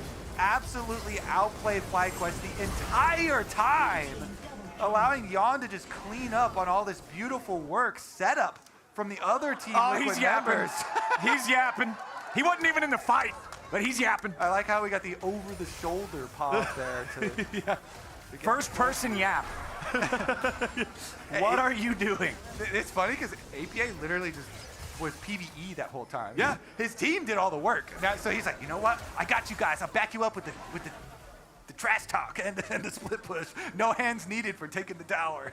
FlyQuest, I'll save you the time right now. About 14 minutes and 30 seconds into the game. That's the bookmark you want when you start off the VOD review for this one. Because when you're going back and looking, yeah, it was a Team Liquid advantage for the early game, but that one just absolutely blew the barn doors off of it. I mean, that is one where we would take the replay and do like a beautiful drawing of the position of Team Liquid on both sides, because not only the positioning and then the long range ults, those two members right in the middle, pincer movement with the Rumble ult on top, and then CoreJJ immediately following it up, getting maximum burn damage and allowing freedom for Azeri this early to get early kills. I mean, that's one where you do the replays to do the full drawdown and be like, well, this is that was nicely done from TL. Where's Chad? Where's my team fight breakdown, Chad? Yeah, Where's I mean, we basically right there, we just like set up the analysts. We're like, yeah. Just give him the softball pitch. What? You're like, yeah. All right, Team Liquid's up 5,000 gold. There's 1 minute until the next Drake. FlyQuest already secured the first 2, but I feel like if Team Liquid cares at all, this next Drake is theirs to lose. You're 5,500 gold ahead in open territory. What does FlyQuest even do? Well, some of the FlyQuest members are building IKEA furniture sets right now. Oh, hey, look, he just put the couch together. Yeah. Oh, hey, it's completed. Okay, Yeah. okay. See? Nice. 1 item to 2. 1 item to 2 sounds way better than 0 to 2. Well, Inspired does not want to be a part of this play any longer. Uh-oh. There's APA. How about a Cougar versus a helicopter? Which one do you think wins that? I'm going to go with the spaceship with rockets. Yeah, that one's probably going to come out on top. And now the enemy jungler is dead for the next 20 seconds. The Drake is spawning in 15. Remember when I said earlier, FlyQuest probably can't do anything about this? Now they definitely can't do anything. You've upgraded. Yes. That's what we did with the pick. We upgraded. You've increased your confidence level, huh? Yeah. Whippo might have put together his, IKEA furniture always has weird, his stride and breaking, but it's not going to be enough. The extra living room feng shui will not get this done as the Zeri laser comes in over the wall. The front line on Team Liquid doing their job. Yon uses the lightning crash to just guarantee the kill on the enemy set, and now Impact's in the killing spree. Quad and Masu trying to get away. Inspired's back alive, but he's only here in time for the funeral of his front line. Is it wrong that I feel like all this credit should be going to TL's front line and the setup? because, man, Core JJ on the Alistar, Umpty on the Sejuani, is just like, they're making the job so easy for these TL carries with the work the front line is doing and setting them up. Is just, it looks beautiful. You know what this is like, man?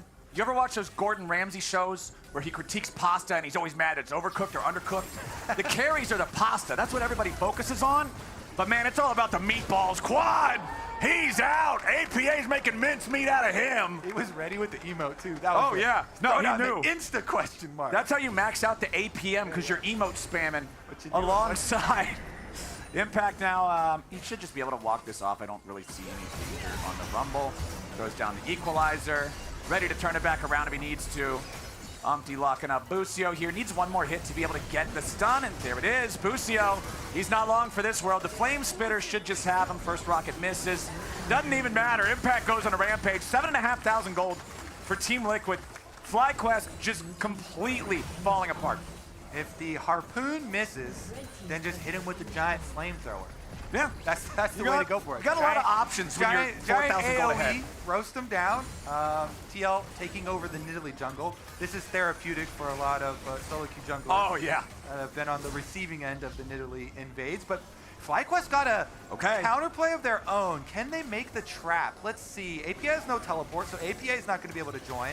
Impact is running really far. This is so difficult to do because Jan is Zeri. He can still make a lot of distance. Quad flashing in, trying to get the kill on him to guarantee it. Umpty and Core JJ looking to protect the president. Jan needs to try to get away with a wall hop, I think. He jumps back over the alcove, trying to provide his own covering fire here with a zap. Core's going to die underneath the turret. Jan's going to die back in the alcove. APA looking to stand and fight, but he ain't going to find the damage here just yet. Impact approaches from the river, but now he's going to be jumped on Quad, ready to put the bullets in him. FlyQuest, everybody's low, but nobody died. Critically, FlyQuest find a fight. That's huge. That's huge for FlyQuest. Oh, no, wait, hold on. APA's going in.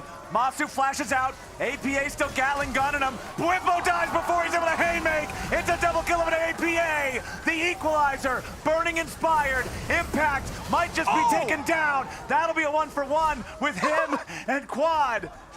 What is happening? I mean, League of Legends? Correct. That was a fun one. Inspired burning down at the end actually is able to live there. Still very big for FlyQuest, despite TL coming back and getting some more kills. I mean, they're able to collect some shutdowns here. FlyQuest were in a really tight position, and we're actually starting this after the biggest play was made, where they got to kill Jan. They killed the Zeri with the bonus gold on her head. APA gets to the Corki rework here with some nice bonus damage. Some more of the damage, by the way, on this patch, our live patch 1412, was moved into the Q, the Foss Bomb. So critical there that he got the second kill, getting the Foss Bomb going in. But Rumble Ultimate also used there in that endeavor. FlyQuest, they knew, like, we have to make it scrappy and we have to get some shutdowns on some of these gold bounties, because they still have a long way to go, Flowers. It's still over 6,000 gold for them to come back, but you have to start somewhere. When TL has a lead, the most dangerous place for them to be is the enemy red side quadrant. Because remember that's where their big throw was in game number 1. That's where they just got punished the most here in game number 3. Now Team Liquid onto the bear, and is it going to be stolen? Oh, I thought we almost had a Worlds 22 Finals Gumayushi moment with that arrow, but it doesn't happen. Now Busio here on the front line. FlyQuest maybe looking for an angle. Equalizer comes down over the top as Core JJ wants to flank. Masu's going to be in danger. Headbutt pulled. Masu gets cooked. Bwimpo is no threat on APA on his own. The Haymaker finds a little damage, but it's too little. It's too late. It's too good of a play for Team Liquid. The team fighting with TL, when they are set, is just looking really good. That was too easy for them. Nice use of the range and kind of playing it slow, keeping them there. Rumble Ultimate coming down from Impact. Umpty doing a very good job. And Core JJ finding his wraparound so that TL, they get an easy pathway inside the base.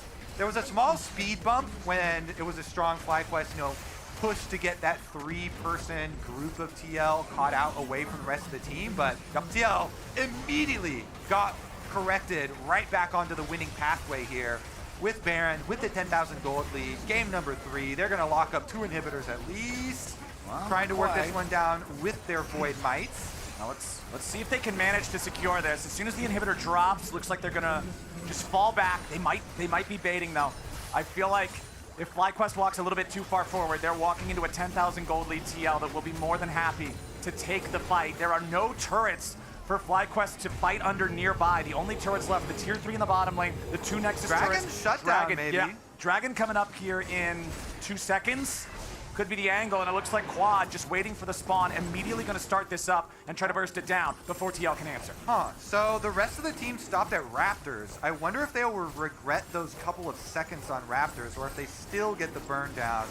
Because this is an objective bounty shutdown. That is a big 500 gold base bonus, yeah. And Umpty comes over the wall, he's ready. The Drake ends up getting secured, and now Quad gets locked up. The equalizer, the Zeri, there's no way out. And Busio gets slowed down. Core JJ for the follow-up, headbutt pulled. They're all just food for Yawn. Busio's gone, and it's a double kill for the Zeri on Team Liquid, 5-1 and 4. Team Liquid has a 5v3. Nexus turrets in their sight, and a TP ready to make sure that minion does not take turret damage. Headbutt pulled for another engage. Masu's out of the picture. Bwipo will continue his struggle this game. He takes one with him, but it ain't gonna matter. Nexus turrets are melting, and the Nidalee can't do anything about it. Team Liquid, the reigning champs, are starting off Summer 2024 with a win.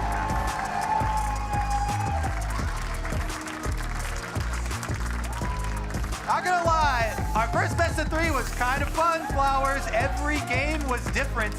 Every game was unique in its own way. First one, absolute slobber knocker, going back and forth, 42 minutes almost. And then you have the FlyQuest game 2, TL game 3, with some really beautiful team fighting from them. This was a fun one. I'm so glad that we got 3 of this. This was awesome. I sincerely hope we get more battles like this throughout summer. Team Liquid coming out, looking good. Game number 2 was rough, yes, but in game number 3, they bounced back. They bounced back hard. Whippo was set so far behind, he could never catch back up. Inspired could not get enough of an advantage on the Nidalee for it to matter. That game ended with Inspired still being 1,000 gold ahead of Umpty, but when the rest of the team is just drowning, Nidalee's not a very good lifeguard. I just absolutely love the strategy from TL. You know, Whippo pulling out his counter picks, trying to catch people by surprise, and they say, fine, we will throw more people up towards top lane and just make sure that we have a fed Rumble for Rift Herald fights, which is what Rumble has always loved. Even when there were 2 Rift Heralds, he was like, great, I'll fight both Rift Herald fights. Give me one. More chances for ultimates. And TL, with their massive lead on their Rumble, were able to win the 4v5 while split pushing. At that point in a game, you're talking about rewinding the game tape when you're reviewing. When a play like that happens, where you win that early in the game on your weak side, a 4v5, you win that side and you got the benefits of split pushing, you know you should be able to wrap that one up. Yeah, that Rift Herald fight, the equalizer, and then you explained it earlier, the follow-up for the CC. It was just beautiful. And hey, the games are all done. I think it's time for a little bit of yapping. We're joining APA and Emily on stage for an interview. Thank you, Captain Flowers. I'm here with Captain America himself after Team Liquid's first win What's up, Jan? of this split. Coming out of that, you're like, yeah, I like best of 3s. That was a fun time. Obviously, facing off against Quad, you kind of gave him the welcome to NA treatment. What do you think of your lane opponent in this series? I guess it's just for best of 3. We get to hear from 8-9 games. I never solo code him. Game 1, I solo code him when he's just running it down. So, you know, feel bad for Jensen. Welcome to the LCS, indeed. You know that the crowd cheers every time they see you go for the keyboard, right? I did not know that, but it's good to know. All right, looking at this game more holistically, FlyQuest came out with a lane swap twice in the first 2 games, even with the recent turret changes. Were you expecting that, and how do you feel like you reacted to it? Yeah, no, we expected it. We know at MSI, they were a very big lane swap team, so before going into this series, we prepped a little bit on that, and then we called it out, especially when Sen is a very easy lane swap champion to pick, because you use weak side to tank bot lane, run top lane to whoever your top laner is, and just, yeah. Mm-hmm. How are you enjoying your life playing Tristana Corki and Tristana Corki only? I mean, honestly, those champs are really fun. You can always just W forward and intentionally feed, which is what I was doing in game 2, because honestly, I should have carried that game. But other than that, it's like I'm more of a fan of those champions than like the boring mages.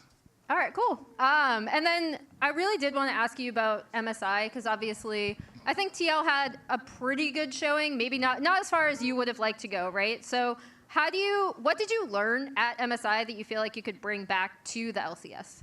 I think the most tangible thing I can talk about from MSI is like side laning. Like we had the pleasure of facing G2 a lot, even though they're struggling a little bit in LEC. But G2 is a very, very good side lane team, and they, like Cass specifically, taught me a tremendous amount of how to side lane well. And I think that even showed a little bit today. Even in game 2 when we lost, we got both the side lane tier 2 turrets, and we were pressuring side lanes. So yeah, I just learned a lot about side laning from MSI. Nice. Well, I hope you can take that into your series, rest of your series for LCS. Thank you so much for taking the time, and congratulations again. And we are going to toss it back to the lounge to get ready for Cloud9 versus Dignitas. Ready. Dude, why'd you put your new rig in the basement? Didn't you hear? Bill's a good gillionaire now. Basically, my new connection is so strong I can game anywhere. Check it out. We've got Gamer Rocker, Gamer Floaty, Gamer Couch. Whoa. It's got wheels. Gamer Bench, Gamer Throne, and Gamer Mower. What's that? It's hard to game while walking downstairs. I get it. That's smart. Live like a gagillionaire with low latency everywhere. AT&T Fiber with All-Fi.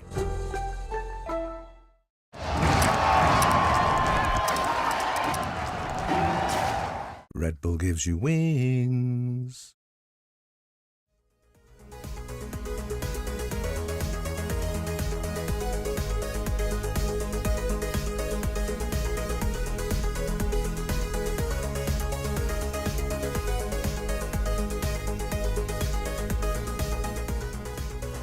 Oh, yeah. What's up, guys? Got Jan with me. Best of 3. How are you feeling about best of 3s overall now that you were able to take FlyQuest to 3 games total? To be honest, BO3s are pretty fun.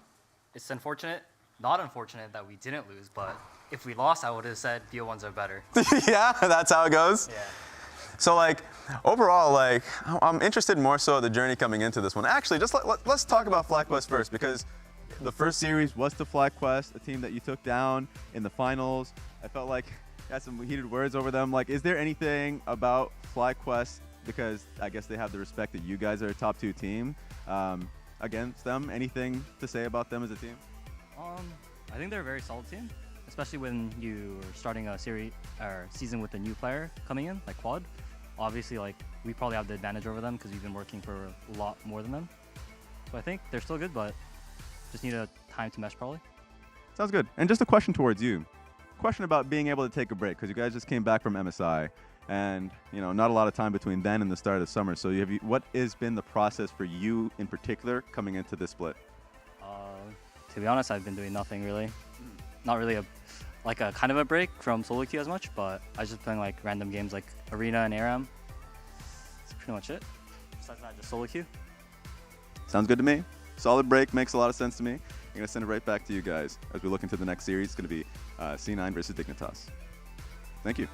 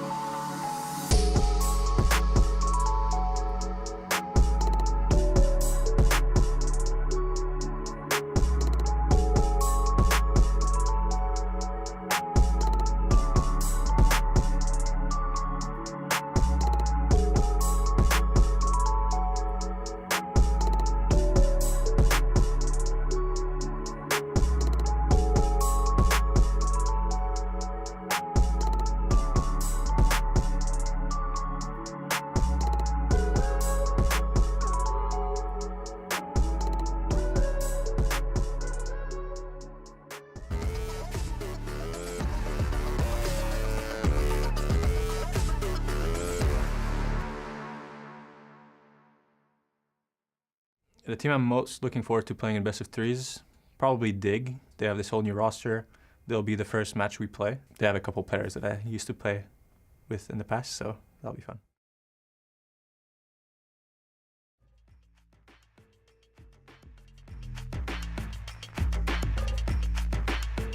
The 2023 faces. I was playing last split. That's also true. Let's remind the people who's coming back. I guess the biggest face is already there. Licorice is coming back to the top lane. It's been some time. He's been a split. Spica is another name from Dignitas' former side. C9 players, actually. All of them. Yeah. Every single one. Graphic proof. I didn't know when Spica was on C9, but I guess he was. Yeah, but Jensen Licorice, Isles was also on C9 Academy for a time, and then Sven as well. Several championships with C9. So, what were you calling Dig, Raz? I didn't call him anything. What color of C9 were you calling him? C9 yellow, put that out there. It's a yellow team. It is a yellow team. That's just how it goes. You know, wherever your mind takes you, go for it. But like the familiarity is definitely there between all of these players. Even like talking to Jan before we were on air, how he just mentioned that like this is the real rivalry between both Dignitas and C9. Raz, I brought something to help you keep track. It's thank you. easy to read. How do we walk through this? Walk me through All right, it. so this is every connection I could find between the current Cloud9 starting roster and the current Dignitas starting roster, including their coaches. Dignitas is out here by himself. He's new. Obviously coming over from the Dom 1 like academy system. But yeah, we have Blabber has a ton of connections. You start with 2017 NA Scouting Grounds class of Blabber, Spica, and Vulcan, which we've talked about a lot. I think Sven has the most at like 8 or 9 different connections to players that he's either rejoining on this Dig roster or has played against or with on the C9 roster. So it's really fun. Who remembers that Spica and Vulcan were even on the same team last summer? Do we have like a scan of this that is going to be on your social media or something? You better put this on. Yeah, I was trying to get a good picture of it. Yes, producer said we absolutely do have one. That's amazing, Emily. Jack as well, excited to play versus C9. Oh, alumni. I thought he had a fancy name for it. Yeah.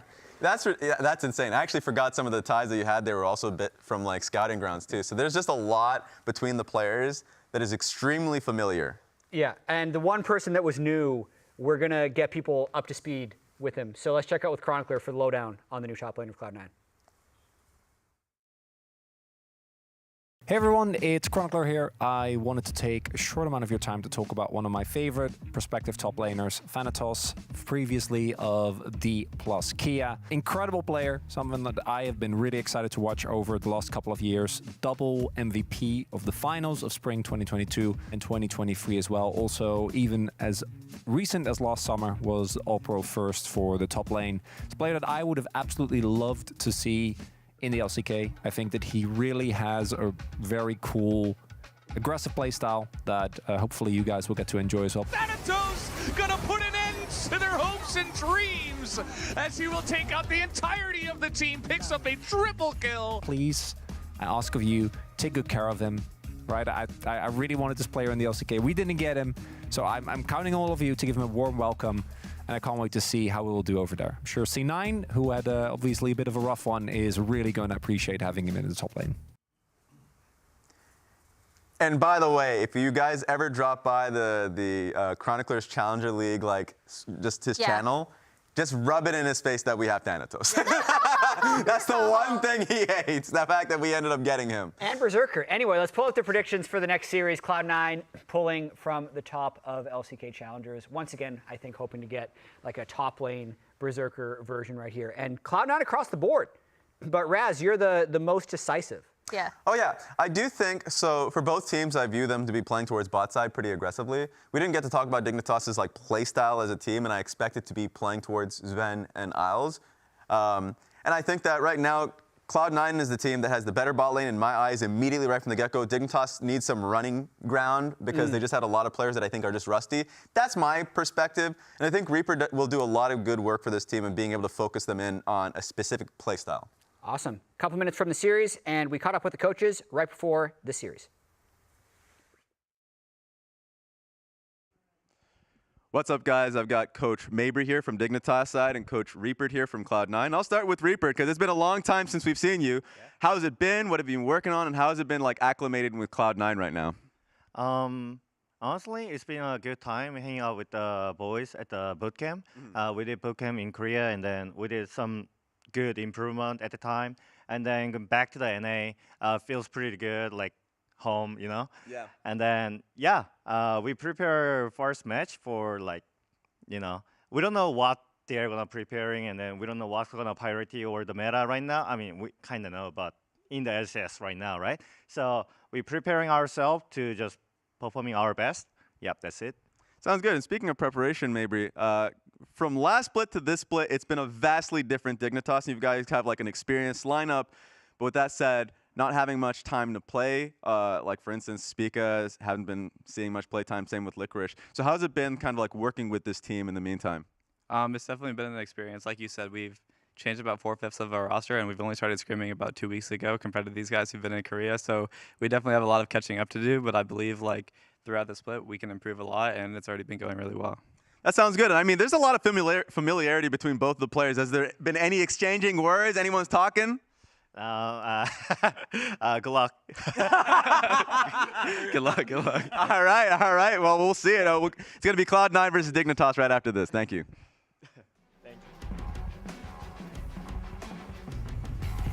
Gentlemen, welcome back to the Riot Games Arena here in Los Angeles, California. We're continuing our best of 3 action with our second series of the day.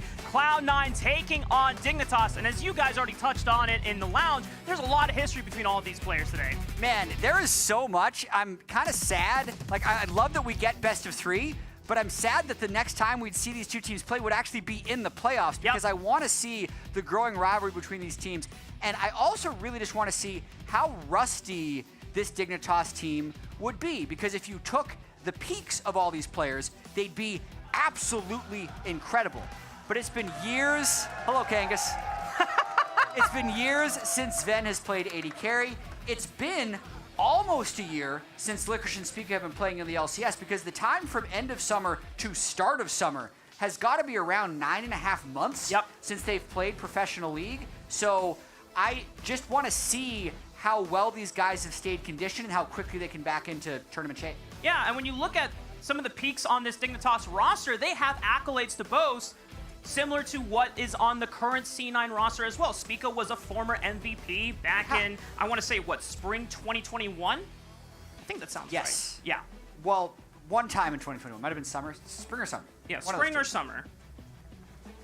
Yeah, look at this. 1 LCS MVP. Weirdly, that Spica's the only MVP with all the success that Jensen has had in the past. Never was able to quite get the MVP. 9 LCS titles between them. So many Worlds appearances. And that's going to be the goal for these guys, is to not have the 9-man sleep, but to make it to the World Championship.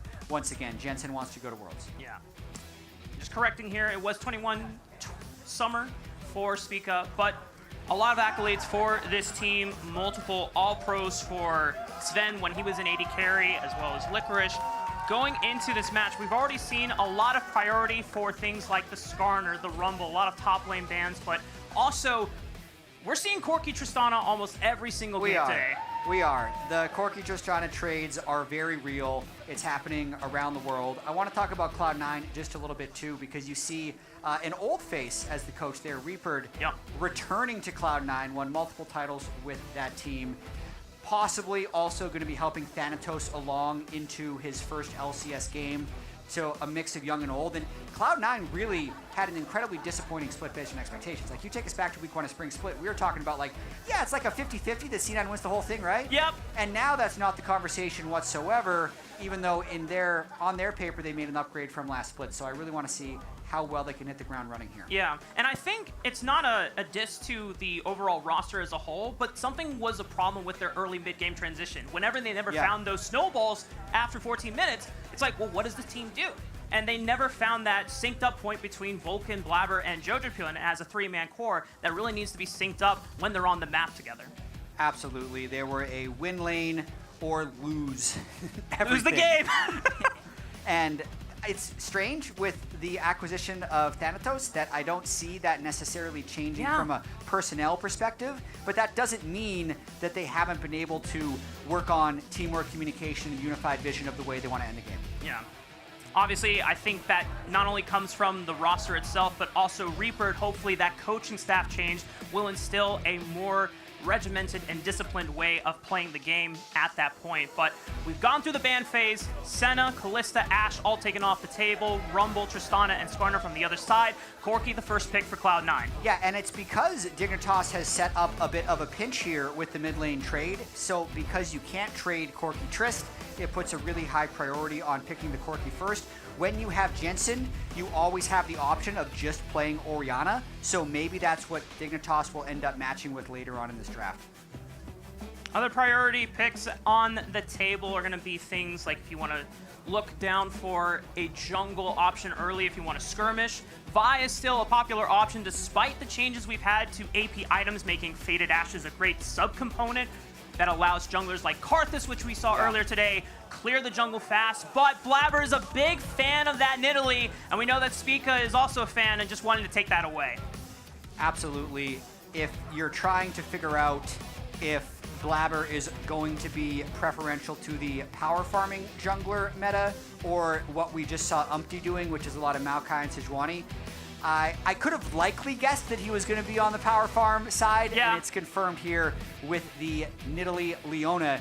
I say the two together because I feel like it's really important that you have some type of good lockdown for Nidalee to land free spears and have really potent ganks in the early game. Yeah. No Nautilus picked for Cloud9. They opted for the Leona, which was something that I was a little curious about even in the FlyQuest series, opting for that same choice instead. Nautilus is still available on the table if Dignitas want to go down that route, but they did lock in the Vi, and comboing that with Taliyah, I mean, it's just spring split all over again. Absolutely. So Jensen just is going to be happy with the Taliyah versus Corki matchup. When I look kind of early on into summer split across all the regions, even though you can play Taliyah in the jungle, it is more prominent as a mid laner, and obviously with the Vi locked in, the early game is set for Dig in terms of mid jungle. A ban towards Berserker's Ezreal.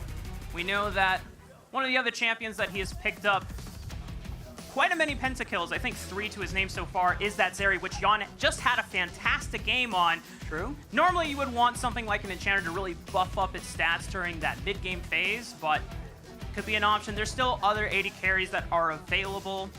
Despite many of those bans already being thrown out the door, Rakan also being taken away from Dignitas. That was one of Isle's best champions from Spring Split, even in their first game against Shopify. Was absolutely, or not Shopify, it was Immortals. Super awesome display there. And the Renekton being taken off the top away from Thanatos, who, I believe that was his most picked champion back when he was active as a player in LCK Challengers in Season 13. Yeah, you got Renekton, Gnar, Cassante, Jack. So really just the top lane bruisers. General meta stuff, nothing super shocking there. If Dignitas ends up blocking support here, they're going to be saving counter pick for Licorice, which I think is pretty important when you have a welcome to the LCS game for Thanatos. Wouldn't be shocked if the Cassante gets locked in because it's a little bit of a safe pick. The Kai'Sa, though, is a little bit more surprising. It's only about a 10% presence globally in terms of bot laners. Actually, if I was going to pick one, I was going to say Caitlyn for them, but the Kai'Sa is definitely more aggressive. Cloud9 is looking to go in. Yeah, you would have thought that with Nidalee, you want something that guarantees lane dominance, but with Kai'Sa being locked in, every one of these champions from Cloud9 has the ability to move forward, and that's the type of game that they really want to play and establish in this first game against Dignitas. Really looking forward to this, and no matter what happens in this game, we will be playing at least one more LCS, now playing best of 3s for the summer split, and it puts so much stake on this actual match because this is the only time Cloud9 and Dig will be playing this entire week. So you lose, that's a winless week. Yep. And you're going to have to spend that entire next week hoping to get the win. So it's very important that each match ends well.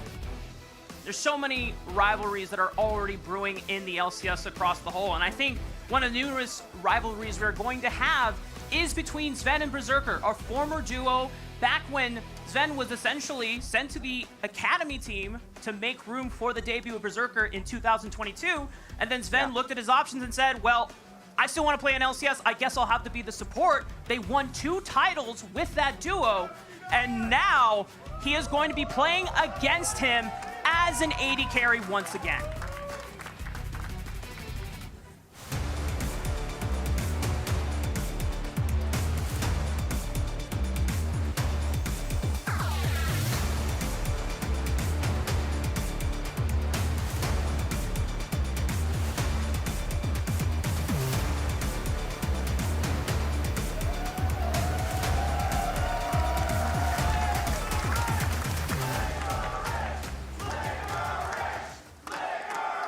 Oh my goodness, the studio comes alive with a chance.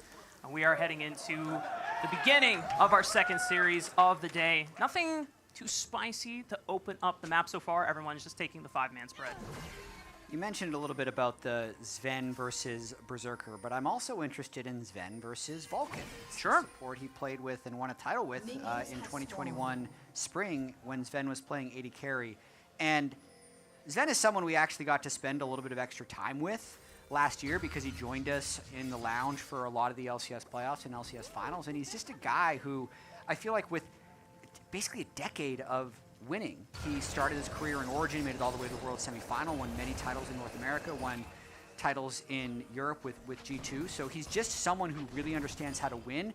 And it's, in terms of coming back to AD carry, like, yes, it is hard to hit the ground running on AD carry, but he boot camped in Korea throughout the spring split and hit over 1,000 LP in Challenger. So if there is a guy who'd be able to come in and just, quote, like, look fine as the AD carry, it would actually be Sven because he's basically put in the hours and he has so much experience to draw from. So I'm just really interested to see how this plays out for Sven and I. Sure, and he's been putting in the hours during this split where he was not playing professionally on LCS.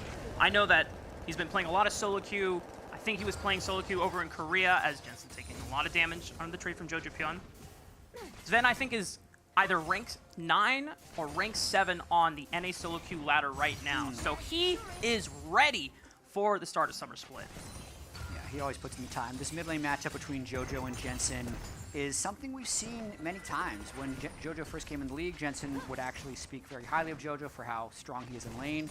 And I don't expect anything super spicy to happen in a Taliyah versus Corki matchup, even if Corki got a solo kill in our first series. But I'm more wondering how they're going to overall impact the map as we see in Bleaching Ball.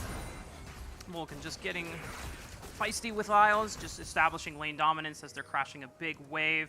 You already see Blabber has cleared towards the bottom side of the map, almost done with the full clear. We'll be making towards the Krugs afterwards and be looking for that bot crap, where Spica cross map on the opposite side playing towards Licorice. Yeah, so Blabber, you want to put your full clear tracker on him for Nidalee because that's generally what's going to happen now that it's going to be slightly more efficient with the experience changes that have happened. And to go into a little bit of detail about why you might be seeing more farming junglers is, especially as you hit like the 10 to 15 minute mark, the jungle camps then will be giving you more experience. So it's not like the first clear is like, wow, you're suddenly level 5 after killing a Scuttle Crab. It's more about your ability to keep pace with the solo laners' levels as the game progresses. Same thing with bot lane actually as well. The duo experience was increased, so the supports themselves and the AD carries will not be falling as far behind in levels from the rest of the map. Yeah, it gives a lot more value to picks like the Karthus or even the Lilia and Nidalee as well, who are able to clear the camp so fast that I think around that level 9 mark, they are just able to benefit as long as the game hasn't completely exploded around them, which I feel like that is going to be Spica's job this game. It's not like Vi cannot necessarily keep up, but definitely has a slower clear speed. And for Vi, that power comes from level 6 once you unlock the Cease and Desist. You want to be coming mid lane. You want to be linking up with Isles and looking for kills and plays. As looks like so far, Spica has not found anything quite yet. Still before level 6 is Blabber, still on the top side of the map, where Spica making his way towards the bottom side of the map. No, it's been a very conservative start to this game. As there's a little bit of training, but it's basically likely just to get the wave in. Vulcan contesting it really aggressively when there's no way they're actually going to fight in that wave. But as a reminder, the last time Sven was playing AD carry, what was happening in the world? 2021. Yeah, there was a few things. So Perks was on C9. That's how long ago this was. Damn. I feel like there's more significant things that was happening in 2021. Do you want to go? We have a few. I was thinking we were going to space it out. So it's like a reminder throughout the series. You know what? We'll save it as a surprise. We have some good ones later. We're going to savor this, though, as we get back to the rest of the game. I'm curious who's going to be playing for first Dragon here. Currently, Sven and Isles have the push, but Blabber is on the bottom side of the map. There's a ward here in the tri-bush that Vulcan is going to clear out. Blabber taking out the control ward in the Dragon Pit as well. Spica will be barely spotted on that top line brush. As Vulcan is going to try to get in Isles' face, but not in range for the Spirit to connect from Blabber. They're setting up dominance over the bottom side of the map so far, but neither of the junglers have really committed to either the neutral objectives yet. No, I mean, I think from Spica's side, as long as he doesn't get invaded or out-pressured by the Nidalee early, he's going to be okay. He wants to level 6 and then probably pull a gank off, and whatever that gank would be when Dignitas wants to go for their first objective. Very controlled early game for both teams. One thing that I'm interested with Dignitas is there was this video put out by Travis Gafford where he had... Jensen, the flash, Jojo Pyun with the first blood. That's how you got to start off a series. Okay, Jensen. I mean, really okay, Jojo. That's the second Corki mid lane solo kill we've seen today. Jojo definitely coming to play. And to go to the earlier point, so many of the coaches and players that Travis talked to when he was having the power rank the entire LCS put Dignitas like towards the bottom half, which when you look at the names, you wouldn't think that's possible, but then you do wonder if there's going to be a little bit of rust. Dignitas and Jensen wouldn't be one of those rusty players. This guy was second place in the LCS, went all the way to MSI, but he just steps up a bit too far. Jojo doesn't do anything fancy other than landing a Q, pressing E, and auto-attacking, and then flashing over the Jensen seismic shove. So Jensen with I'd say a whoopsie there while trying to push the wave in, trying to create some minions. Yeah, Jojo just being able to spot lethal, making the punish, and that's flash for flash. That does open up Jojo to getting punished by Spica if he wants to roam towards mid with the cease and desist combo. As Isles, is he going to be forced to flash here? He's got the dredge line and he's making his way towards the safety of Sven. So no need to burn any summoner spells. Yeah, I think if that first E landed by Vulcan, then maybe Isles would have had to flash because they would have been able to combo a lot of damage on top of that. But when he's able to dodge it, he just kind of walks away and everyone goes back to farming. During the commotion, we did see that Blabber took the first round of grubs away. Meanwhile, there's been no answer or response on this Dragon Pit yet. It's been a battle of both of the bot lanes trying to gain push and then seeing if it's safe enough to commit to the Dragon, but neither team has been successful. Yeah, and once Berserker hits level 6, his team fighting will become a lot more potent because then I'd say C9 would also have a little bit more one-shot potential with Kaisa being able to fly in there. So far, even though C9 is looking pretty good, I'd also say they don't look that much different. A lot of the criticism from C9 last split would be that they take a bunch of winning lanes and then use it to like get a couple Drakes or take I'm blanking. Yeah. Rift Scuttlers. What are those called? Yeah, the grubs. The little grubbies, right? Yeah. And then they wouldn't really know how to convert that lead. But right now, 700 gold lead. Blabber getting stronger and stronger. He will be a stronger force throughout the game just by a fact of the experience changes. And they haven't given up any Drakes yet. So I think there's no reason to panic at the moment for C9 as they're looking pretty good. Yeah, it's not like Cloud9 have to completely bank on early game or bust with this composition. One of the things that changed about Nidalee throughout the spring split and going into summer is she got a lot of utility packed into her E. Thank you, Freak. I'm a Nidalee main. I've been abusing it in solo queue so far.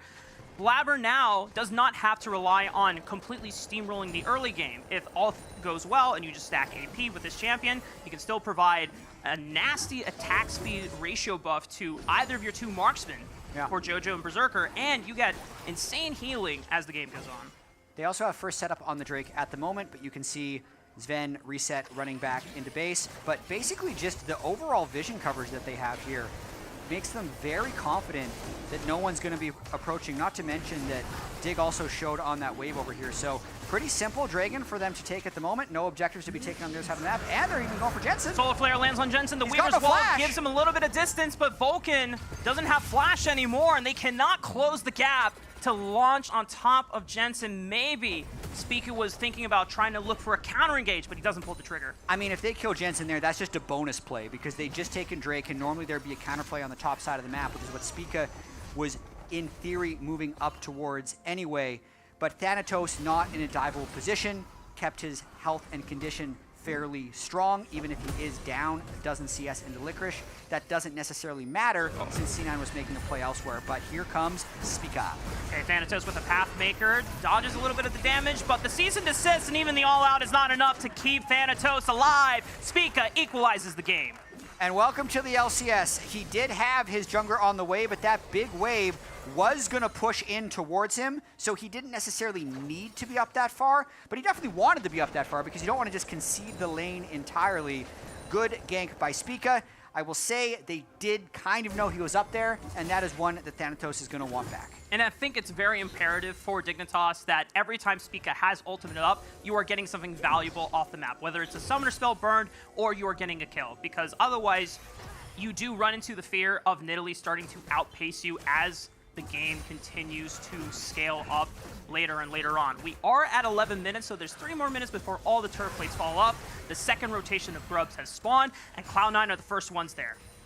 So I think they're going to get a lot of these grubs. Jensen is trading for plates on the bottom side, so Jensen just getting gold on Talia right now. Spica's in the bot lane. So 6 grubs, which are good if you're in a position to hit towers, which they have not yet. They've actually taken 0 plates as a team, but now they're going for Licorice. 4 members committed to the top side. Licorice does have the Keeper's Verdict. We'll see how well he can use it to punt away members, but Thanatos with the Pathmaker will be unstoppable, and Isles is forced to flash away from the pounds, but Blabber might get caught out. Death shards and Licorice with the damage. Blabber is forced to flash away. The Ignite ticking down. Licorice wants the kill, but he cannot close, but it's okay because Ven says, hello, buddy. Did you miss me? As Ven takes him out with the arrow. Nice roam up at the end by Sven, but I'd say mainly a beautiful play by Licorice, finding the initial slam onto Blabber, chunking him out, and making them retreat. So C9 originally invested 4 people top lane for that pressure attempt. They get no kills, 1 plate, and lose their jungler. So really nice counter there by Dignitas.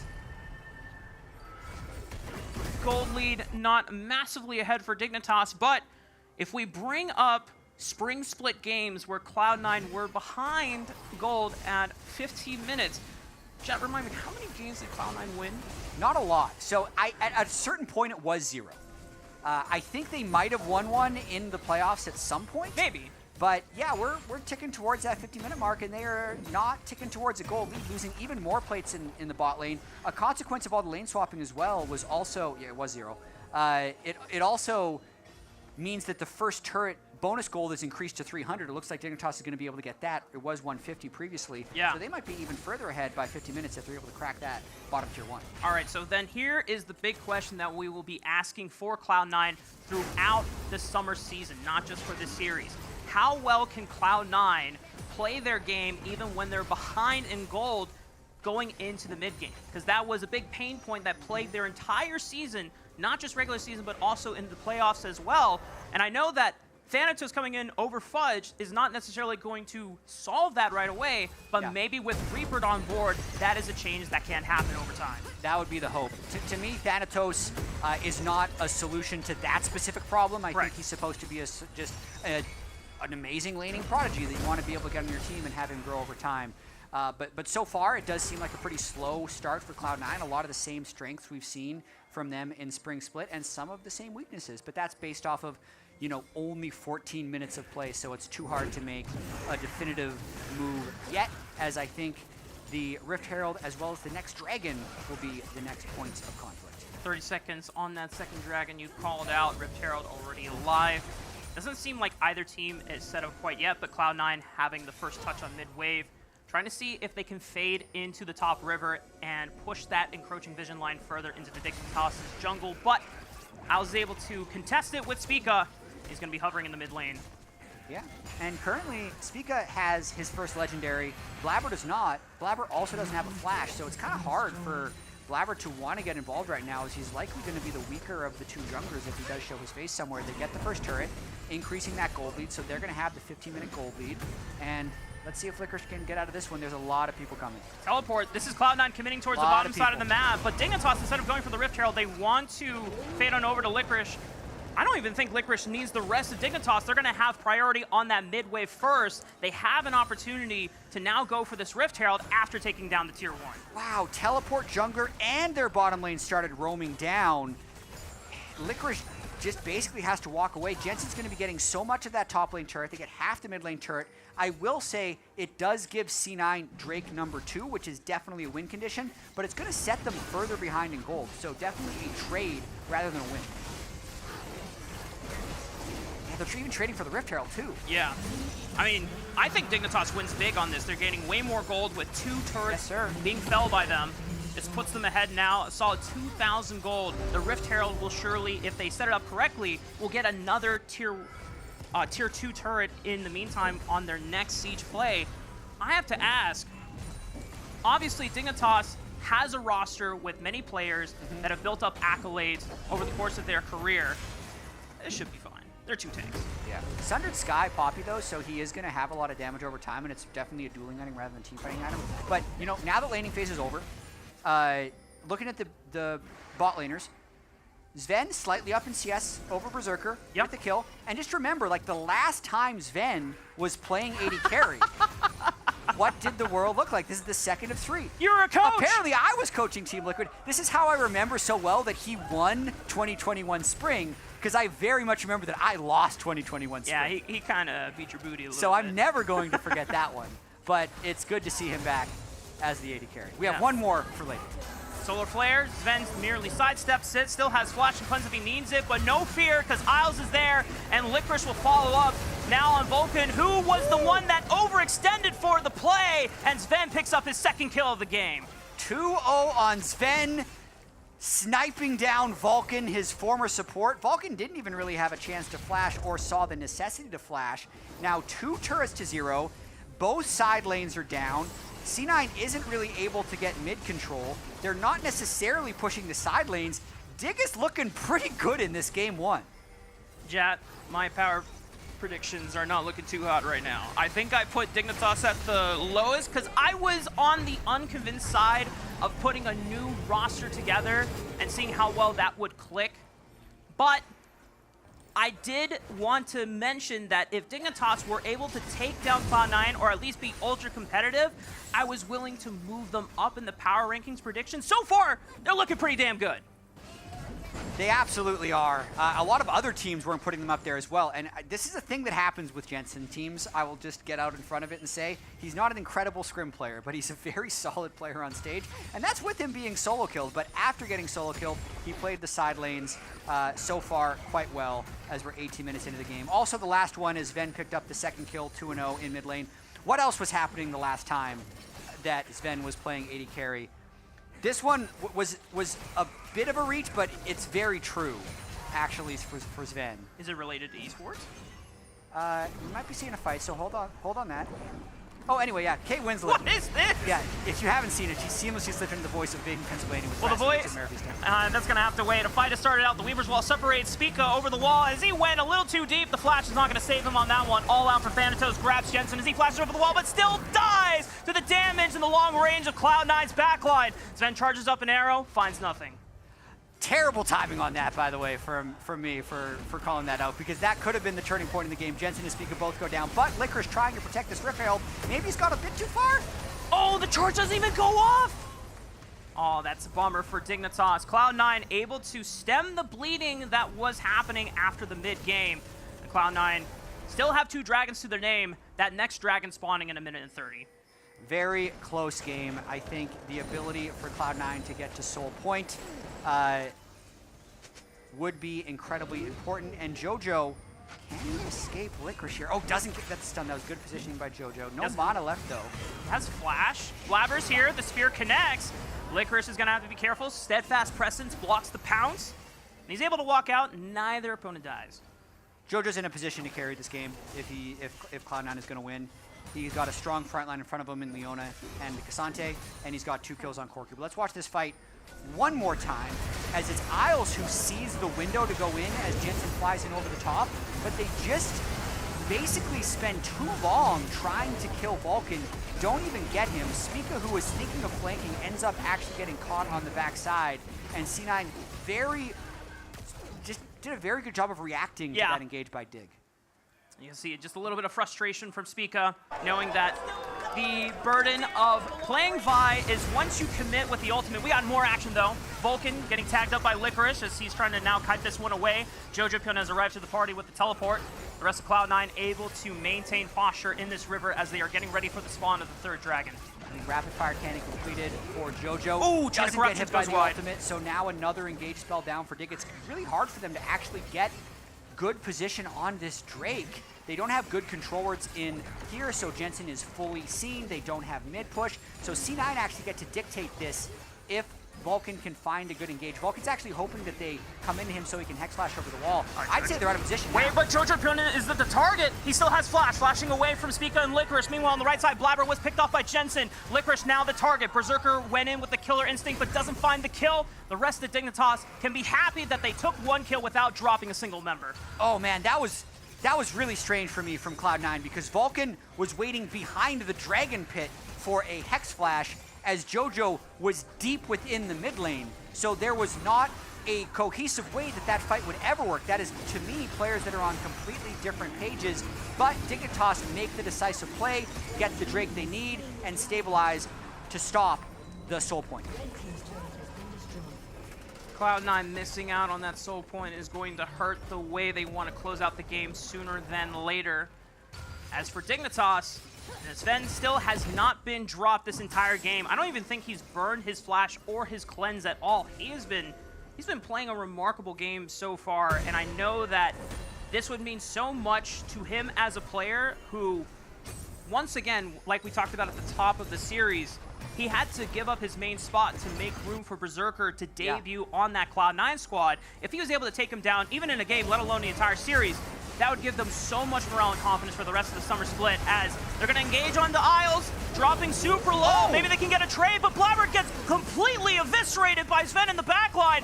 And now they're looking for more onto Vulcan. Vulcan will also drop Jojo, tries to join the party, but I think he didn't realize that his team was losing the fight. A triple kill over to Sven. Sven's back, baby. 5-0, 22 minutes in the first game against Cloud9, and now they turn for Baron. That was just Cloud9 trying to make a big play onto Isles, and Sven just absolutely annihilating him on the backside. I believe he led with the ultimate, just blew up Blabber, and then the extended fight was Cloud9 continually trying to make the best out of a bad situation and making it worse. Baron goes over to Dig. They are now well ahead of this game. Yeah, and Cloud9 need to be extremely careful, especially around Jojo put in the next fight because his Flash is down, and we'll take a look back at that replay. Yeah, so you can see Isles runs into two people. They think they're gonna burst him. Berserker doesn't have ultimate, so he can't necessarily fly in, and Jojo's trying to fire over the wall, but while all that's happening, Blabber just gets deleted. And then, like, at this point, you could just call it a loss, but Jojo gets jumped on by Jensen. Spica flies on him over the wall. 3 kills, all going to the Varus, who's now going to completely chunk through the Corki, Nidalee, and Kaisa. Let's see what Dig can do with this Baron, or if Cloud9 can stop the bleeding. Sven's got a 400 gold bounty on him. I know if I'm Cloud9 that he has got to be target numero uno, but the problem is that the amount of reliable lockdown from Cloud9 is severely lacking. You don't have any single target CC abilities like Spica's Vibe with the cease and desist. You have to hope that the Solar Flare will land. You have to hope that maybe Thanatos can get into the backline, and that's just pretty much it. If Leona doesn't get the CC down on Sven, this guy is untouchable. Absolutely, both Summers up. Baron minions now crashing. Licorice pushing in mid while Thanatos is shown on top, so a safe 4v4. Unless Thanatos can teleport in, there's that ward behind that they'd want to jump on, and that you can see it on the minimap here, or just above Spica's head right there, same ward. If they push too deep, Thanatos could teleport in and try and flank, and that would be the window for C9 to try and come back. Here it comes. Teleport right onto the back line, but Dignitas are able to space away into the jungle. Licorice will be the first one to take up the damage. Jojo Pion's foot! They knew they didn't have Flash. It was an easy setup. Spica is able to get away from the rest of Cloud9 as now Licorice is trying to hold down the line against Berserker. He still has Flash and Barry, and he's trying to cut this one out, but he might just go down. He's blinking on HP, and Licorice slams his body into the ground. A seismic shove will find Blabber, takes him down as well. Dignitas are on the victory march. They are running through Cloud9. Cloud9 had the TP ward set up, but Dignitas cheated towards the top side so that they could easily get away from that. Then, as Jojo was just poking his head around the corner, they absolutely annihilate him. So watch this one more time. We called out the TP ward. We knew Licorice in mid lane, so we saw Cloud9 could have a temporary 5v4, but they missed. They just straight up missed the Solar Flare as Dignitas moves up. They get the root from the extended Verisalt into the seismic shove, into the Vial, into the dead Corki, and Jojo's position where we thought he could carry this game has led to back-to-back deaths. It is in fact Sven and Dignitas, who are coming out on top. And then Jat, at the backside, like, what are you going to do, Berserker? Jad, if you told me last year Dignitas would be absolutely curb stomping Cloud9 in summer 2024, I would not believe you. But this is a brand new roster with 4 familiar faces who have all been passed up during the spring split, during the end of the spring split, and they are here to show that you cannot undervalue them. And this is just one game. Yep. In fact, it might not count at all.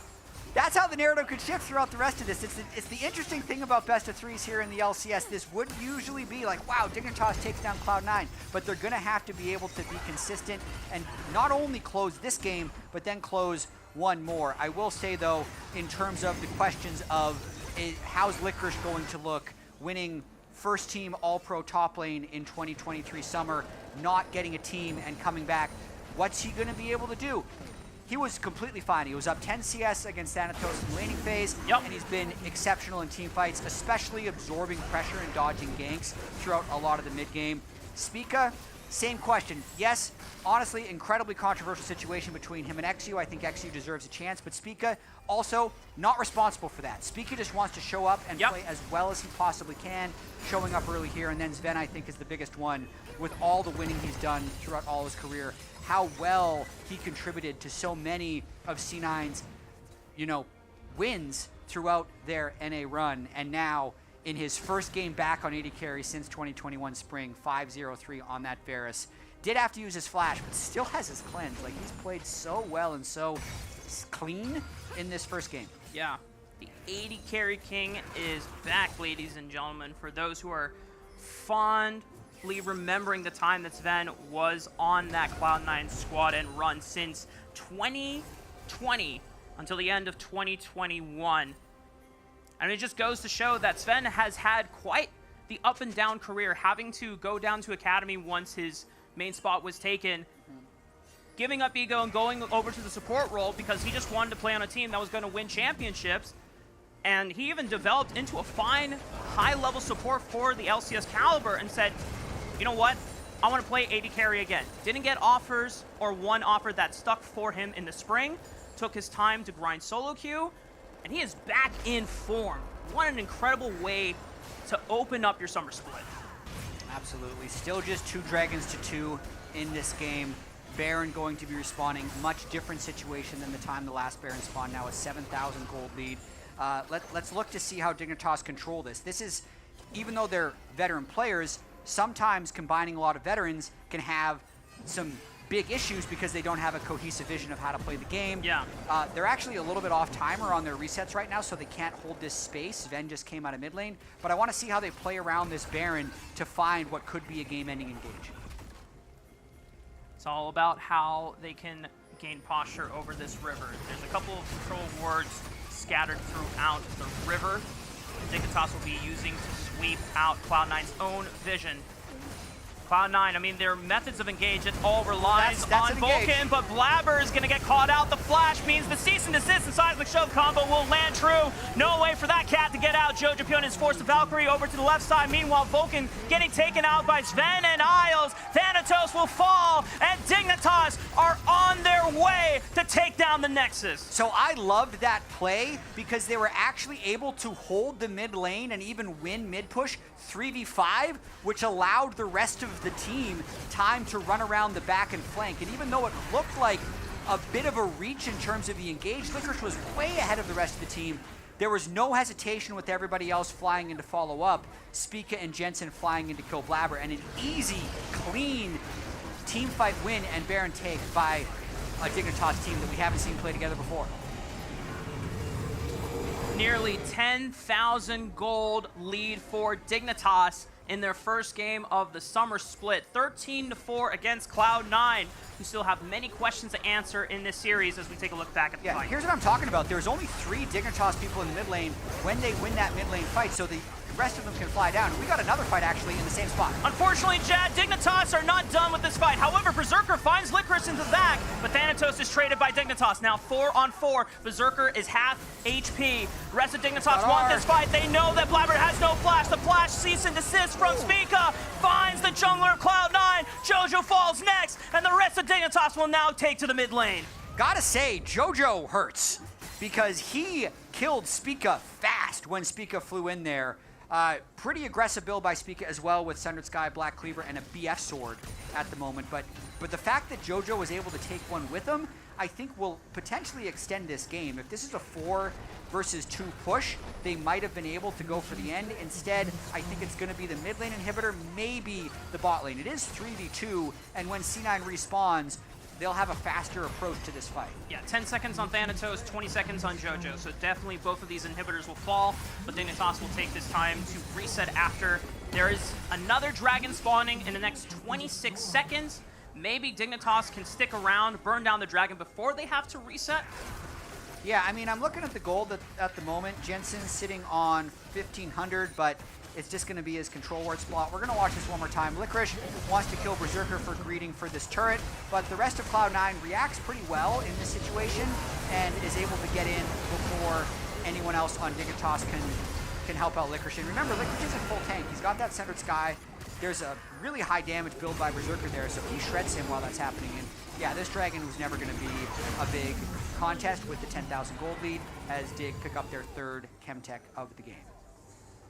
Yeah, nearly every player on Dignitas is an item ahead of their counterpart.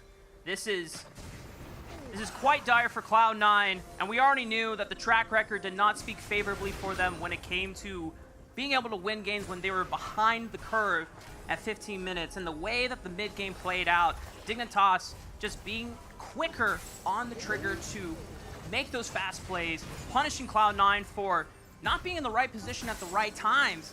And Cloud9 are going to have a lot of questions to answer going into the second game. They absolutely will. They still got 20 seconds on this Baron buff, hoping to break down at least this turret. Cleaver's wall.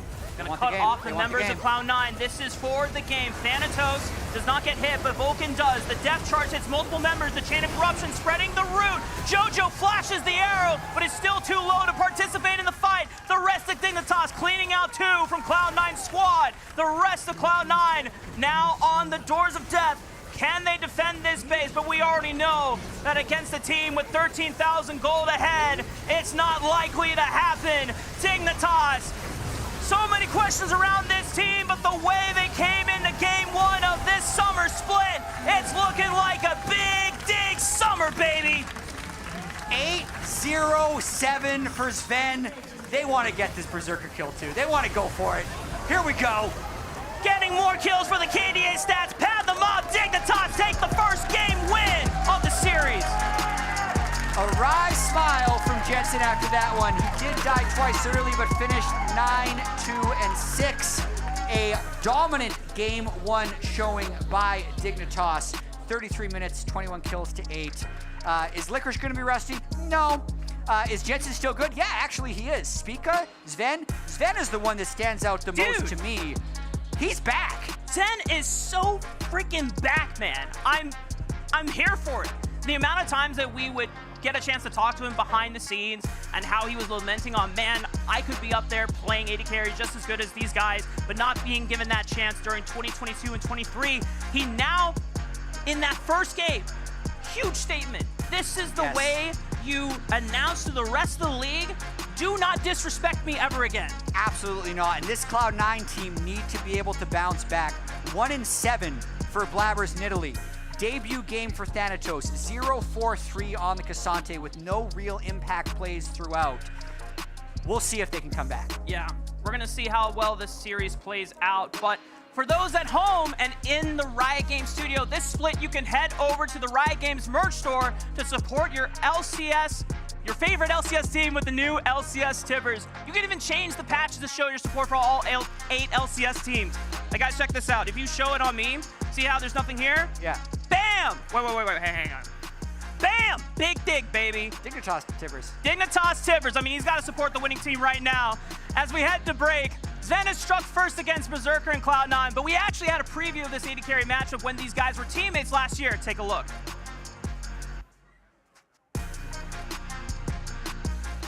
Hello and welcome back to the LCS Lounge. There's a question burning in everyone's mind. Who is the best AD carry on Cloud9? We're here to settle that today with a 1v1 following the showdown rules on the ARAM map. First 100 CS, first turret of the kills. They're going to go ahead. They're only allowed to pick and ban AD carry champions. We'll let them take it from here. I'm out. Good luck. We played like a tandem against Fudge and Blabber, where I'm the keyboard, he's the mouse. That's and good we content. played Yasuo versus them, and we won. We said top lane junglers have no mechanics. What champ do you want? Kai'Sa? Kalista? Okay, okay. Just no ban, right? Just ban whatever, yeah? Yeah. What? Flash Snowball? I think so. Okay. Bang Siri, because he's a one trick. Just in case. Kalista? Yeah. What rune? rune? Halo Blade? Blade? Okay. Wow. Halo Blade, what? And just whatever. Treasure Hunter? Yeah. What? Triumph? I don't know what. Taste of Blood? Yeah, yeah. Triumph and Alacrity? Huh? In secondary. Ghost Poro? Ghost Poro? Okay. And Triumph. Transition Hunter? Yeah. This one? Treasure Hunter, yeah. And Bone Armor? No. Attack speed. Or what? Attack speed and Triumph. If anyone's confused, by the way, the reason that says Mark Z is he's just playing on my login. Because he can't remember his own login. Oh my gosh, the counter. Wii U. Just level 3 1v1? Level 3 1v1? Oh, fuck. I put a point W. I'm actually... Oh, No remake. I can remake? Oh, this is... It's actually over. Wow, I'm actually handicapped. It's good. Now I can blame my loss on this. Nice movement. Wow, my DPI is not what it used to be. Oh my god, I can't move my character. My mouse is so slow. 1 second. Wait, don't hit me. Hello? Oh, you're bad. Oh, sorry. This streaming is funny because Wow, you are bad. Huh? Underestimated. Yeah. Boomer. Not GG? No? No, one more. If you want the GG, we can GG. You want surrender? Nope. Off it. What the fuck? Oh, it's over. Woo! Bam! Go bad keyboard. Keyboard's bad. Yeah. We'll have to do this Did you again. Give him a fair keyboard.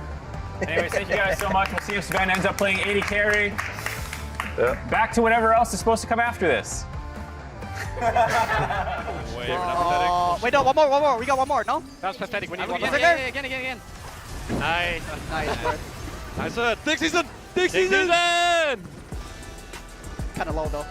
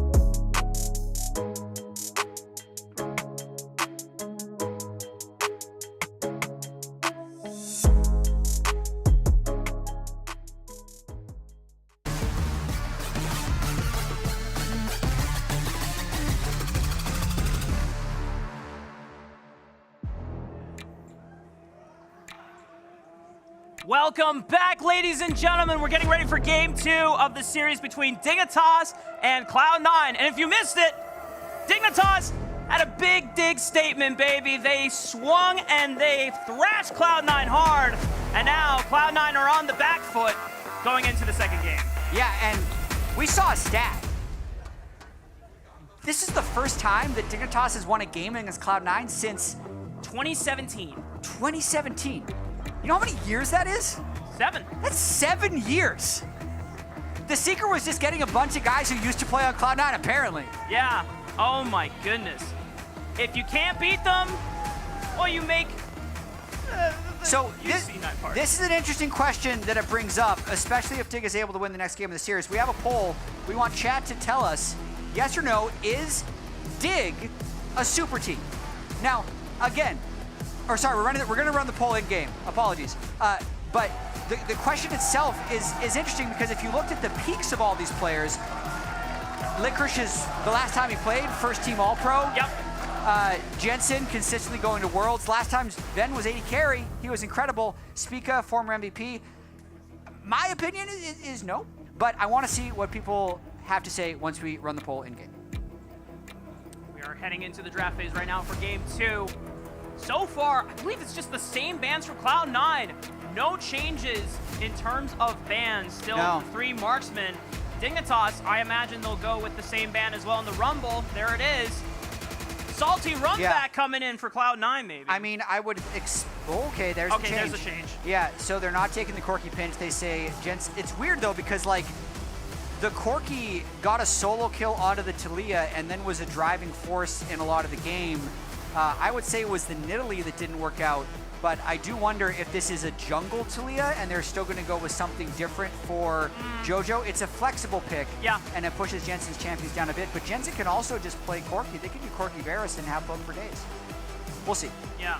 The other option is maybe Cloud9 takes a page out of Dignitas' book and goes for the Vi to guarantee that lockdown combo, because one of the things that was really hurting Cloud9 is, yes, you have JoJo-kun who was super fed on the Corki, but he had no guaranteed reliable lockdown to follow up on. The solar flares were whiffing, Vulcan couldn't get in range to follow up, and even when he did, he was way too deep, and JoJo-kun did not have the safety to follow up on the engage. Absolutely.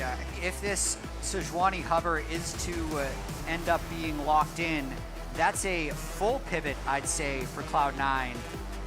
Going back towards a tank facilitating jungler for the rest of the team, and that's true. So we know the mid lane matchup now, Talia versus Hui, just a standard control mage mirror, basically. Jensen gonna have a little bit less pressure around level 5 or 6, but maybe more long-range team fight damage towards the end of the game. Huh, that's a big pivot for Cloud9. Yeah. I mean, they shifted away from trying to snowball their lanes and using a jungler that benefits off of high-pressure lanes into, all right, Blabber, we need you to start leading the engage. You are on team fight duty. You're going to be the first one chucking and fishing for ultis to see if they connect. And there is the Zeri for Berserker. Quick question, Jad. Do you know how many pentakills Berserker has gotten? On Zeri? Yep. 3. Is that right? Yep, that's right. I think Kobe said that earlier in the day. I have no idea why he was talking about Berserker Zeri, but I heard that stat earlier. I have a lot of trivia stats to question you throughout the series. Oh, this will be fun. To pass the time, because I know you're infamous for that. And it looks like Dignitas are going to go back to the tried and true. Spica on the Vi, definitely dove a little deep a couple times, but you know what? That is the name of the game when you are playing for Vi. Yeah. It's comfortable.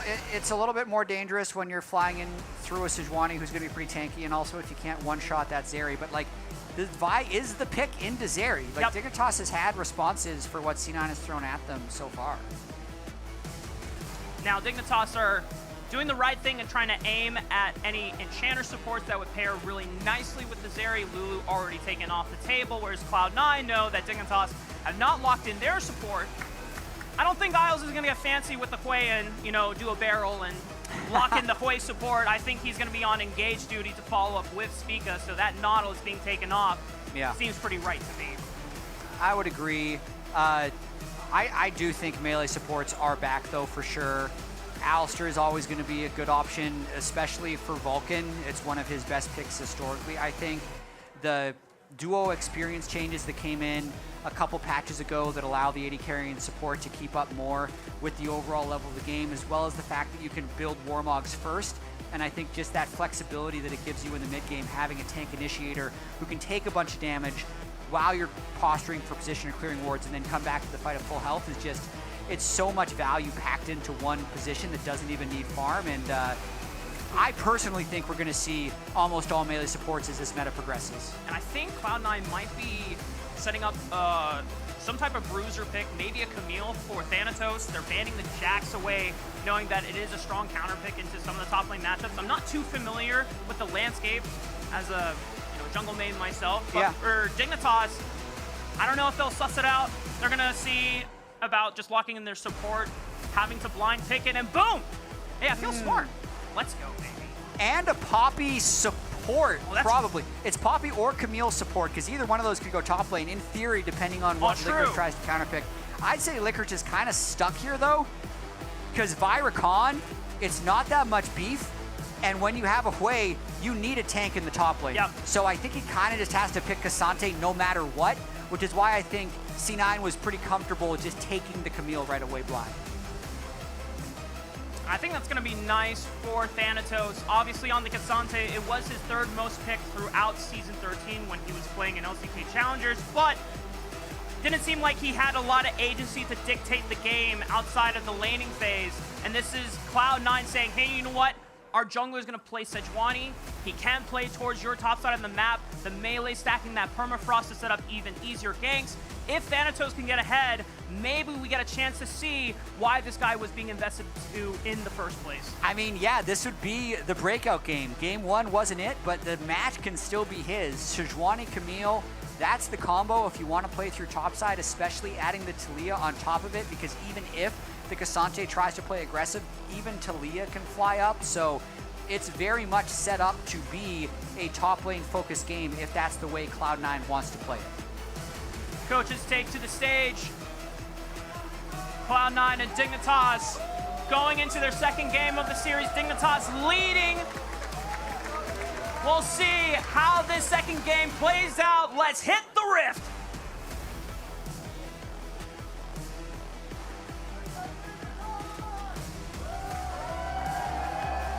All right, about to get into game two. Unfortunate update, as we have a lot of energy at the moment. Jensen couldn't change his runes, so they're gonna speed run the draft again. Same picks, but it's gonna be a couple minutes. It's just a couple minutes until we get into the game. Your hype is so ready, Rafa. I was holding the pose. I felt it in my bones. And then we gotta do a remake, but I will commit. I will not let go of this pose until we are in game. You're gonna be there for a while, so. It's okay. I'm committing to the pitch, Jet. Keep talking. Don't let my dreams be a meme. Hold the note. Get it again! And just as long as you can until you pass out, right? I'm fine. I'm making this look a lot more difficult than it actually is. He's I'm just totally standing fine. here with this hand up. Yeah. I'm definitely about to pop a vein in my neck, but it's totally fine, guys. I love the intensity. Okay, they're back in draft. We'll be getting in the game pretty soon. Thanatos. Yes. The one player that didn't have a number of connections to everybody else on the team, because the entire Dignitas roster has numerous connections to multiple different players on Cloud9. Even Spica playing with Vulcan last year, but this Thanatos, young player, replacing Fudge, so much hype with his announcement, isn't able to do much in game one on Cassante, but now they have Camille, Sejuani, Talia as a top side. Will they play towards it? Will they be able to play towards it? They will also have an insurance policy in Berserker on the bot side of Zeri, so I'd say Dignitas can really throw a wrench in the top side plans if the Varus is able to really establish lane dominance and require jungle attention from the side of C9. But I think the overall game plan for C9 is to enable Thanatos and really see what he can do in his first LCS day. Yeah, as Chronicler mentioned at the top of the series, this guy was a multi-season MVP in the LCK Challengers League for 2022 spring and 2023 spring. He was also voted best top, I believe, towards the end of 2023 as well. I mean, this guy was hyped up for a reason. For anybody that didn't watch the LCK Challengers League, he, alongside Lucid and Poolbay, were a massive trio that dominated pretty much the entirety of the Challengers League. They went first and second place a lot of the times throughout their run between 2022 and 2023. He even won the Kespa Cup as well with 2021. Yeah, the whole time, by the way. I'm committed! We have the tapes. You can check the tapes. He's just holding it. We're close. The countdown is at 30 seconds for the actual draft. Then we'll go to the load screen, and then we'll be into the game. So just a little bit longer. Just imagine, you've been having to wait like 3 minutes to make it back into the LCS. Licorice had to wait 9 months to play another LCS game. I'm doing it for Licorice. I'm doing it for Eric Ritchie, baby. Sven had to wait 3 years to play 80 carry again. I'm doing it for Jesper. Jensen got kicked from FlyQuest, man. Oh, that sucks. But he's back. He's one back. game up on C9. Let's go, Nicholas. All right. Mika keeping it calm and cool. Jensen also taking a sip of water. This could be the last game of the series if Dignitas closes this one out. But Cloud9 with a new look in their team draft. More oriented towards helping Thanatos and giving him the key to the kingdom. Let's hit the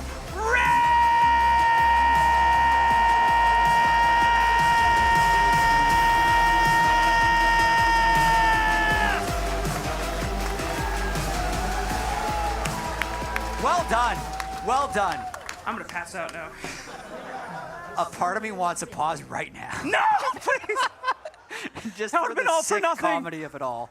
Okay, we're back. Game 2, Dignitas can close out the best of 3 match against Cloud9 with the win here, or C9 can send it to Game 3. And this is the question we had to ask earlier. Is this Dig team a super team? It depends on your definition. I want to leave it ambiguous. Vote now in chat. If you looked at the peaks of all these players, I think you'd have a clear answer. If you have a different question for a super team, I have my answer, but we'll check in once chat votes.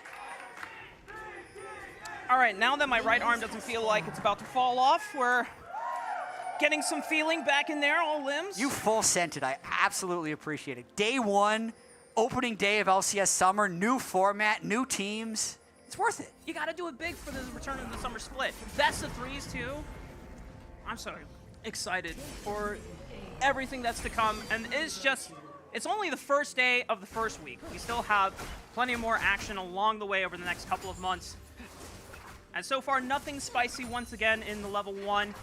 No invades. I think there was a ward dropped by Cloud9 on the Raptor camp of Spica, so they will be able to track where he's going to end up when he is level 3. Yeah, and I think more importantly, they really want to know where Spica starts in the jungle here, because ultimately, I think they're going to be trying to stack a wave top lane and bring as many people as they can to take down the Cassante at some point, but we're pretty far away from that, and it's really just about making sure they can get to a point where Thanatos feels safe to play aggressive in the lane as Camille. Vulcan taking a lot of poke there early on Poppy as well. Poppy support, I'd say if you watched MSI, Mickey made it look absolutely broken in certain instances, but I haven't seen that many players really make it shine. And he can stop 3 members of Dig with the steadfast presence, but you really just have to be super sharp on this pick to make it work, because it's not like he's got a Callista or something that he's able to shut down. Yeah, you do have a lot of all-in power in the early laning phase, especially since he took that Hail of Blades. If you find the angle, flash, wall slam, try to just burst either the AD carry or the support down and see if you can go look for a summoner trade. Also, if Vulcan gets out of this laning phase early and looks for roams on the top side of the map, then it can get really dangerous for Jensen and Licorice. I mean, Jensen missed the cannon, it's over. Thumbs up from JoJo as well. He's good. Yeah, Jensen. So he got solo killed in game 1, didn't end up mattering. I'd say one thing about Jensen on stage is he is able to create like stabilizing forces in the game like after 10 minutes. So much attention can be put on the early laning, which I think JoJo, just generally speaking at this stage in both their careers, like JoJo is a better laner than Jensen, but Jensen's ability to keep his farm up, keep his gold up, and always contribute in teamfights is almost unmatched, I'd say, for mid laners in the LCS. I mean, we saw a testament to that in their last playoff series in spring, where I think Jensen didn't drop a single death in the entire FlyQuest series against Cloud9, Yeah. and JoJo didn't get a single kill either. And it looks like we got the results in from chat. They have said no. Dignitas is not a super team, and the fans are not happy in the Riot Games arena. Hold on, I agree with this, and it's not a bad thing if you're a Dig fan. Like, Cloud9 was called a super team last split, and look what happened to them. You need to keep expectations in a reasonable place if you want to have the success at the end of the day. This is true. Super teams in NA do not have a great track record. So if you are a true Dig fan and you say Dignitas is not a super team, then they have better chances of doing well later on. Yeah, I mean, they're definitely not. 3 of the players weren't in the league last split. Like, yes, their peaks are all there, but it is absolutely a prove it or lose it split for so many of these guys. Like, Licorice was first team all LCS top lane with Golden Guardians. The org gets deleted, and then he doesn't find a team for spring split. Now he's back, one up against Cloud9. Similar stories for Spica and Sven, just different ways of getting there, but they just didn't play last split, and they need to prove it before you're going to call them a super team, for sure. I mean, there were so many rumors about where Spica was going to end up, but then the amount of slots in the team got deleted, as you already called it, with Golden Guardians and Evil Geniuses leaving the league. And meant fewer spots for someone like Spica or someone like Sven to find a team. And Spica... This is a good start for C9, though. Hey, they wanted to start the Thanatos train early, 6. but the all-out is going to bring Vulcan over the wall, but the Ignite, no way. Okay, JoJo is there for the reinforcements, and the Ignite gets the final tick, First Blood over the Vulcan. So that's 4 people. I don't know if it cost them a huge amount. That was just really good timing for that gank from Cloud9, because Licorice really was just trying to get level 6. He was trying to get the wave in, and he felt like if he get level 6, he'd be able to get out alive. He gets incredibly low before 6, so he can't fly over the wall in time, and C9's able to execute the kill. The one unfortunate thing for them, though, is the kill does go over to the support Poppy, so it's not necessarily going to slingshot Thanatos in any meaningful way. Yeah. Licorice teleported immediately back into the lane, just crashed it, so he's actually going to be completely fine despite dying there and losing his ultimate. And check this out, as Berserker's going to face check Isles.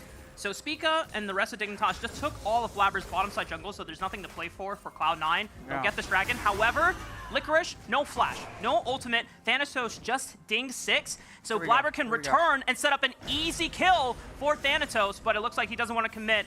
They're just going to bully Licorice off the wave as he does have a good freeze going on.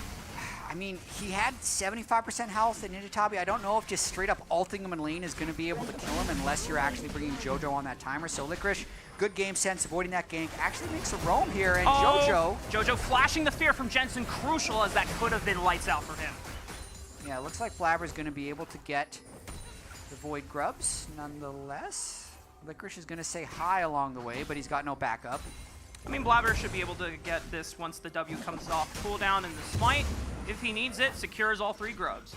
Yeah, generally speaking, that's a grub for Drake trade. Infernal Drake going over to Dignitas, and a little bit of interesting positioning. I'm looking at Isles down in the bot lane, actually, just getting vision down. So, am I reading that right? 87 to 60? No, 67. Oh, jeez. I was about to say, you that's need glasses, ridiculous. Jack? Well, they changed the text. I'm not used to it yet. It's a new color. Everyone's adjusting to their new environment. There you go, there you go. Yeah, only up 7 CS, so pretty neutral bot lane. Now for Dignitas, the next line of play, Spica is level 6, has Cease and Desist available. No flash on JoJo. He should be the next target. Cease and Desist follows up, and JoJo has no way out. Dignitas with their first kill of the game. Got the flash from Licorice Roam early. Jensen keeping the wave in a gankable position. Spica converting on that position. Well played across the board. That also takes JoJo off the map. So this stacked wave from Thanatos isn't a possible dive with the Talia jumping up. Allows Licorice to catch the wave. Overall, that's a very important kill for Dig.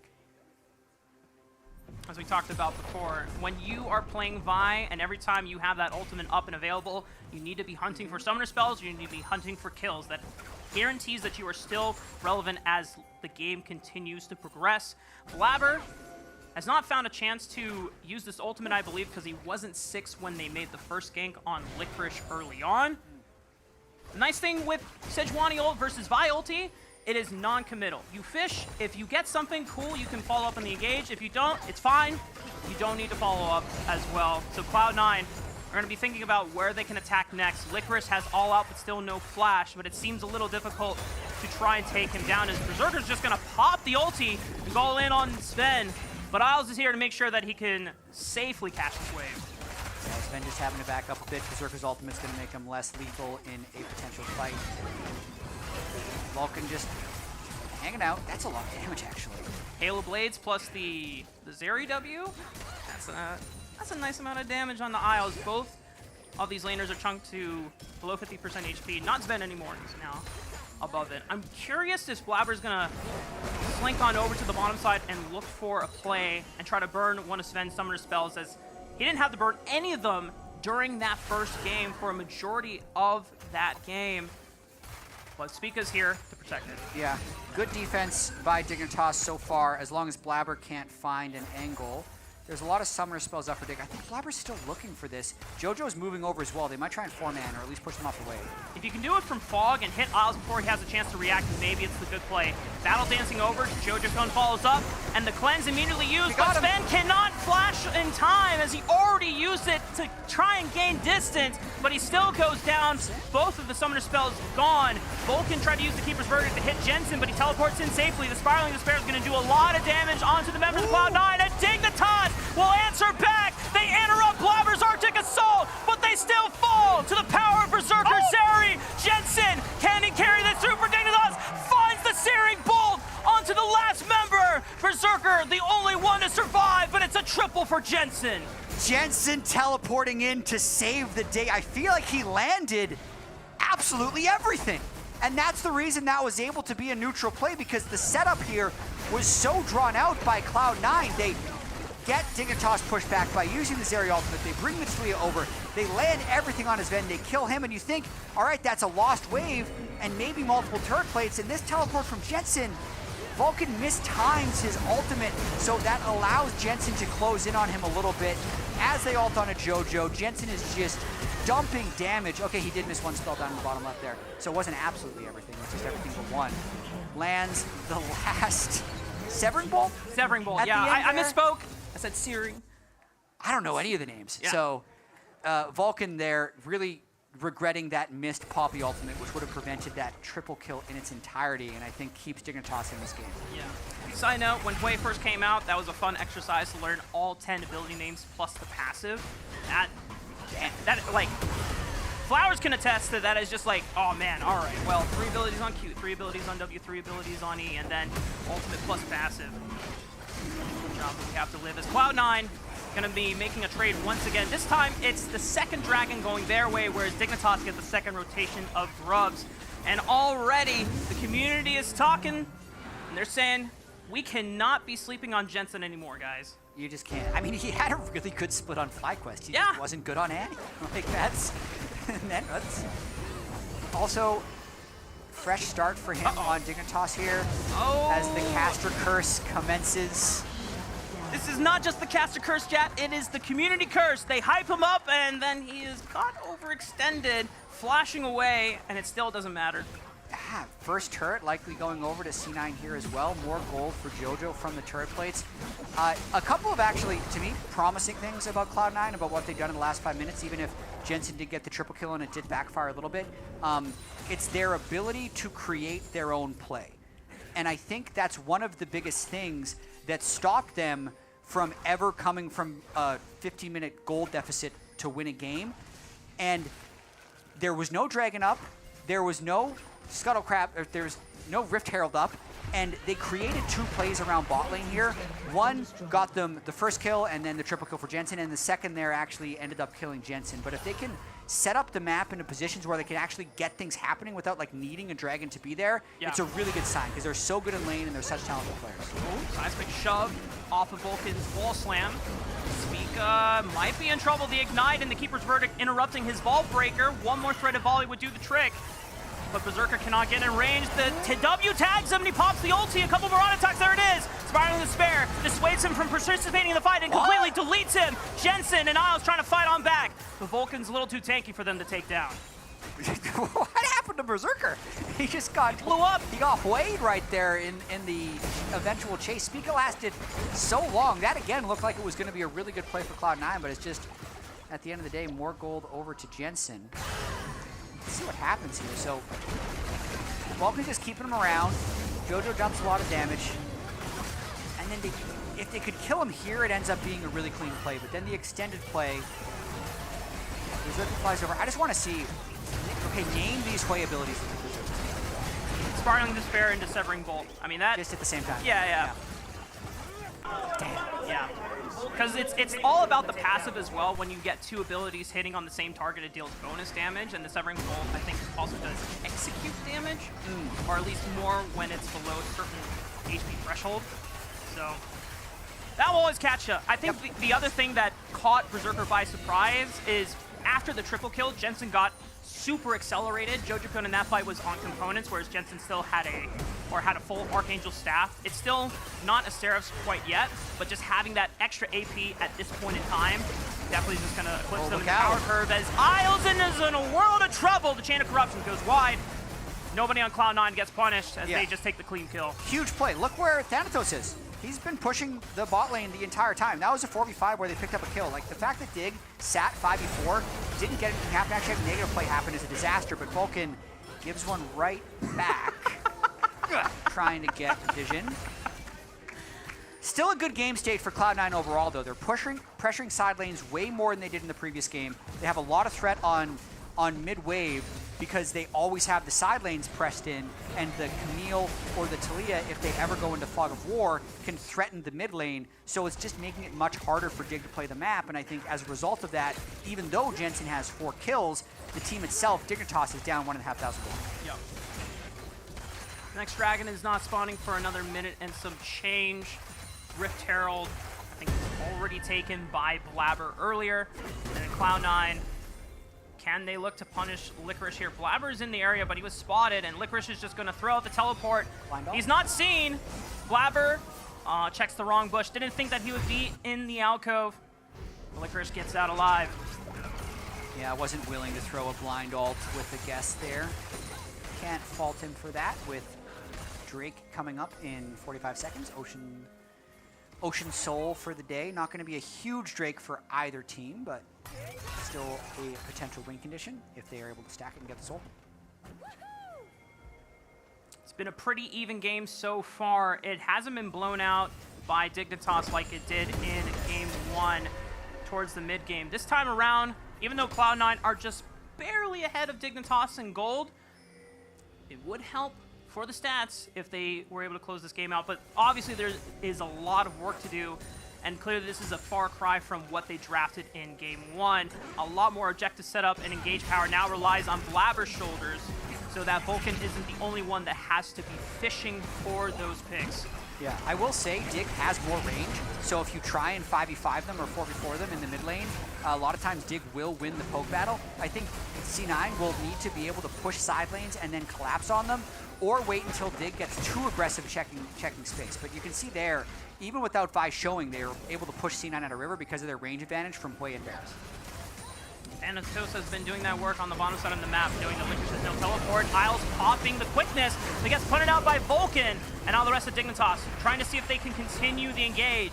But no one from Dignitas can get in range to pull the trigger as the rest of Cloud9 back off from the fight. Blabber's Sejuani ultimate went in the wrong direction, for sure. He threw that backwards. So a little bit of a finger fumble by Blabber there, and it doesn't look like C9 is going to be able to do anything with that side lane pressure that they had from Thanatos. He actually just has to reset to base, and Dig just wrestled control of that Drake away from C9. Yeah, they took away one of the long-range engages from Cloud9, also his flash, and now Blabber, despite being a tank, his first item is really a support item, so he's not as tanky as you would think at this point in the game. So he cannot be the one stepping up, and if both he and Vulcan are not willing to contest, then yeah, these objectives are super easy for Dignitas to control. Yeah, really important split for Blabber coming up. I think obviously everyone was disappointed with their spring split performance, as Isles is just fighting for vision, and C9 is right back to trying to pressure side lanes, but Blabber definitely had one of his worst splits in a while, not making, I don't know if he made any definitely didn't make first or second team All-Pro. Yeah. He's further down that ranking than I've seen him for years. Game 1 here, 1-7 on Italy. Game 2 here on Sejuani, wanting to get the win.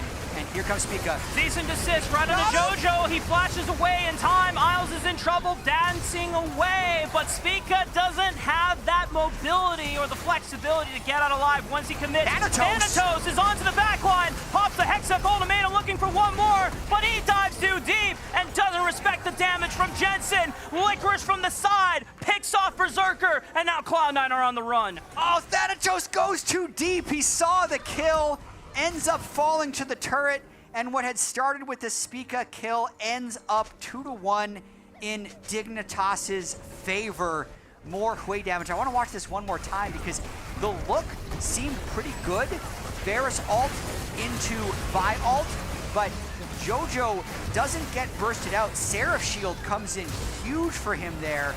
And then right here, Berserker's ult still running. Thanatos wants to go all the way in on Jensen, but when he ults, C9 has to back up because Jensen's landed a bunch of spells on a Berserker, and Licorice has actually found his entry into the fight. So Sven gets a chuckle out of that one because that was not a winning situation, but they come out of it with an extra kill. Yeah. Cloud9 are still slightly ahead in gold, but it's nothing to run away with the game with just yet. Dignitas still very competitive with Cloud9 in this second game of the series.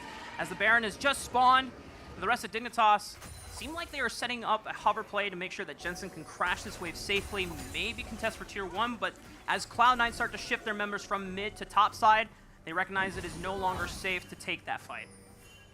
Absolutely. This is the type of game that you want C9 to be able to win if you're a C9 fan, because they're going to be in a lot of states like this where they're slightly ahead at 20 minutes, but a couple things that have happened make you a little bit uneasy. Losing control of that third Drake when they got pushed out of mid lane, and the overchase on that last fight, but they still are able to create these winning map positions. They just have to be able to convert off of them. Deeper vision, actually execute the flanks in strong ways, and get the lead. I think right now with Baron up, it's not exactly something any team can rush. No one has crazy Baron damage, and the next Drake being in 2 minutes. You're just kind of holding steady and needing to see a strong Drake setup here for Cloud9 for the next Drake. How much time can Cloud9 buy until the next Dragon to see if they can contest for it? Berserker is on 2 items. He doesn't have flash for the next fight, would have to wait another 2-3-ish minutes before he feels safe committing fully into the fight.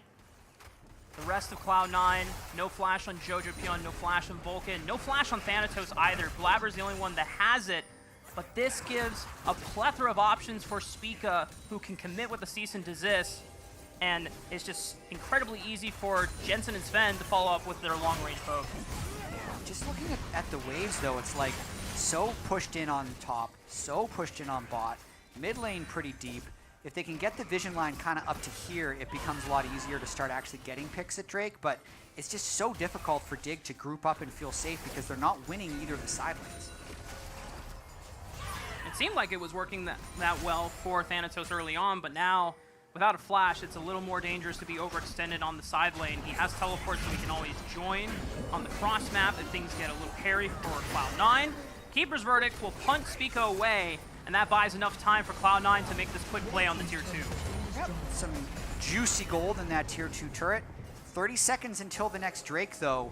C9 might then end up being a little bit slow to that objective. Dig just needs to stick around a bit to make sure that it's not a Baron sneak, but then I think Dig is going to have pretty good position for this next Drake, even though it seems like a nice play for them to get that top turret. Oh, they actually overstayed in the top lane just now, trying to get Jensen, but Jensen threw some skill shots and pushed them back. So they're incredibly late. 5 seconds before Drake is not necessarily when you would want to recall. But with both teams being late, I think it's going to be a battle over that mid wave, much like we saw for the third Drake. Yeah, and Berserker's the first one to touch it now. He can't really step up super aggressively because he has to take caution if Spica is waiting around. They didn't have vision of where the Vi was sitting. No flash, meaning that he would be in a world of trouble if he didn't have a wall to skate on over away from the ultimate. But he's able to cautiously take it. The rest of Dignitas now trying to fight for posture in this bottom river. Berserker should be the first one to touch this wave again, but a teleport coming in from Jensen so he can join the fray. The rest of Cloud9 trying to fight for control, but Dignitas on the ones in the river. And that just makes it even more difficult for Cloud9 to contest. Yeah, it is a little tricky. If you're the team to start Dragon and you're not ready to fight, sometimes it actually just opens the door for the other team to collapse on you, because they're doing this without mid or top prio. So that's actually how C9 could flank them. Doesn't seem like it's going to happen. Not what they want to do. But Cloud9 will try to brute force for this next wave. They're early crashing it, catching it high. The Weaver's Wall is going to cut off Dignitas. They don't necessarily need to engage. Just bully them away from the wave so that they can get this tier 2 and at least trade something for the Dragon. So they're getting more gold. Here's the fight. Thanatos on to Licorice, but not committing the ultimate quite yet. Dignitas are able to brute force their way through. Isles now looking for the counter engage with the quickness, but forced to jump away. Thanatos commits on to Licorice. He's already using the flash and takes him out with the second Q proc. As the rest of Dignitas now down a man. Do Cloud9 want to wager this game and look for the Baron? Oh, Thanatos with some really clever dodges at the end of that fight after his aggressive play gives him the only kill. And that's going to mean they want to start this Baron straight up. There's a lot of cooldowns burned, no Varus ultimate, no Rakan ultimate, and that Baron's already at half health. Thanatos is coming in with the teleport, so he's able to join back at full HP. Vulcan, nice keeper's verdict, punch Spico away. They know that Spico was known for the king of Baron steals. Even when he debuted back on TSM, they don't even give him that chance. Get him straight out of there and get their biggest lead of the game. Most turrets down already outside of the base and wearing a Baron buff. They did give up Soul Point though, so it is important that they make something happen with this Baron buff to extend this gold lead to a point where they can have meaningful item differences on their carries, which they kind of have right now. 3 items onto Leah, 3 items onto the Zeri, and 2.5 onto Thanatos, who really his aggressive play unlocked that entire sequence for C9. Yep. Just a great pick opportunity, and Cloud9 just kind of punishing Dignitas for trying to brute force their way through the mid lane, not respecting the pick potential that Cloud9 had. Licorice still no flash, gonna get engaged on by Cloud9, but it's very tanky, can tank a lot of that damage, dropping to only 2/3 of his HP. Thanatos pushing in the mid wave. Rest of Cloud9 trying to lay the siege down through both of these minion waves. Oh, Licorice has no flash, but oh, Thanatos jumped on. Spica committing with the cease and desist. Isles and Sven all on top of him as well. Blabber cannot save, and the Glacial Prison is a little too late. Thanatos goes down, but it does come at the cost of Dig's tier 3 in the bottom lane. I think if you're thinking about the worst and best things that happen when the other team has Baron, that's really high on the list for Dig. They traded the top turret for 2 turrets bot lane, sure, but then they get a kill onto Thanatos, and now we're even counter-pushing the mid lane with a numbers advantage. First one away. Oh, wait, That's what a landed? lot of damage on that was Jojo. a nice root onto Jojo Pion, and he goes down. The Jensen spiraling despair. It's all disaster for Cloud9. And Dignitas have the push. They commit the flash over the wall and fight Blabber as well. Spica laying down the pain, and Dignitas throw a knockout punch right back. What a comeback there by Dignitas. 5,000 gold down, not having the Baron buff, and they just wipe C9 in the mid lane. If they had more minions, they could have taken that push extremely deep. Jensen continuing to land the skill shots. We're going to watch not the first pick, but the second pick here, where C9 is just trying to get back under their turret, but the first root lands, and that's kind of how this team composition works for Dig. If anyone gets the first CC, they're blowing up the rest of the team. Because the original pick onto Thanatos, I think at the start it was just like a vault breaker from Spica. Yeah. They changed that with Rakan, they changed that with Varus ultimate. He was dead before he could move. So a sneaky amount of CC against a team that only has 1 pair of Mercury treads. So kind of anyone they're landing that CC on, they're able to chain and kill. Yeah, I was definitely rattling my brain to think, how did Jojo get rooted? But it is that EW, the Gaze of the Abyss. Oh my goodness. I'm trying to remember. Halfway quiz for you today. Uh-oh, Spica's found another target on the Thanatos. No flash available for him, and he gets deleted by Sven. Another stellar game on this Varus. It has been a little more competitive from Cloud9's side as they're still ahead in gold, but Sven is still proving to be an absolute beast on this champion. C9 was 5k up with Baron.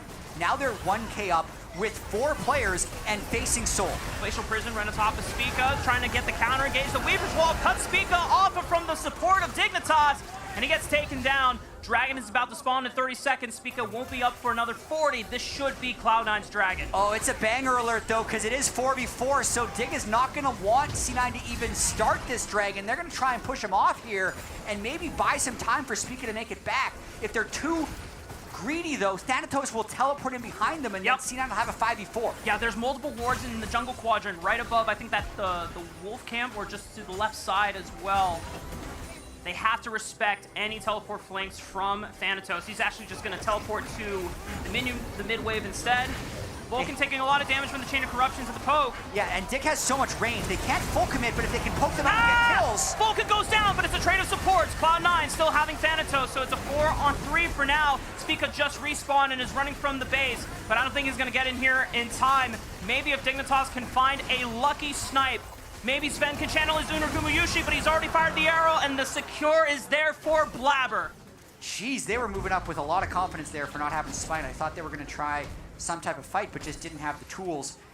Oh, we got a game. Yeah. I mean, we might have an incredible series if C9's able to pull this one out and go to game 3, because this game itself is so incredibly close. Soul Point stopped by C9, but still this, like, I'd say early season jitters from Thanatos, like getting caught out in the side lane twice, but also making some incredible plays that opened up the game in the first place for Cloud9.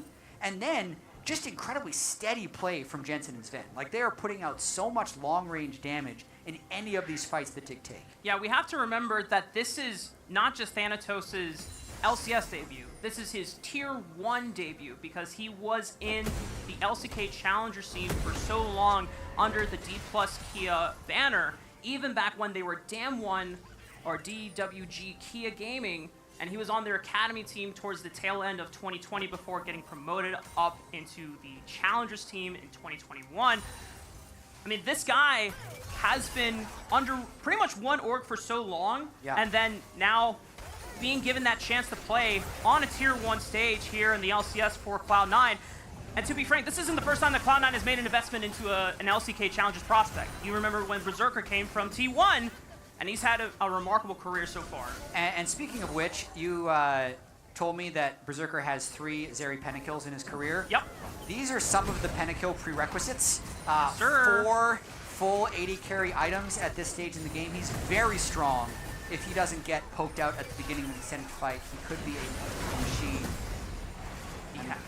Remember, Dig has a little bit more range, so they can outpoke them, but if C9 find a clean engage, they'd have the advantage, I'd say. Yep.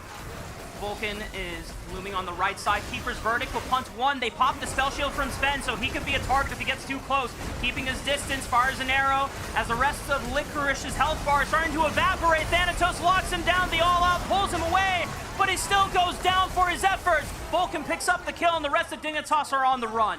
Varus ult missed there as Dig was trying to stop the engage, but Jojo goes very low. I think he just needs to reset, teleport back, and then maybe they think about making a play for Baron. C9 does kill it quite quickly with Berserker's current items. Cloud9, do they want to start this Baron? Berserker saved ult that whole time, so he still has it if Dig tries to fight. He's ready for another pentakill to add to his career if he can find the angle for it. But Licorice would have to spawn and then give him another kill. 6k HP on the Baron. Cloud9 turn off of it. They don't want to take too much poke from both Sven and Jensen. Don't want to flip it either with Licorice being up in 8 seconds. They don't know that Licorice doesn't have TP. The timer's close enough that he basically would have it when he spawns. Yeah, it's going to be up in 7 more seconds now that he's alive. So just the kill and a reset as the game intensity stays about the same. It's awesome, man. I was talking to Patient Time backstage, and I said, Julian, my dream today is we get both series going to all 3 games. Yeah. And we are definitely in position for it if Cloud9 can close out this game. As Vulcan slams us into the wall, pops the quickness, it doesn't do a damn thing! The rest of Cloud9 pop him like a balloon, and the rest of Dignitas now have to work with only 4 members, while Cloud9 have the freedom to turn on this Baron. And the engage now for Dig is so weak without Isle, so I think they might end up giving this Baron over. It's already at 6,000 health. Dig, they just can't contest it. Yep. Dignitas, the best that they can do is go for the mid wave, and even Jojo threw out the Weaver's Wall to cut off that minion wave to stop it from crashing to the turret. Okay, first Baron. Let's take ourselves back to about 8 minutes ago. They were 5,000 gold up, trying to push. Thanatos gets picked. It backfires. Dig closes the game. Round 2, how does C9 improve it this time? They have all 5 people in the same wave, just trying to brute force this turret down. Keeper's verdict, they go for Sven, but he pops the cleanse and is able to get away, dodging the seismic shove with just a simple sidestep. But the tier 3 is fell on the top side of the map. Dignitas now have to dig deep and see if they can continue to withstand the line, or if Cloud9 will close out this game. I don't know how they're going to play this, though, because they didn't actually kill the inhibitor, so they're not going to have a push in the top lane there. And I think because it's sole point for Dig, C9 just have to 5v5 this.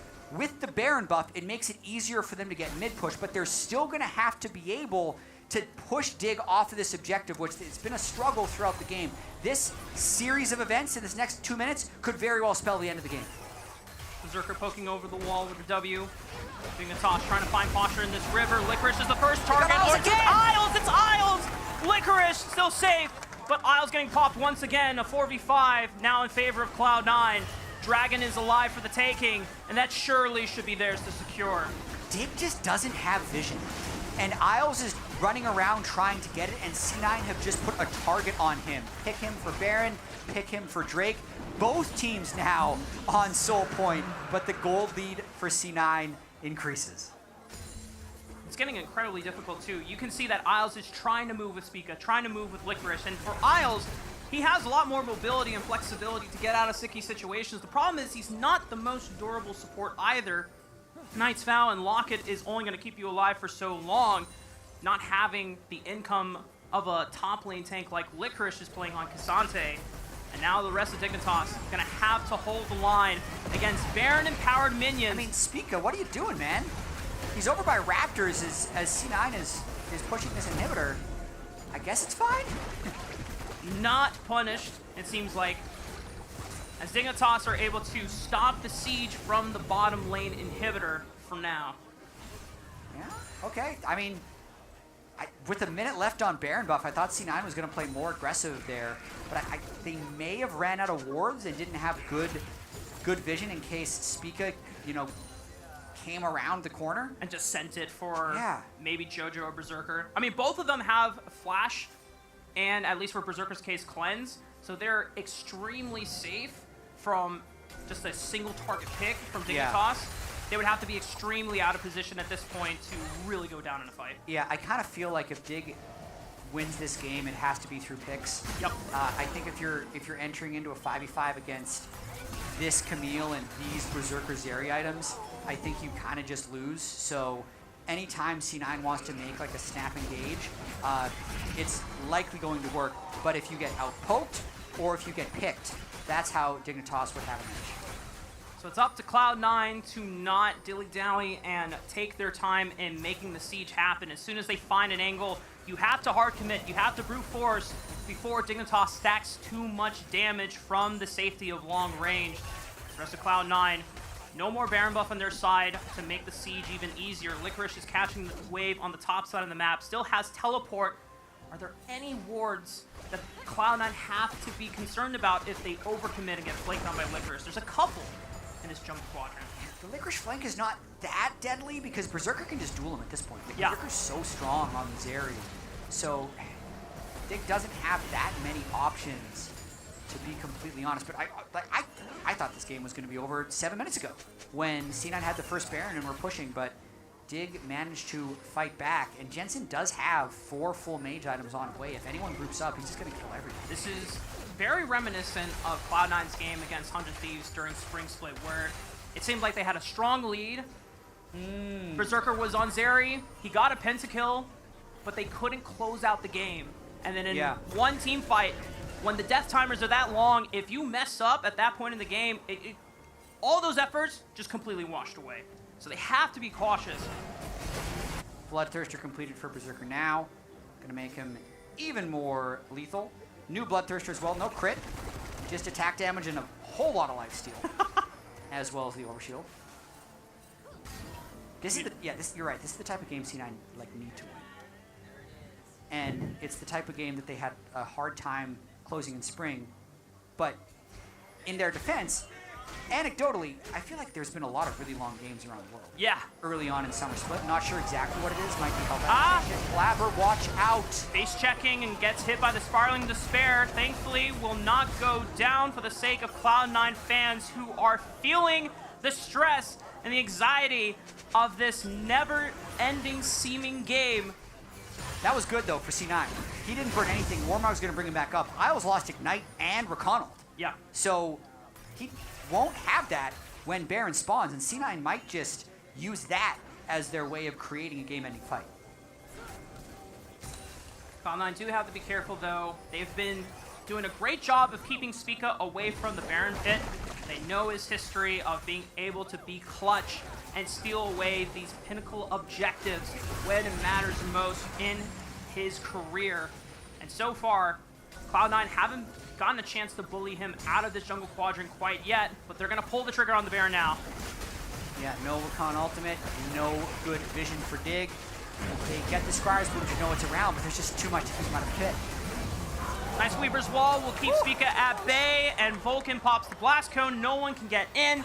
Baron is secured by Cloud9, and Soul Point is on the line in 10 seconds.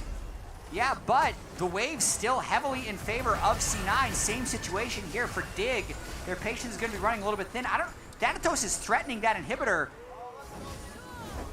He's just going to take it. Yeah, Dignitas have to choose. Do you want to contest Soul, or do you want to save your base? Because Thanatos is making short work of this inhibitor, and he's got Baron-powered minions. He can look to end. He's actually teleporting to make sure that he can get out alive. And the rest of Cloud9, Thanatos going into the mid lane, gets locked down by Spica.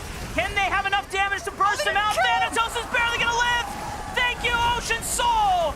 Cloud9 sends your gratitude as Dignitas do not get the pick on Thanatos. Even the Guardian Angel would have kept him alive with the backup arriving from C9.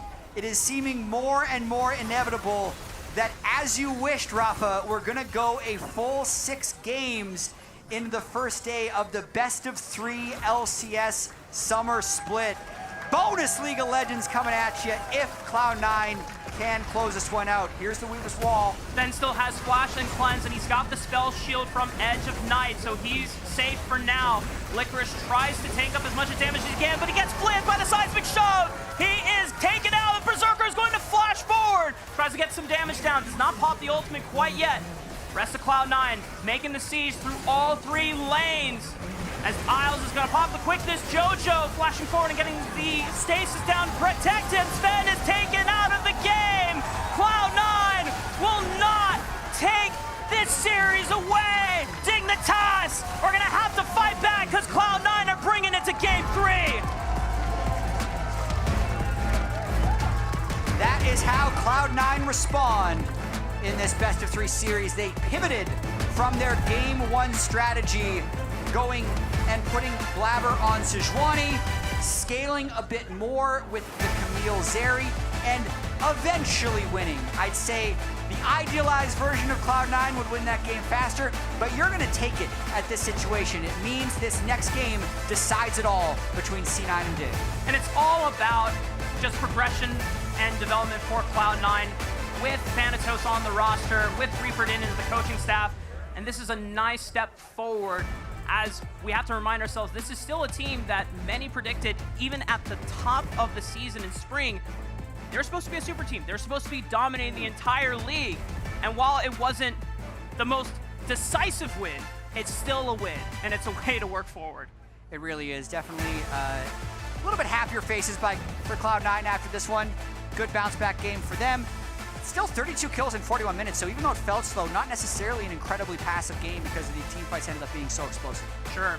Well, Jat, let's take a look at this week's Pagoda moment, or Pagoda moment, featuring Thanatos' Camille. Pagoda right here. This is what actually broke the game open originally for C9.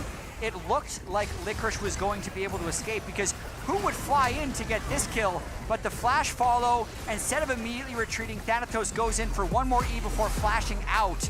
Clean, as they say, gets them the Baron and a big gold lead in this game. Definitely had a lot of questions about Thanatos in game 1, but stepped up massively in game 2. Let's head on over to the LCS Lounge to break game 2 down. Welcome back. How you doing? I'm good. We got a trio up here. We're losing members. Producers really wanted that bear in there. Yeah, I know. We just ruined everything. Apologies. So, C9 coming back. Yes. Took them a little long to close it out. I think the big thing for me is that Blabber was a lot more involved on his lanes. Obviously, part of that is the Sejuani pick, but then going topside, being able to set up Thanatos, so then he was a threat later on. There were a few times where he would be pushing inside lanes. So, yeah, that was a big thing for me. That's kind of what I expected from, if we're talking about the identity of C9 coming into this split. You have Thanatos, a great carry top laner.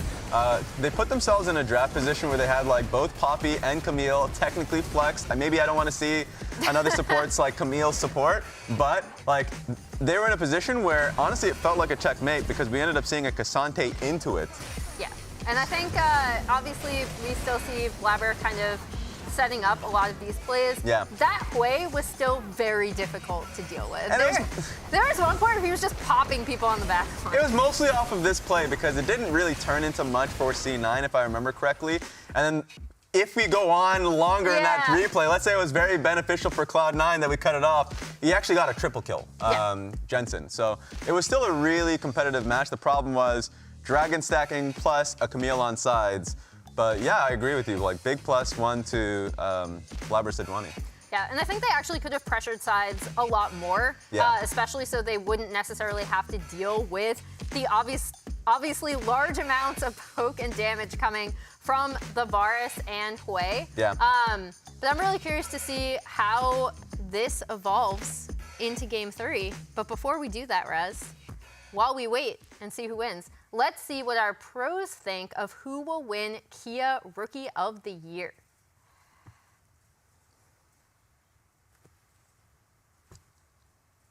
I could be a pro, to be honest. I think the most likely to win Rookie of the Year is definitely Sniper. I feel like he had a pretty strong spring, and I think if he keeps growing on that, I feel like the award is his for sure. I'll probably go with Sniper, I would assume. He's got that glaze on him. Between Meech and Sniper. I'm pretty confident in winning Rookie of the Year, yeah. Nobody's gonna take it from me. You know, like it's my reward. It's mine. I think Masu is most likely to win Rookie of the Year, of course. Masu? Masu is too good. Me? I think I'll win Rookie of the Year. I'm not really worried about anyone else taking it from me. I think Masu will win Rookie of the Year, but I think that's only because Tomio hadn't had his 2 splits. I'm just gonna say Tomio again. Myself, of course. Outside myself, it would be probably Sniper, depending on how he does this split, because he had a really good performance in regular season, in spring. Most likely to win Rookie of the Year is Thanatos. I'm hoping that Thanatos wins it. I'm really excited, and he's been pretty hyped, so I hope that he can deliver. I choose Thanatos. I think it's definitely going to be Thanatos. I'm voting Thanatos.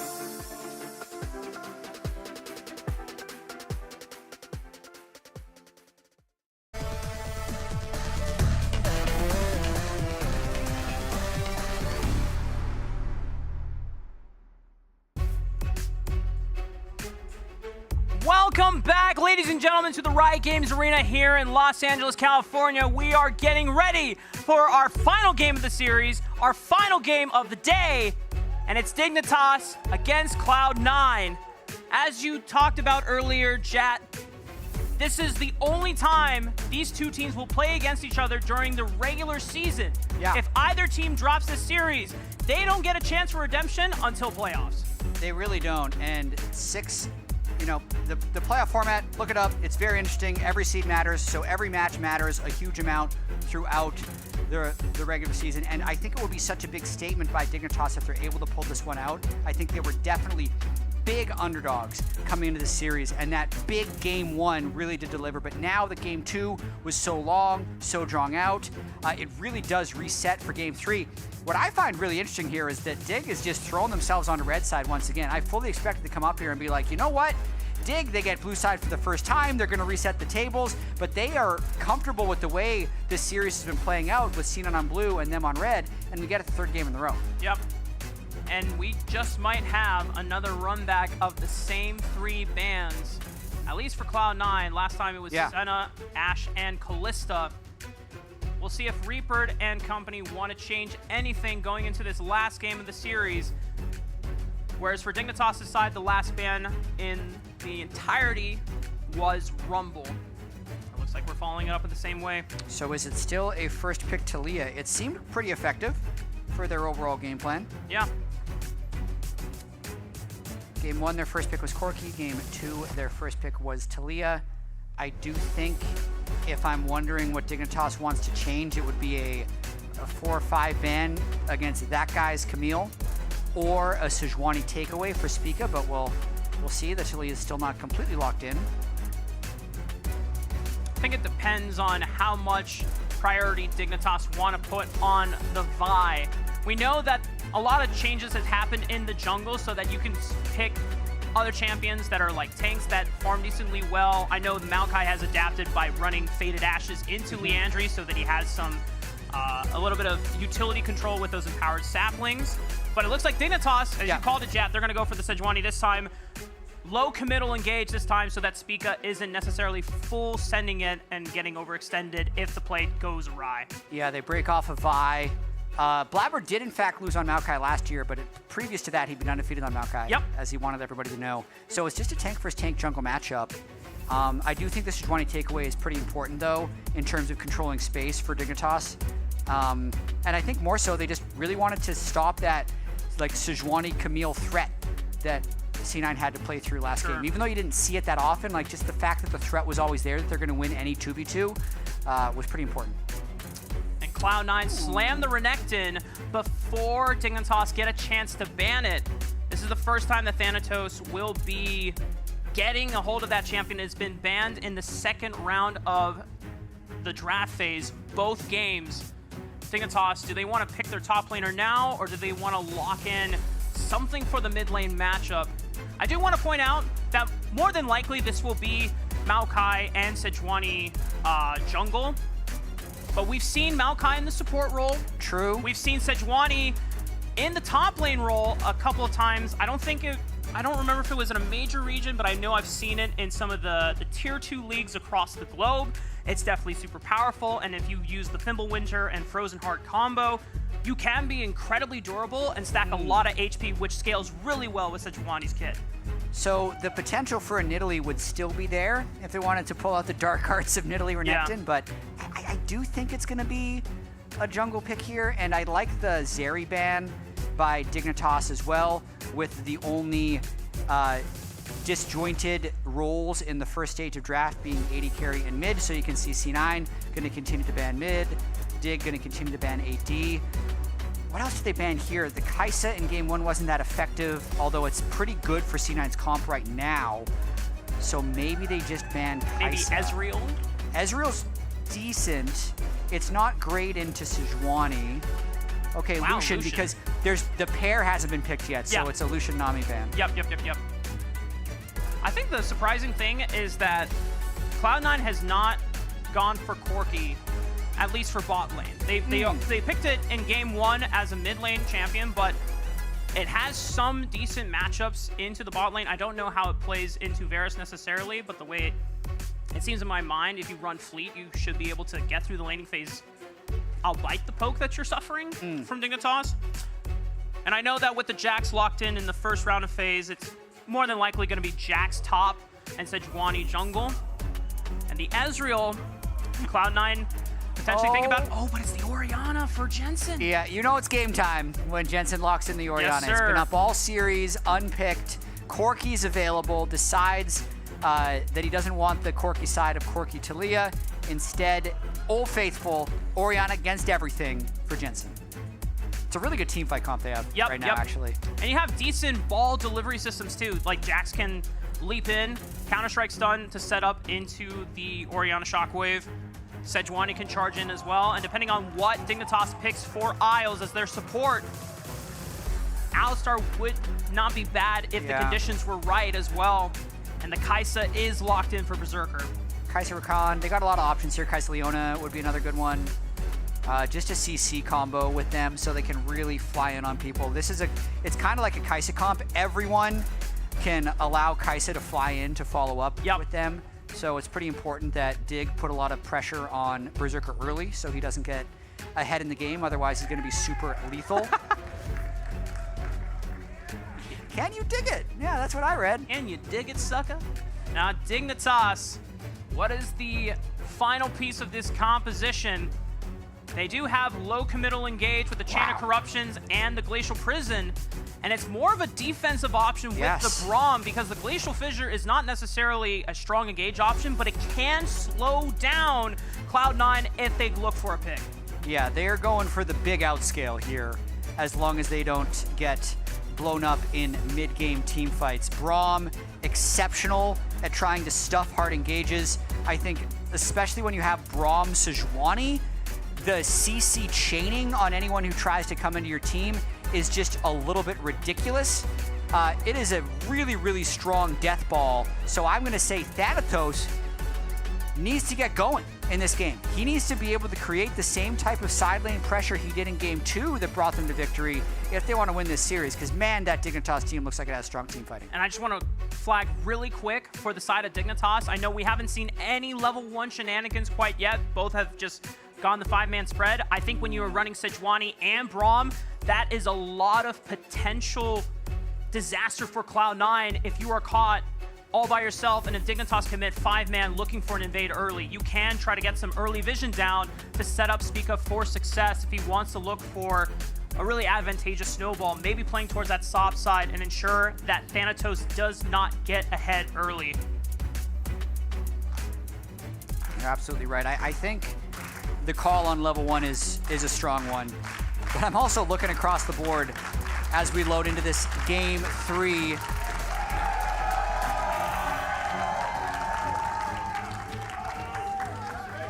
Dignitas looking very defensive. Yeah. They're looking very defensive. They want to draw this one out. They want to outscale. They want to make C9 beat them rather than try to beat C9, if that makes sense. That's right, that's right. And I think I'm going to let the crowd do the talking.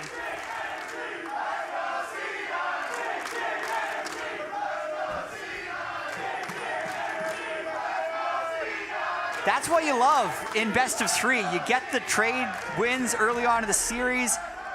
The energy goes up for game 3, and a strong Dig chance.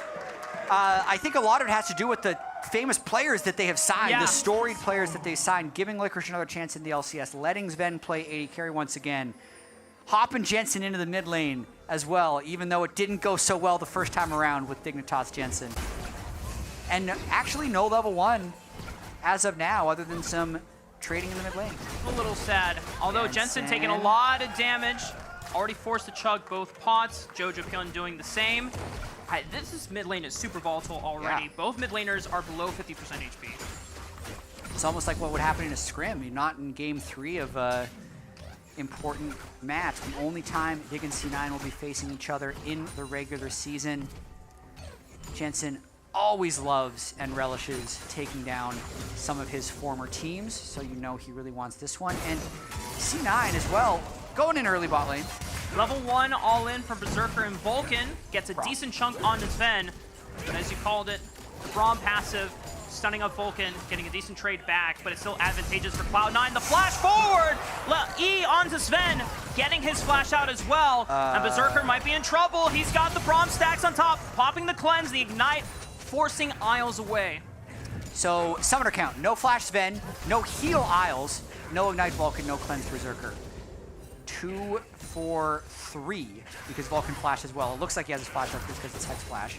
That's Braum for you, man. It's really hard to get aggressive on him. I want to see how Isles plays this game as well, Rafa, because he had a really off game there at the end, getting picked off multiple times on the con. The other big thing is that Cloud9 or Dignitas dropped the ward on Blabber's red buff, so they will know once he crosses into the bottom side of the map. Since there's so many... They just missed it. The ward expired. It was right here, but it just expired before he moved down, so they don't 100% see him here, even if they can assume. Okay, Berserker still has flash, but Spica is trying to make the move first before Blabber can complete his full clear and affect the bottom lane. If Spica can at least get the summoner spell out of Berserker, it's a win. It is, and now he can just slowly move up towards his top side, pick up these 3 camps. There's no pesky Nidalee flying around trying to steal his camps. It's just a little slow waddling Maokai, so you get to make these little pit stops in lanes. Good job by Spica. Yeah, and just really great adaptation. Once bot lane gets super volatile like that, I'm immediately as a jungler trying to see if I can get there first before the other jungler can affect the lane. They didn't leave wards though, and Blabber doesn't care. Okay. I mean, Berserker's not in lane anyway, so the gank wouldn't have had any real threat. Right.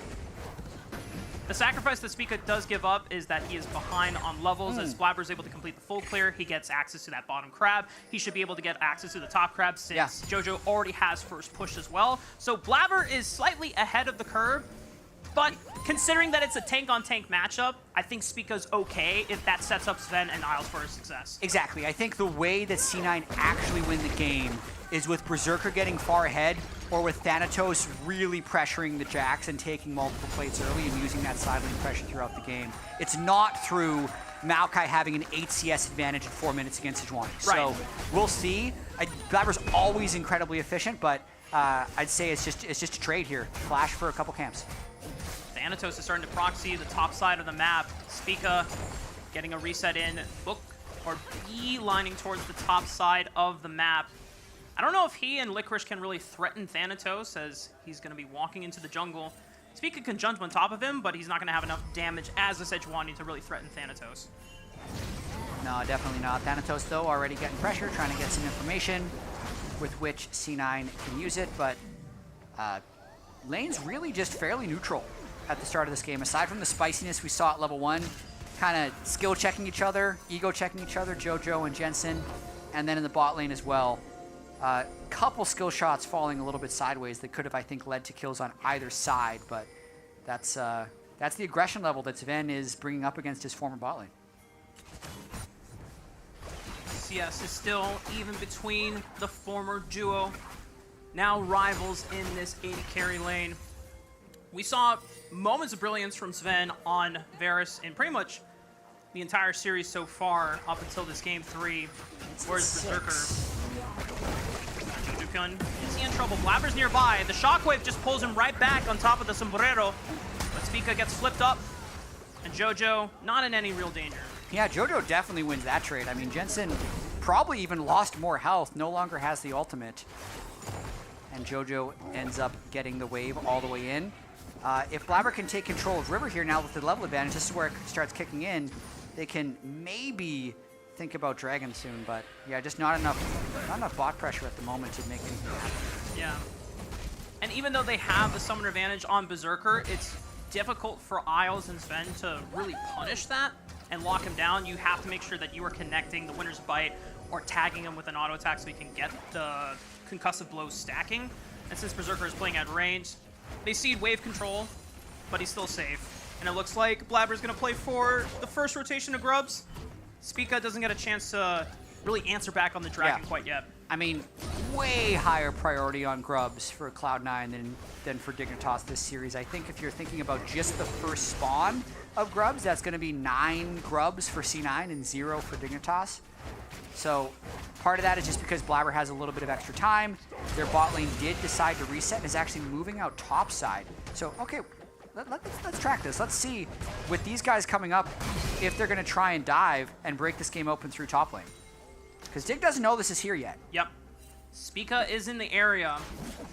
Will he ding level 6 after this red buff? If he does, then it'll be huge in order to help Licorice survive a potential dive. He's in trouble. Okay, and Blabber's here first. Spica is not going to get there in time. Licorice trying to leap strike the Blabber. The flash away. No way he gets out alive. Blabber just one more. The Nature's Grasp. Spica will take it as long as he steps in front, but Blabber flashes forward with the Bramble Smash and clips Licorice into the ground. Spica is forced to flash, and that's first blood for Cloud9. That's the play, and also the turret fortification is gone now, so they can take plates to their heart's content, even if they're trading them with the bot side. But then since they didn't have someone die, Thanatos teleports into the bot side to check this turret. That was a great overall play by Cloud9, even if it very nearly didn't get the kill. It was very close and it was very dire, but now that is both summoner spells gone from Licorice. Jojo Pyun having yet to make an impact on the map, maybe can look. Oh, Vulcan, Hex flashing over the wall, lands the E, locks down Jensen, but he still has a flash, and he is not pressed to use it just yet. Jensen very patient on Orianna. I think a lot of people would have considered flashing in that situation, just holds completely strong. Lets the wave crash, clears it away, and Dignitas, with the swap back, end up getting the Drake for their troubles most likely. Unless a Kai'Sa W flies over the wall and steals it. Would have been cool if he sniped it. But Dignitas secure the first dragon of the game. No large inherent gold advantage for Cloud9 quite yet, just shy of 1K. But they're gonna have to do a lot more to really snowball it in this game. As we saw in game 2, they were for the most part ahead, despite not being a huge gold lead, and it took them a long time to close out the game. Yeah, I mean, I think if C9 wins this one, they have to win it faster than that, just because of how much scaling Dignitas has and how strong their 5v5 team fighting is going to be. Yeah. So C9 definitely needs to look to continue to make more plays. Like 1,000 gold through 9 minutes is good. Like 1,000 gold, 3 grubs, it's a good start to this game, but they need to find more and more plays with, you know, JoJo's Taliyah being unlocked a bit and moving around the map. And for the sake of Cloud9 fans, Berserker has Cleanse and Flash back up and available. Dignitas did not find a window where they could punish him during the lack of summoner spells, and he didn't even, I guess, lose that much CS. Yeah, he's down 10 CS, but I think in the grand scheme of things, Cloud9 are still going to be scaling just fine.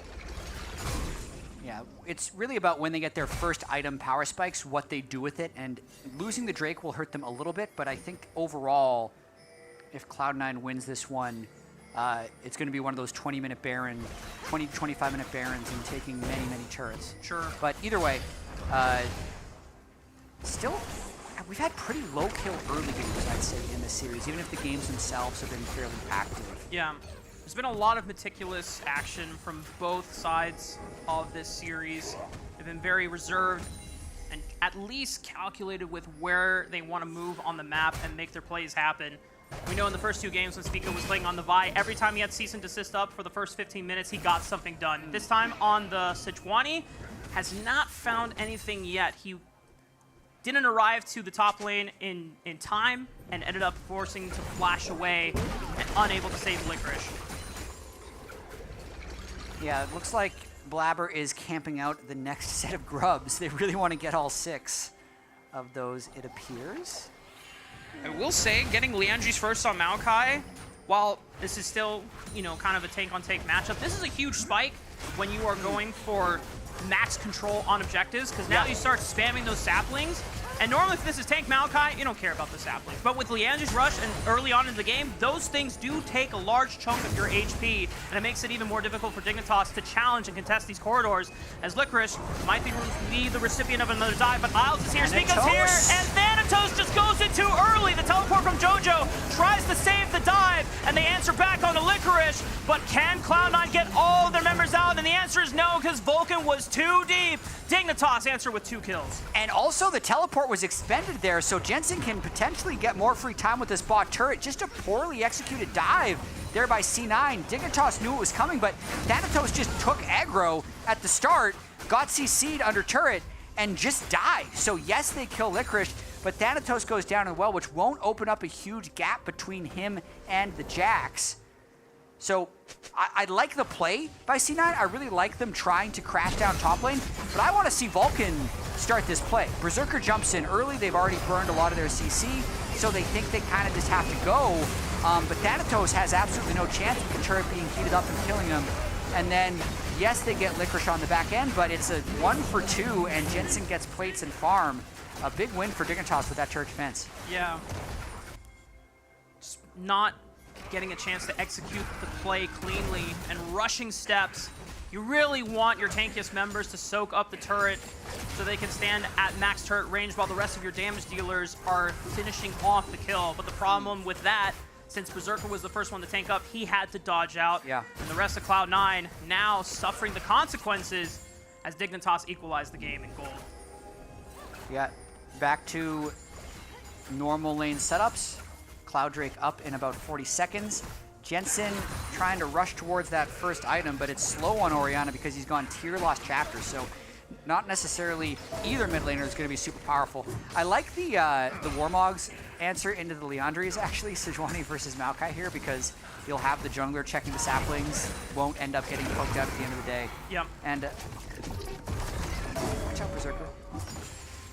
Able to sidestep the Chain of Corruptions, very crucial since he is without a flash summoner spell after the botch dive on the top side of the map. Would have been able to use Cleanse, but then Berserker would have been the prime target for Dignitas if they wanted to go for this dragon and contest it alongside the rest of Cloud9.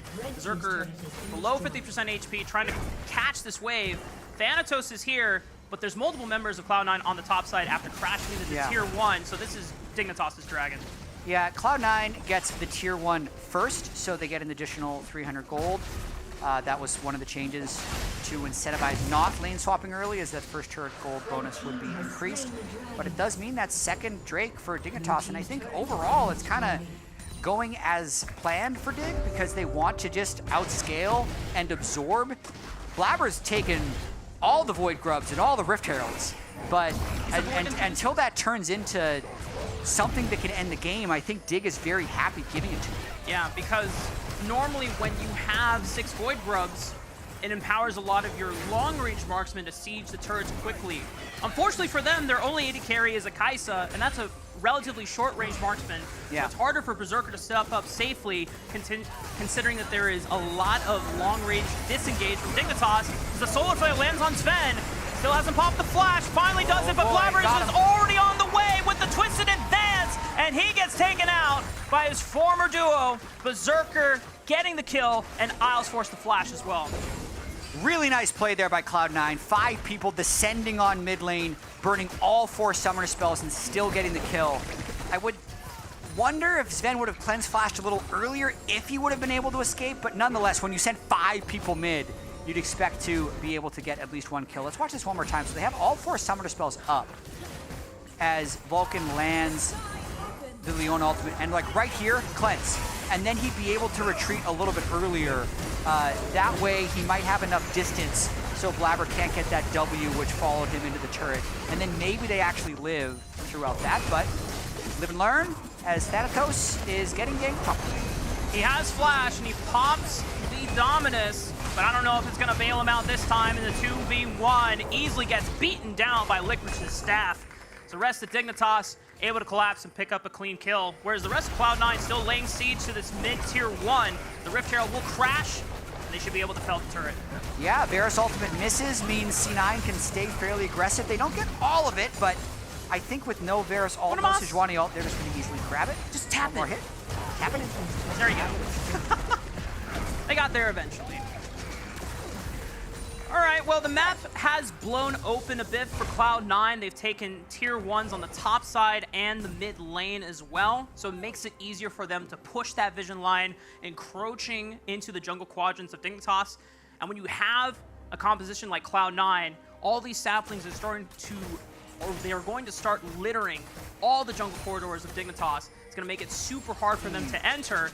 And if you ever step into a bush and JoJo is waiting, or Vulcan is waiting, lights out. And the way C9 won game 2, even if it was drawn out, was through really dominating vision control. Yep. They played the side lanes well, and they kind of just picked off Isles many, many times. This time, though, I'd say Dig, even though they don't have like an amazing way to answer that. They're just stronger 5v5. So they're more likely to be able to just group up and go than they were in the last game where they had to kind of group up, poke really carefully, and then go. So I still honestly can't really say who's gonna win this game. It's been such an incredible series. C9 trying to crash down on this bot lane. They need to make these kinds of plays happen since they don't have any Drakes. But Dignitas answer back with 3 members of their own, so they're able to dissuade the dive. Cloud9 finding nothing on Licorice. I'm definitely in the same boat with you, Jad, as well. Cloud9, I mean, one of the big questions we asked at the top of the series was, can they grow from the big conflict from their spring split? Can they find a way to close out these games when they're not massively ahead at 15 minutes? And it comes from a development of how they play the early mid game as they fish for a Glacial Prison, but it is tanked up by Cloud9. No one is in danger quite yet. Yeah, I mean, you're not killing anybody with Sejuani, Braum, Jax in a 3v4, no matter how much CC you land. I think overall, though... Oh, watch out. Berserker? Hello? I mean, he's popping the Counter-Strike early. Get him. Yeah, he's going to commit the Killer Instinct in, Leap Strike, and the flash from Licorice to answer Vulcan's own flash. Gets rooted up by the Nature's Grasp, below 50% HP. Spica has to make sure he can herald Licorice out to safety. Double TPs! I believe it's coming in from Jensen and Jojopyun. Spica trying to answer back. Decent combo, seismic shove onto Spica. The twisted advance will lock Spica down, and he's just overcommitted once again. Cloud9 punishing the jungler of Dignitas. Woo. Narrowly escaping. Okay, another positive play for Cloud9, and more importantly, another kill for Berserker, who I think is the key to C9 being able to win this game. Anytime they land a little bit of CC, Blabber can fly in and execute, and those 4-item Kai'Sas still hurt as much as they always have. Third Dragon up, though, and because they spent everything on that kill, I think Dig is actually just going to push this to Soul Point unless Blabber can flash in and steal it. He's going to get vision on the Dragon now, thanks to the sapling. But Licorice is blocking the top corridor. I think I'd almost want to say suicide for this, but they can't get vision to make it a safe suicide. Yeah. And I think there's no smite on Dig. He could have just stolen it if he had vision. But I wonder if Blabber was too cautious, if he had... I don't know. Baron is still isn't up for another 30 seconds. Maybe Cloud9 would have had time if Blabber died for the Dragon, got a chance to respawn, deploy onto the mid waves, and make sure that Dignitas just don't rush the Baron afterwards. But yeah, I'm in the same boat with you. I've been trying to find this window to talk about Dignitas overall because it is actually very exciting that they're pushing Cloud9 this deep into a series.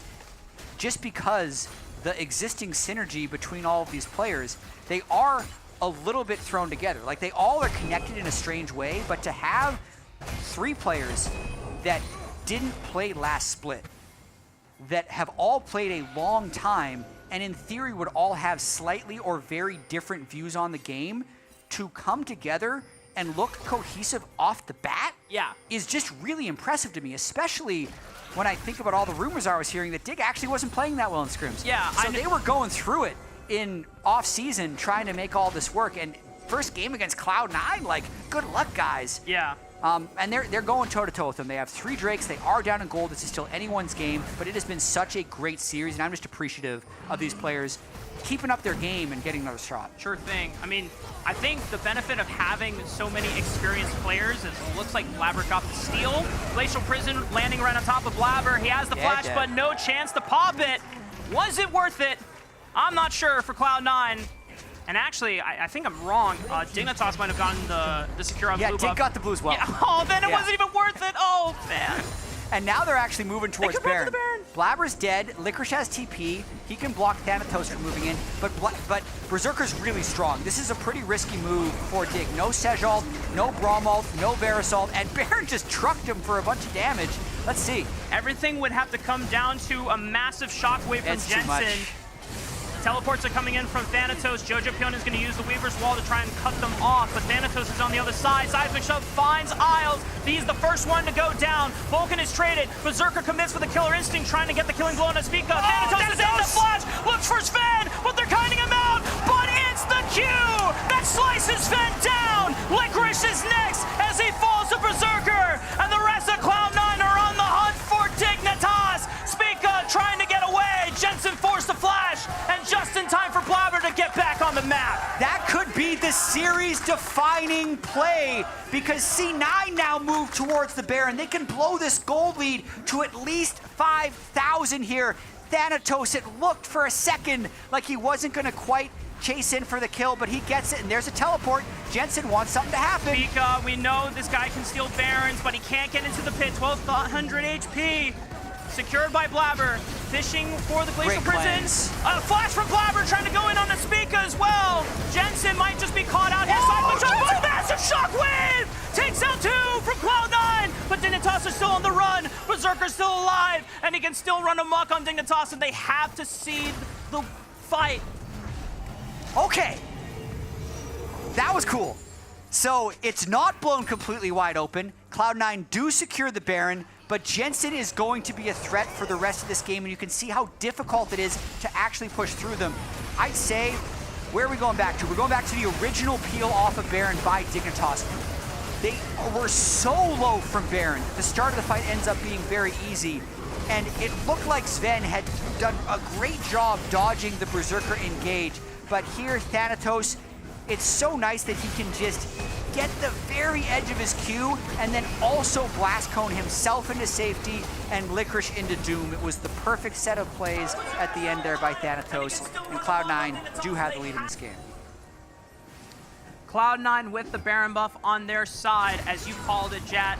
This is the window where Cloud9 need to find one more advantageous fight and look and try to put the finishing touches on this game, because Dignitas are at Soul Point, which is coming up in 35 seconds. No cleanse flash on Berserker.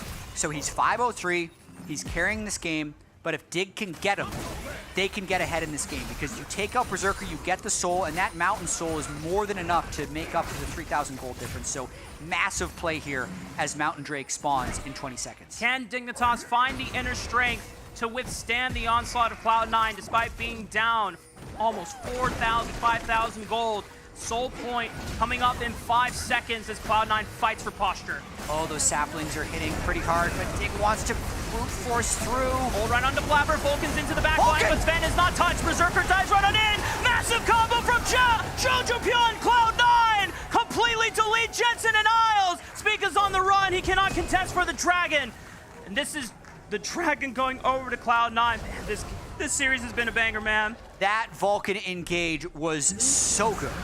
He absolutely catches everyone on Dig in the choke point. It allows Jojo to combo up with the seismic shove and doesn't give Dig a chance in this fight. And Licorice might be in trouble, flashing over the wall. There's no further lockdown for the rest of Cloud9, but that is a summoner spell down for the top laner Dignitas, as they have to now try and defend the rest of their base from crumbling. Cloud9 just making short work of the tier 2 in the mid lane. And this is best of 3 difference, man. Cloud9 lost game 1, but they might end up winning the series. Watch this one more time. It's so nearly impossible for Dig to actually make it through this narrow choke because they don't have waves, so they can't approach from there. And look at Vulcan. Alting, getting a double stun. Berserker can then fly in the back. No real threat on him since they've been able to one-shot Jensen. Pushes Sven out of the fight as well. And that now makes their goal lead 6.2k. There's been a lot of growth from players in this series, and I think Vulcan has been finding his stride in the back half of this series now. The first game, a lot of the solar players were not quite hitting, but this time around in game 3, he's landed 2 critical solar flares onto the backline members of Dignitas. Earlier in this game 3, he found Sven, which found them a kill, as well as both the summoner spells from him and Isles, and now that last one near the Dragon, denying soul away from Dignitas and Cloud9. If this is the form that they can try and continue improving on as the summer split goes, maybe they can eventually become the super team that was promised at the beginning of the season. And I'll say, if the meta is going to be tank supports that build Warmogs, that's really good for Vulcan. Yes, sir.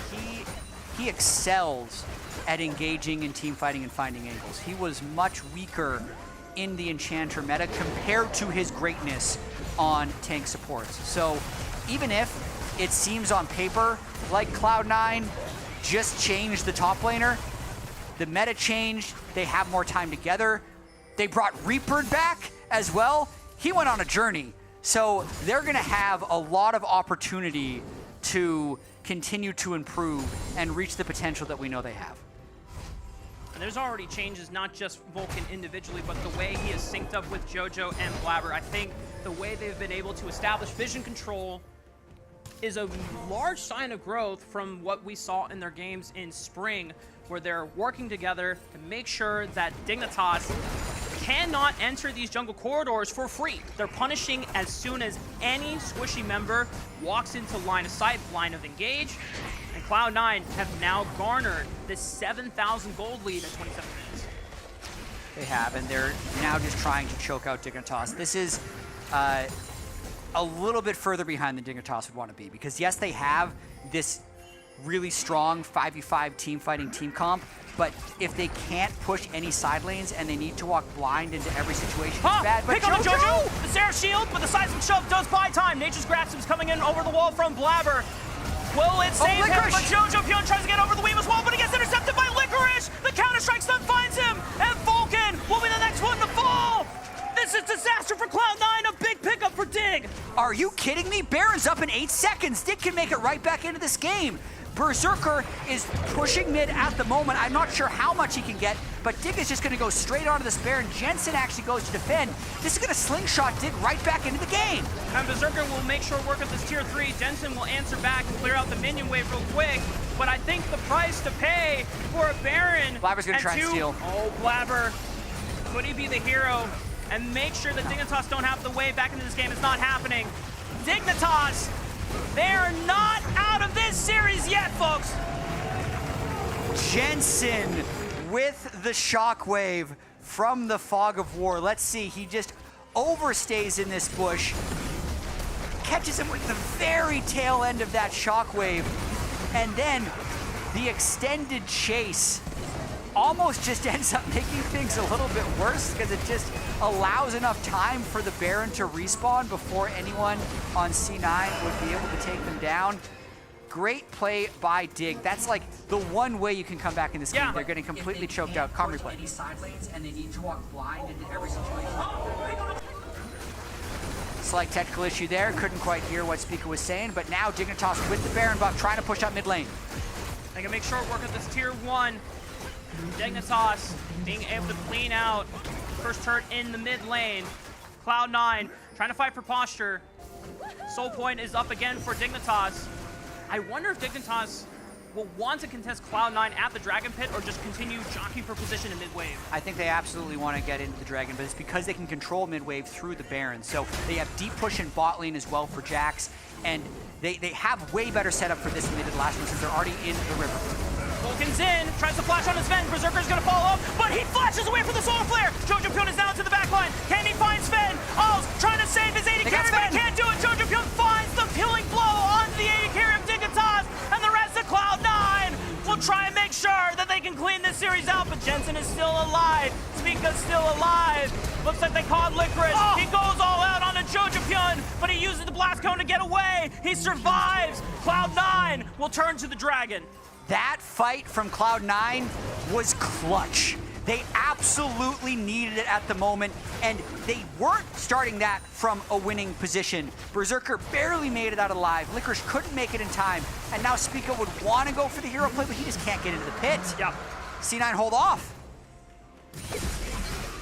I need some chance going between both of the fans here as we get a replay going here, Jat. Yeah, watch how Licorice can't become involved in this fight. He was pushing the bot wave, and this entire fight basically happens while he's moving up.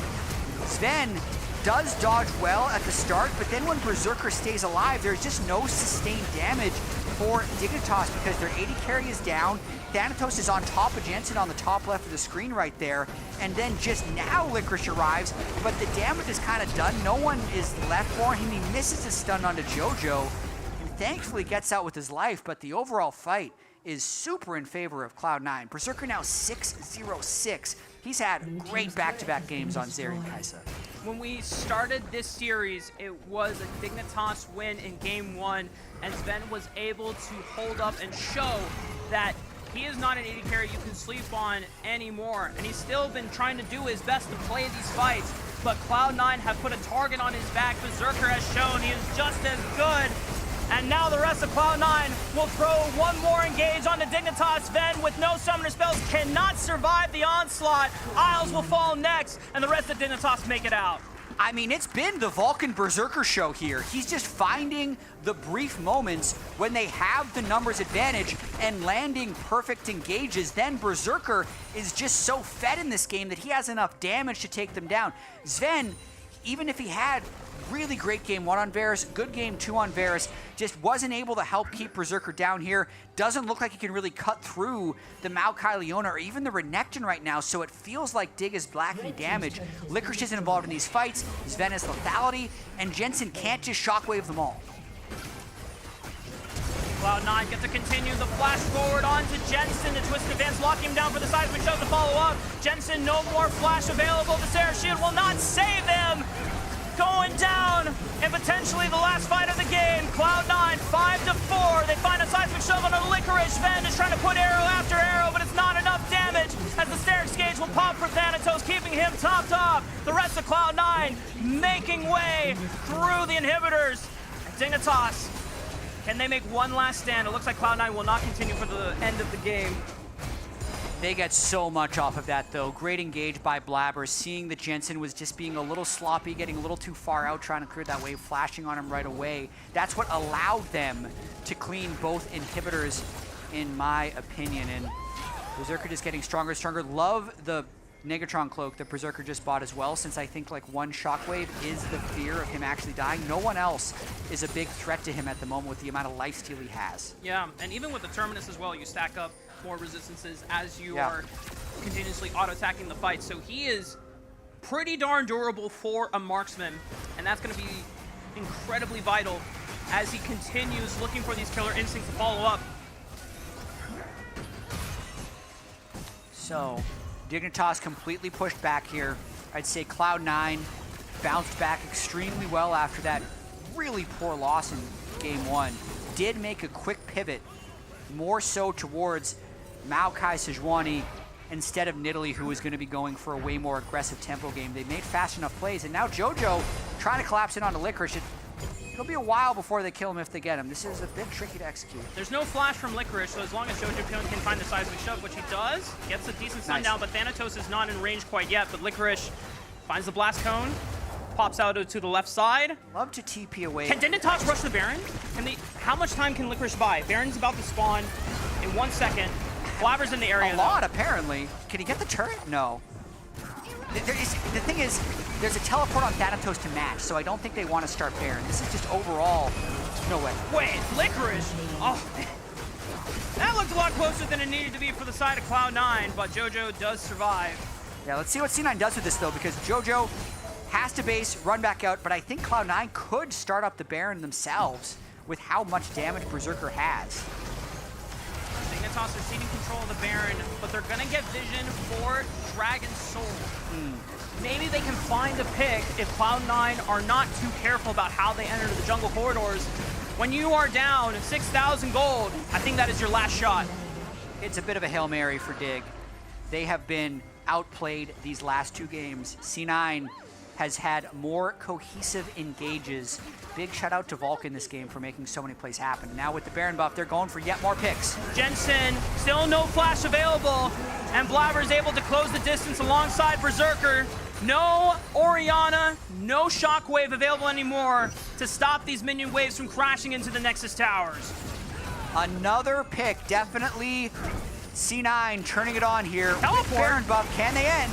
I mean, Licorice is trying to look for the flank. Can he get there in time and threaten? Berserker has both summoner spells available. The Glacial Prison right on top of Vulcan. They go balls deep into Cloud9's backline, but they don't find anything. The seismic shove flips them all back. Cloud9 will find the damage to take out the backline. Sven is still going to barely survive. Can they survive the onslaught? But Blabber's making sure we're in the Nexus towers, and the Nexus will be fell. Cloud9 take to the skies and take the series against Dignitas. I'd say the current biggest fans of Best of 3 tier list start with everyone on Cloud9, because the story would have been so much different last split after dropping that game 1 to Dignitas and all their former players, and they completely flipped it in games 2 and 3. They were able to pivot within the series to a different strategy. They didn't blow people out in the early game. They actually played the map very well, and they got themselves their first victory of the split.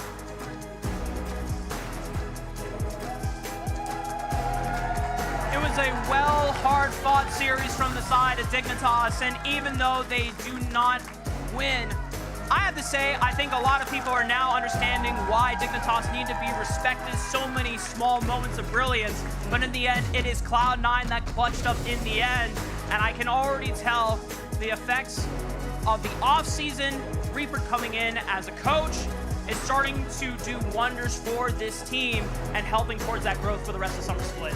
Yeah, I'd say Berserkers look better than I've seen him look in a while. Yep. I'd say Thanatos had moments of brilliance, also moments of being in his first LCS game, because he did get picked off at multiple occasions in this series. Vulcan looks back, so some promising signs for Cloud9. On the side of Dignitas, this is their only game of the week, so they're gonna have to sit with this loss for an entire week. But there were a lot of promising moments with the way they won game 1. It did show towards the end for me their lack of cohesion as a team.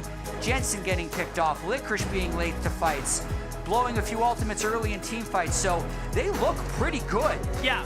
But just wasn't quite enough to take down C9 today. Yeah. Well, there's still plenty of time to scale up in the Summer Split, but unfortunately for Dignitas, they're not going to get a chance for revenge against Cloud9 until potentially playoffs if both of them make it there in the first place. But with that, the series is over, and we will be joining Raz and Blabber on stage for the interview. You're right, Rafa. I've got the victorious Blabber right next to me. Congratulations on the win. Thank you very much.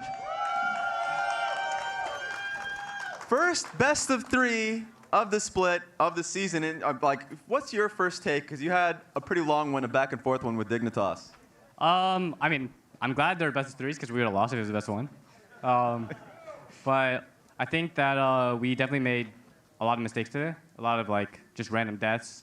But I was overall happy with how we played the map game 2 and 3. I think we actually kind of were just pulling them around, and it felt good to play. Obviously, I was inting game 1, but we don't talk about that. Yeah, and I mean, I did see the level up throughout the series, and I felt like a lot of it you could probably attribute to the new faces. You have Thanatos on the team. You also have a new coach, so there's a kind of a new environment. Can you speak to that a little bit, being able to work with Thanatos? I guess you also went to Korea as well to boot camp.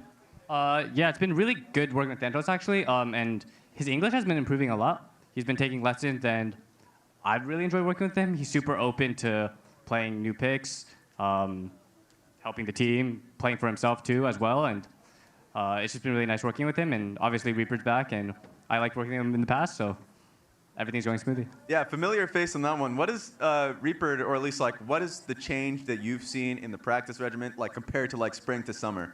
Just anything, and honestly. I think Reaper's just very decisive on what he wants us to play. After game 1, he said, "Today's not an early day." he's like, "We're not playing that one again." But he's just very decisive on the drafts he wants to play. Sorry. And basically what our strengths are as a team, he noticed that very well in practice as well. And yeah, it's just been good working with him. That's fair. And maybe I should have asked this first, but we talked about the familiar face with Reaper. You guys just went up against a lot of familiar faces on Dignitas. Any words that you had with them going into the series, and if not, any words or a thought process on Dignitas for the rest of the split? I think that Dig can definitely be good. I like the changes that they made in the offseason. I think that this team can for sure actually push for a world spot. And I know they had a rough loss in game 1 or day 1, but I definitely think that they have potential. All right, appreciate that. Once more time, everybody, congratulations on Blabber for picking up this win. Day 1, first day of the summer split. Thanks again for the interview. I'm going to be sending this one right back to the lounge. Welcome back to the lounge. Cloud9 1-0, blessing best of 3s. Yeah. Emily. I love best of 3s. Yeah. I'm so happy that we are back with best of 3s. What do you think of the series? I thought, so C9 looked, I guess, a little sluggish compared to expectations. I think they ramped up as the series went on, and obviously, as Blabber said, he's like, well, I'm glad they're best ofs because we would have just lost if it was a single game. That is something I'm really curious about, though. With because within a best of 3, it tells its own story, right? Through draft and through what happens. And I will be curious to see how teams are able to adjust after a loss within a best of series. I don't know. I just love best of 3s. I'm glad LCS is back. I'm really happy. Yeah, good day. We got 6 total it was a really games. fun day. Player of the series, I think we have it at the moment for today's series, Cloud9. I know who I voted for. I know who I voted for, too. I voted for Berserker. I'm curious. Who did you vote for? I think it's going to be Berserker. Okay. Well, it's probably Berserker. Yeah? Okay. I think... Oh, it's both of the player of the series. APA and Berserker, so we were right. Yeah. I mean, it's easy to be right when you vote for player of the series because you're the vote. But well, we know the pool, right, of who voted for what. Shout out to APA, though, obviously. Coming in, doing his little trash talk thing. I thought he had a really good series even in their loss. Yeah. And I think I'm glad that we've now just pivoted away from him, the narrative of him being, again, like a 1 or 2 trick. Like, I think he's evolved so much as a player and is a really important part of TL. And then Berserker's back. Yeah, I mean, for what it's worth, he did only play Corki and Tristana today, so he hasn't proven in summer if he can win on anymore. Either way, we have tomorrow's schedule coming up at you. The 4 teams that didn't play today will play tomorrow. Starts with 100 Thieves against NRG Fancy, and then Immortals versus Shopify Rebellion, which I will say, analytically, I am interested in because Immortals was, to me, way better than their record last split, and I want to see what they can pull out. And then Tomio will be playing for Shopify Rebellion. Yeah, I'm so excited to see Tomio's LCS debut. I think, obviously, happy birthday to Tomio, by the way. It's his birthday today. Missing the LCS birthday debut by 1 day. But then 100 Thieves NRG is really interesting to me as well because I feel like 100 Thieves kind of ended on a downturn with everyone being like, they're bad in scrims, they're frauds, but also saying the same thing about NRG and saying that their win was a fluke. So I think both of these teams have a lot to prove, and they're starting it off by facing against each other. Yeah, that's our schedule for tomorrow. Really fancy game 1. And then someone just hates Immortal Shopify Rebellion because they don't get the fancy graphics as well. I don't know what's going on with that. That'll be it for us. We'll be back tomorrow at 4 p.m. Eastern, 1 p.m. Pacific for 100 Thieves versus NRG. It's definitely going to be a good one. It was a good first day of LCS. That was fun. Now we're going to send you away, and we'll see you tomorrow.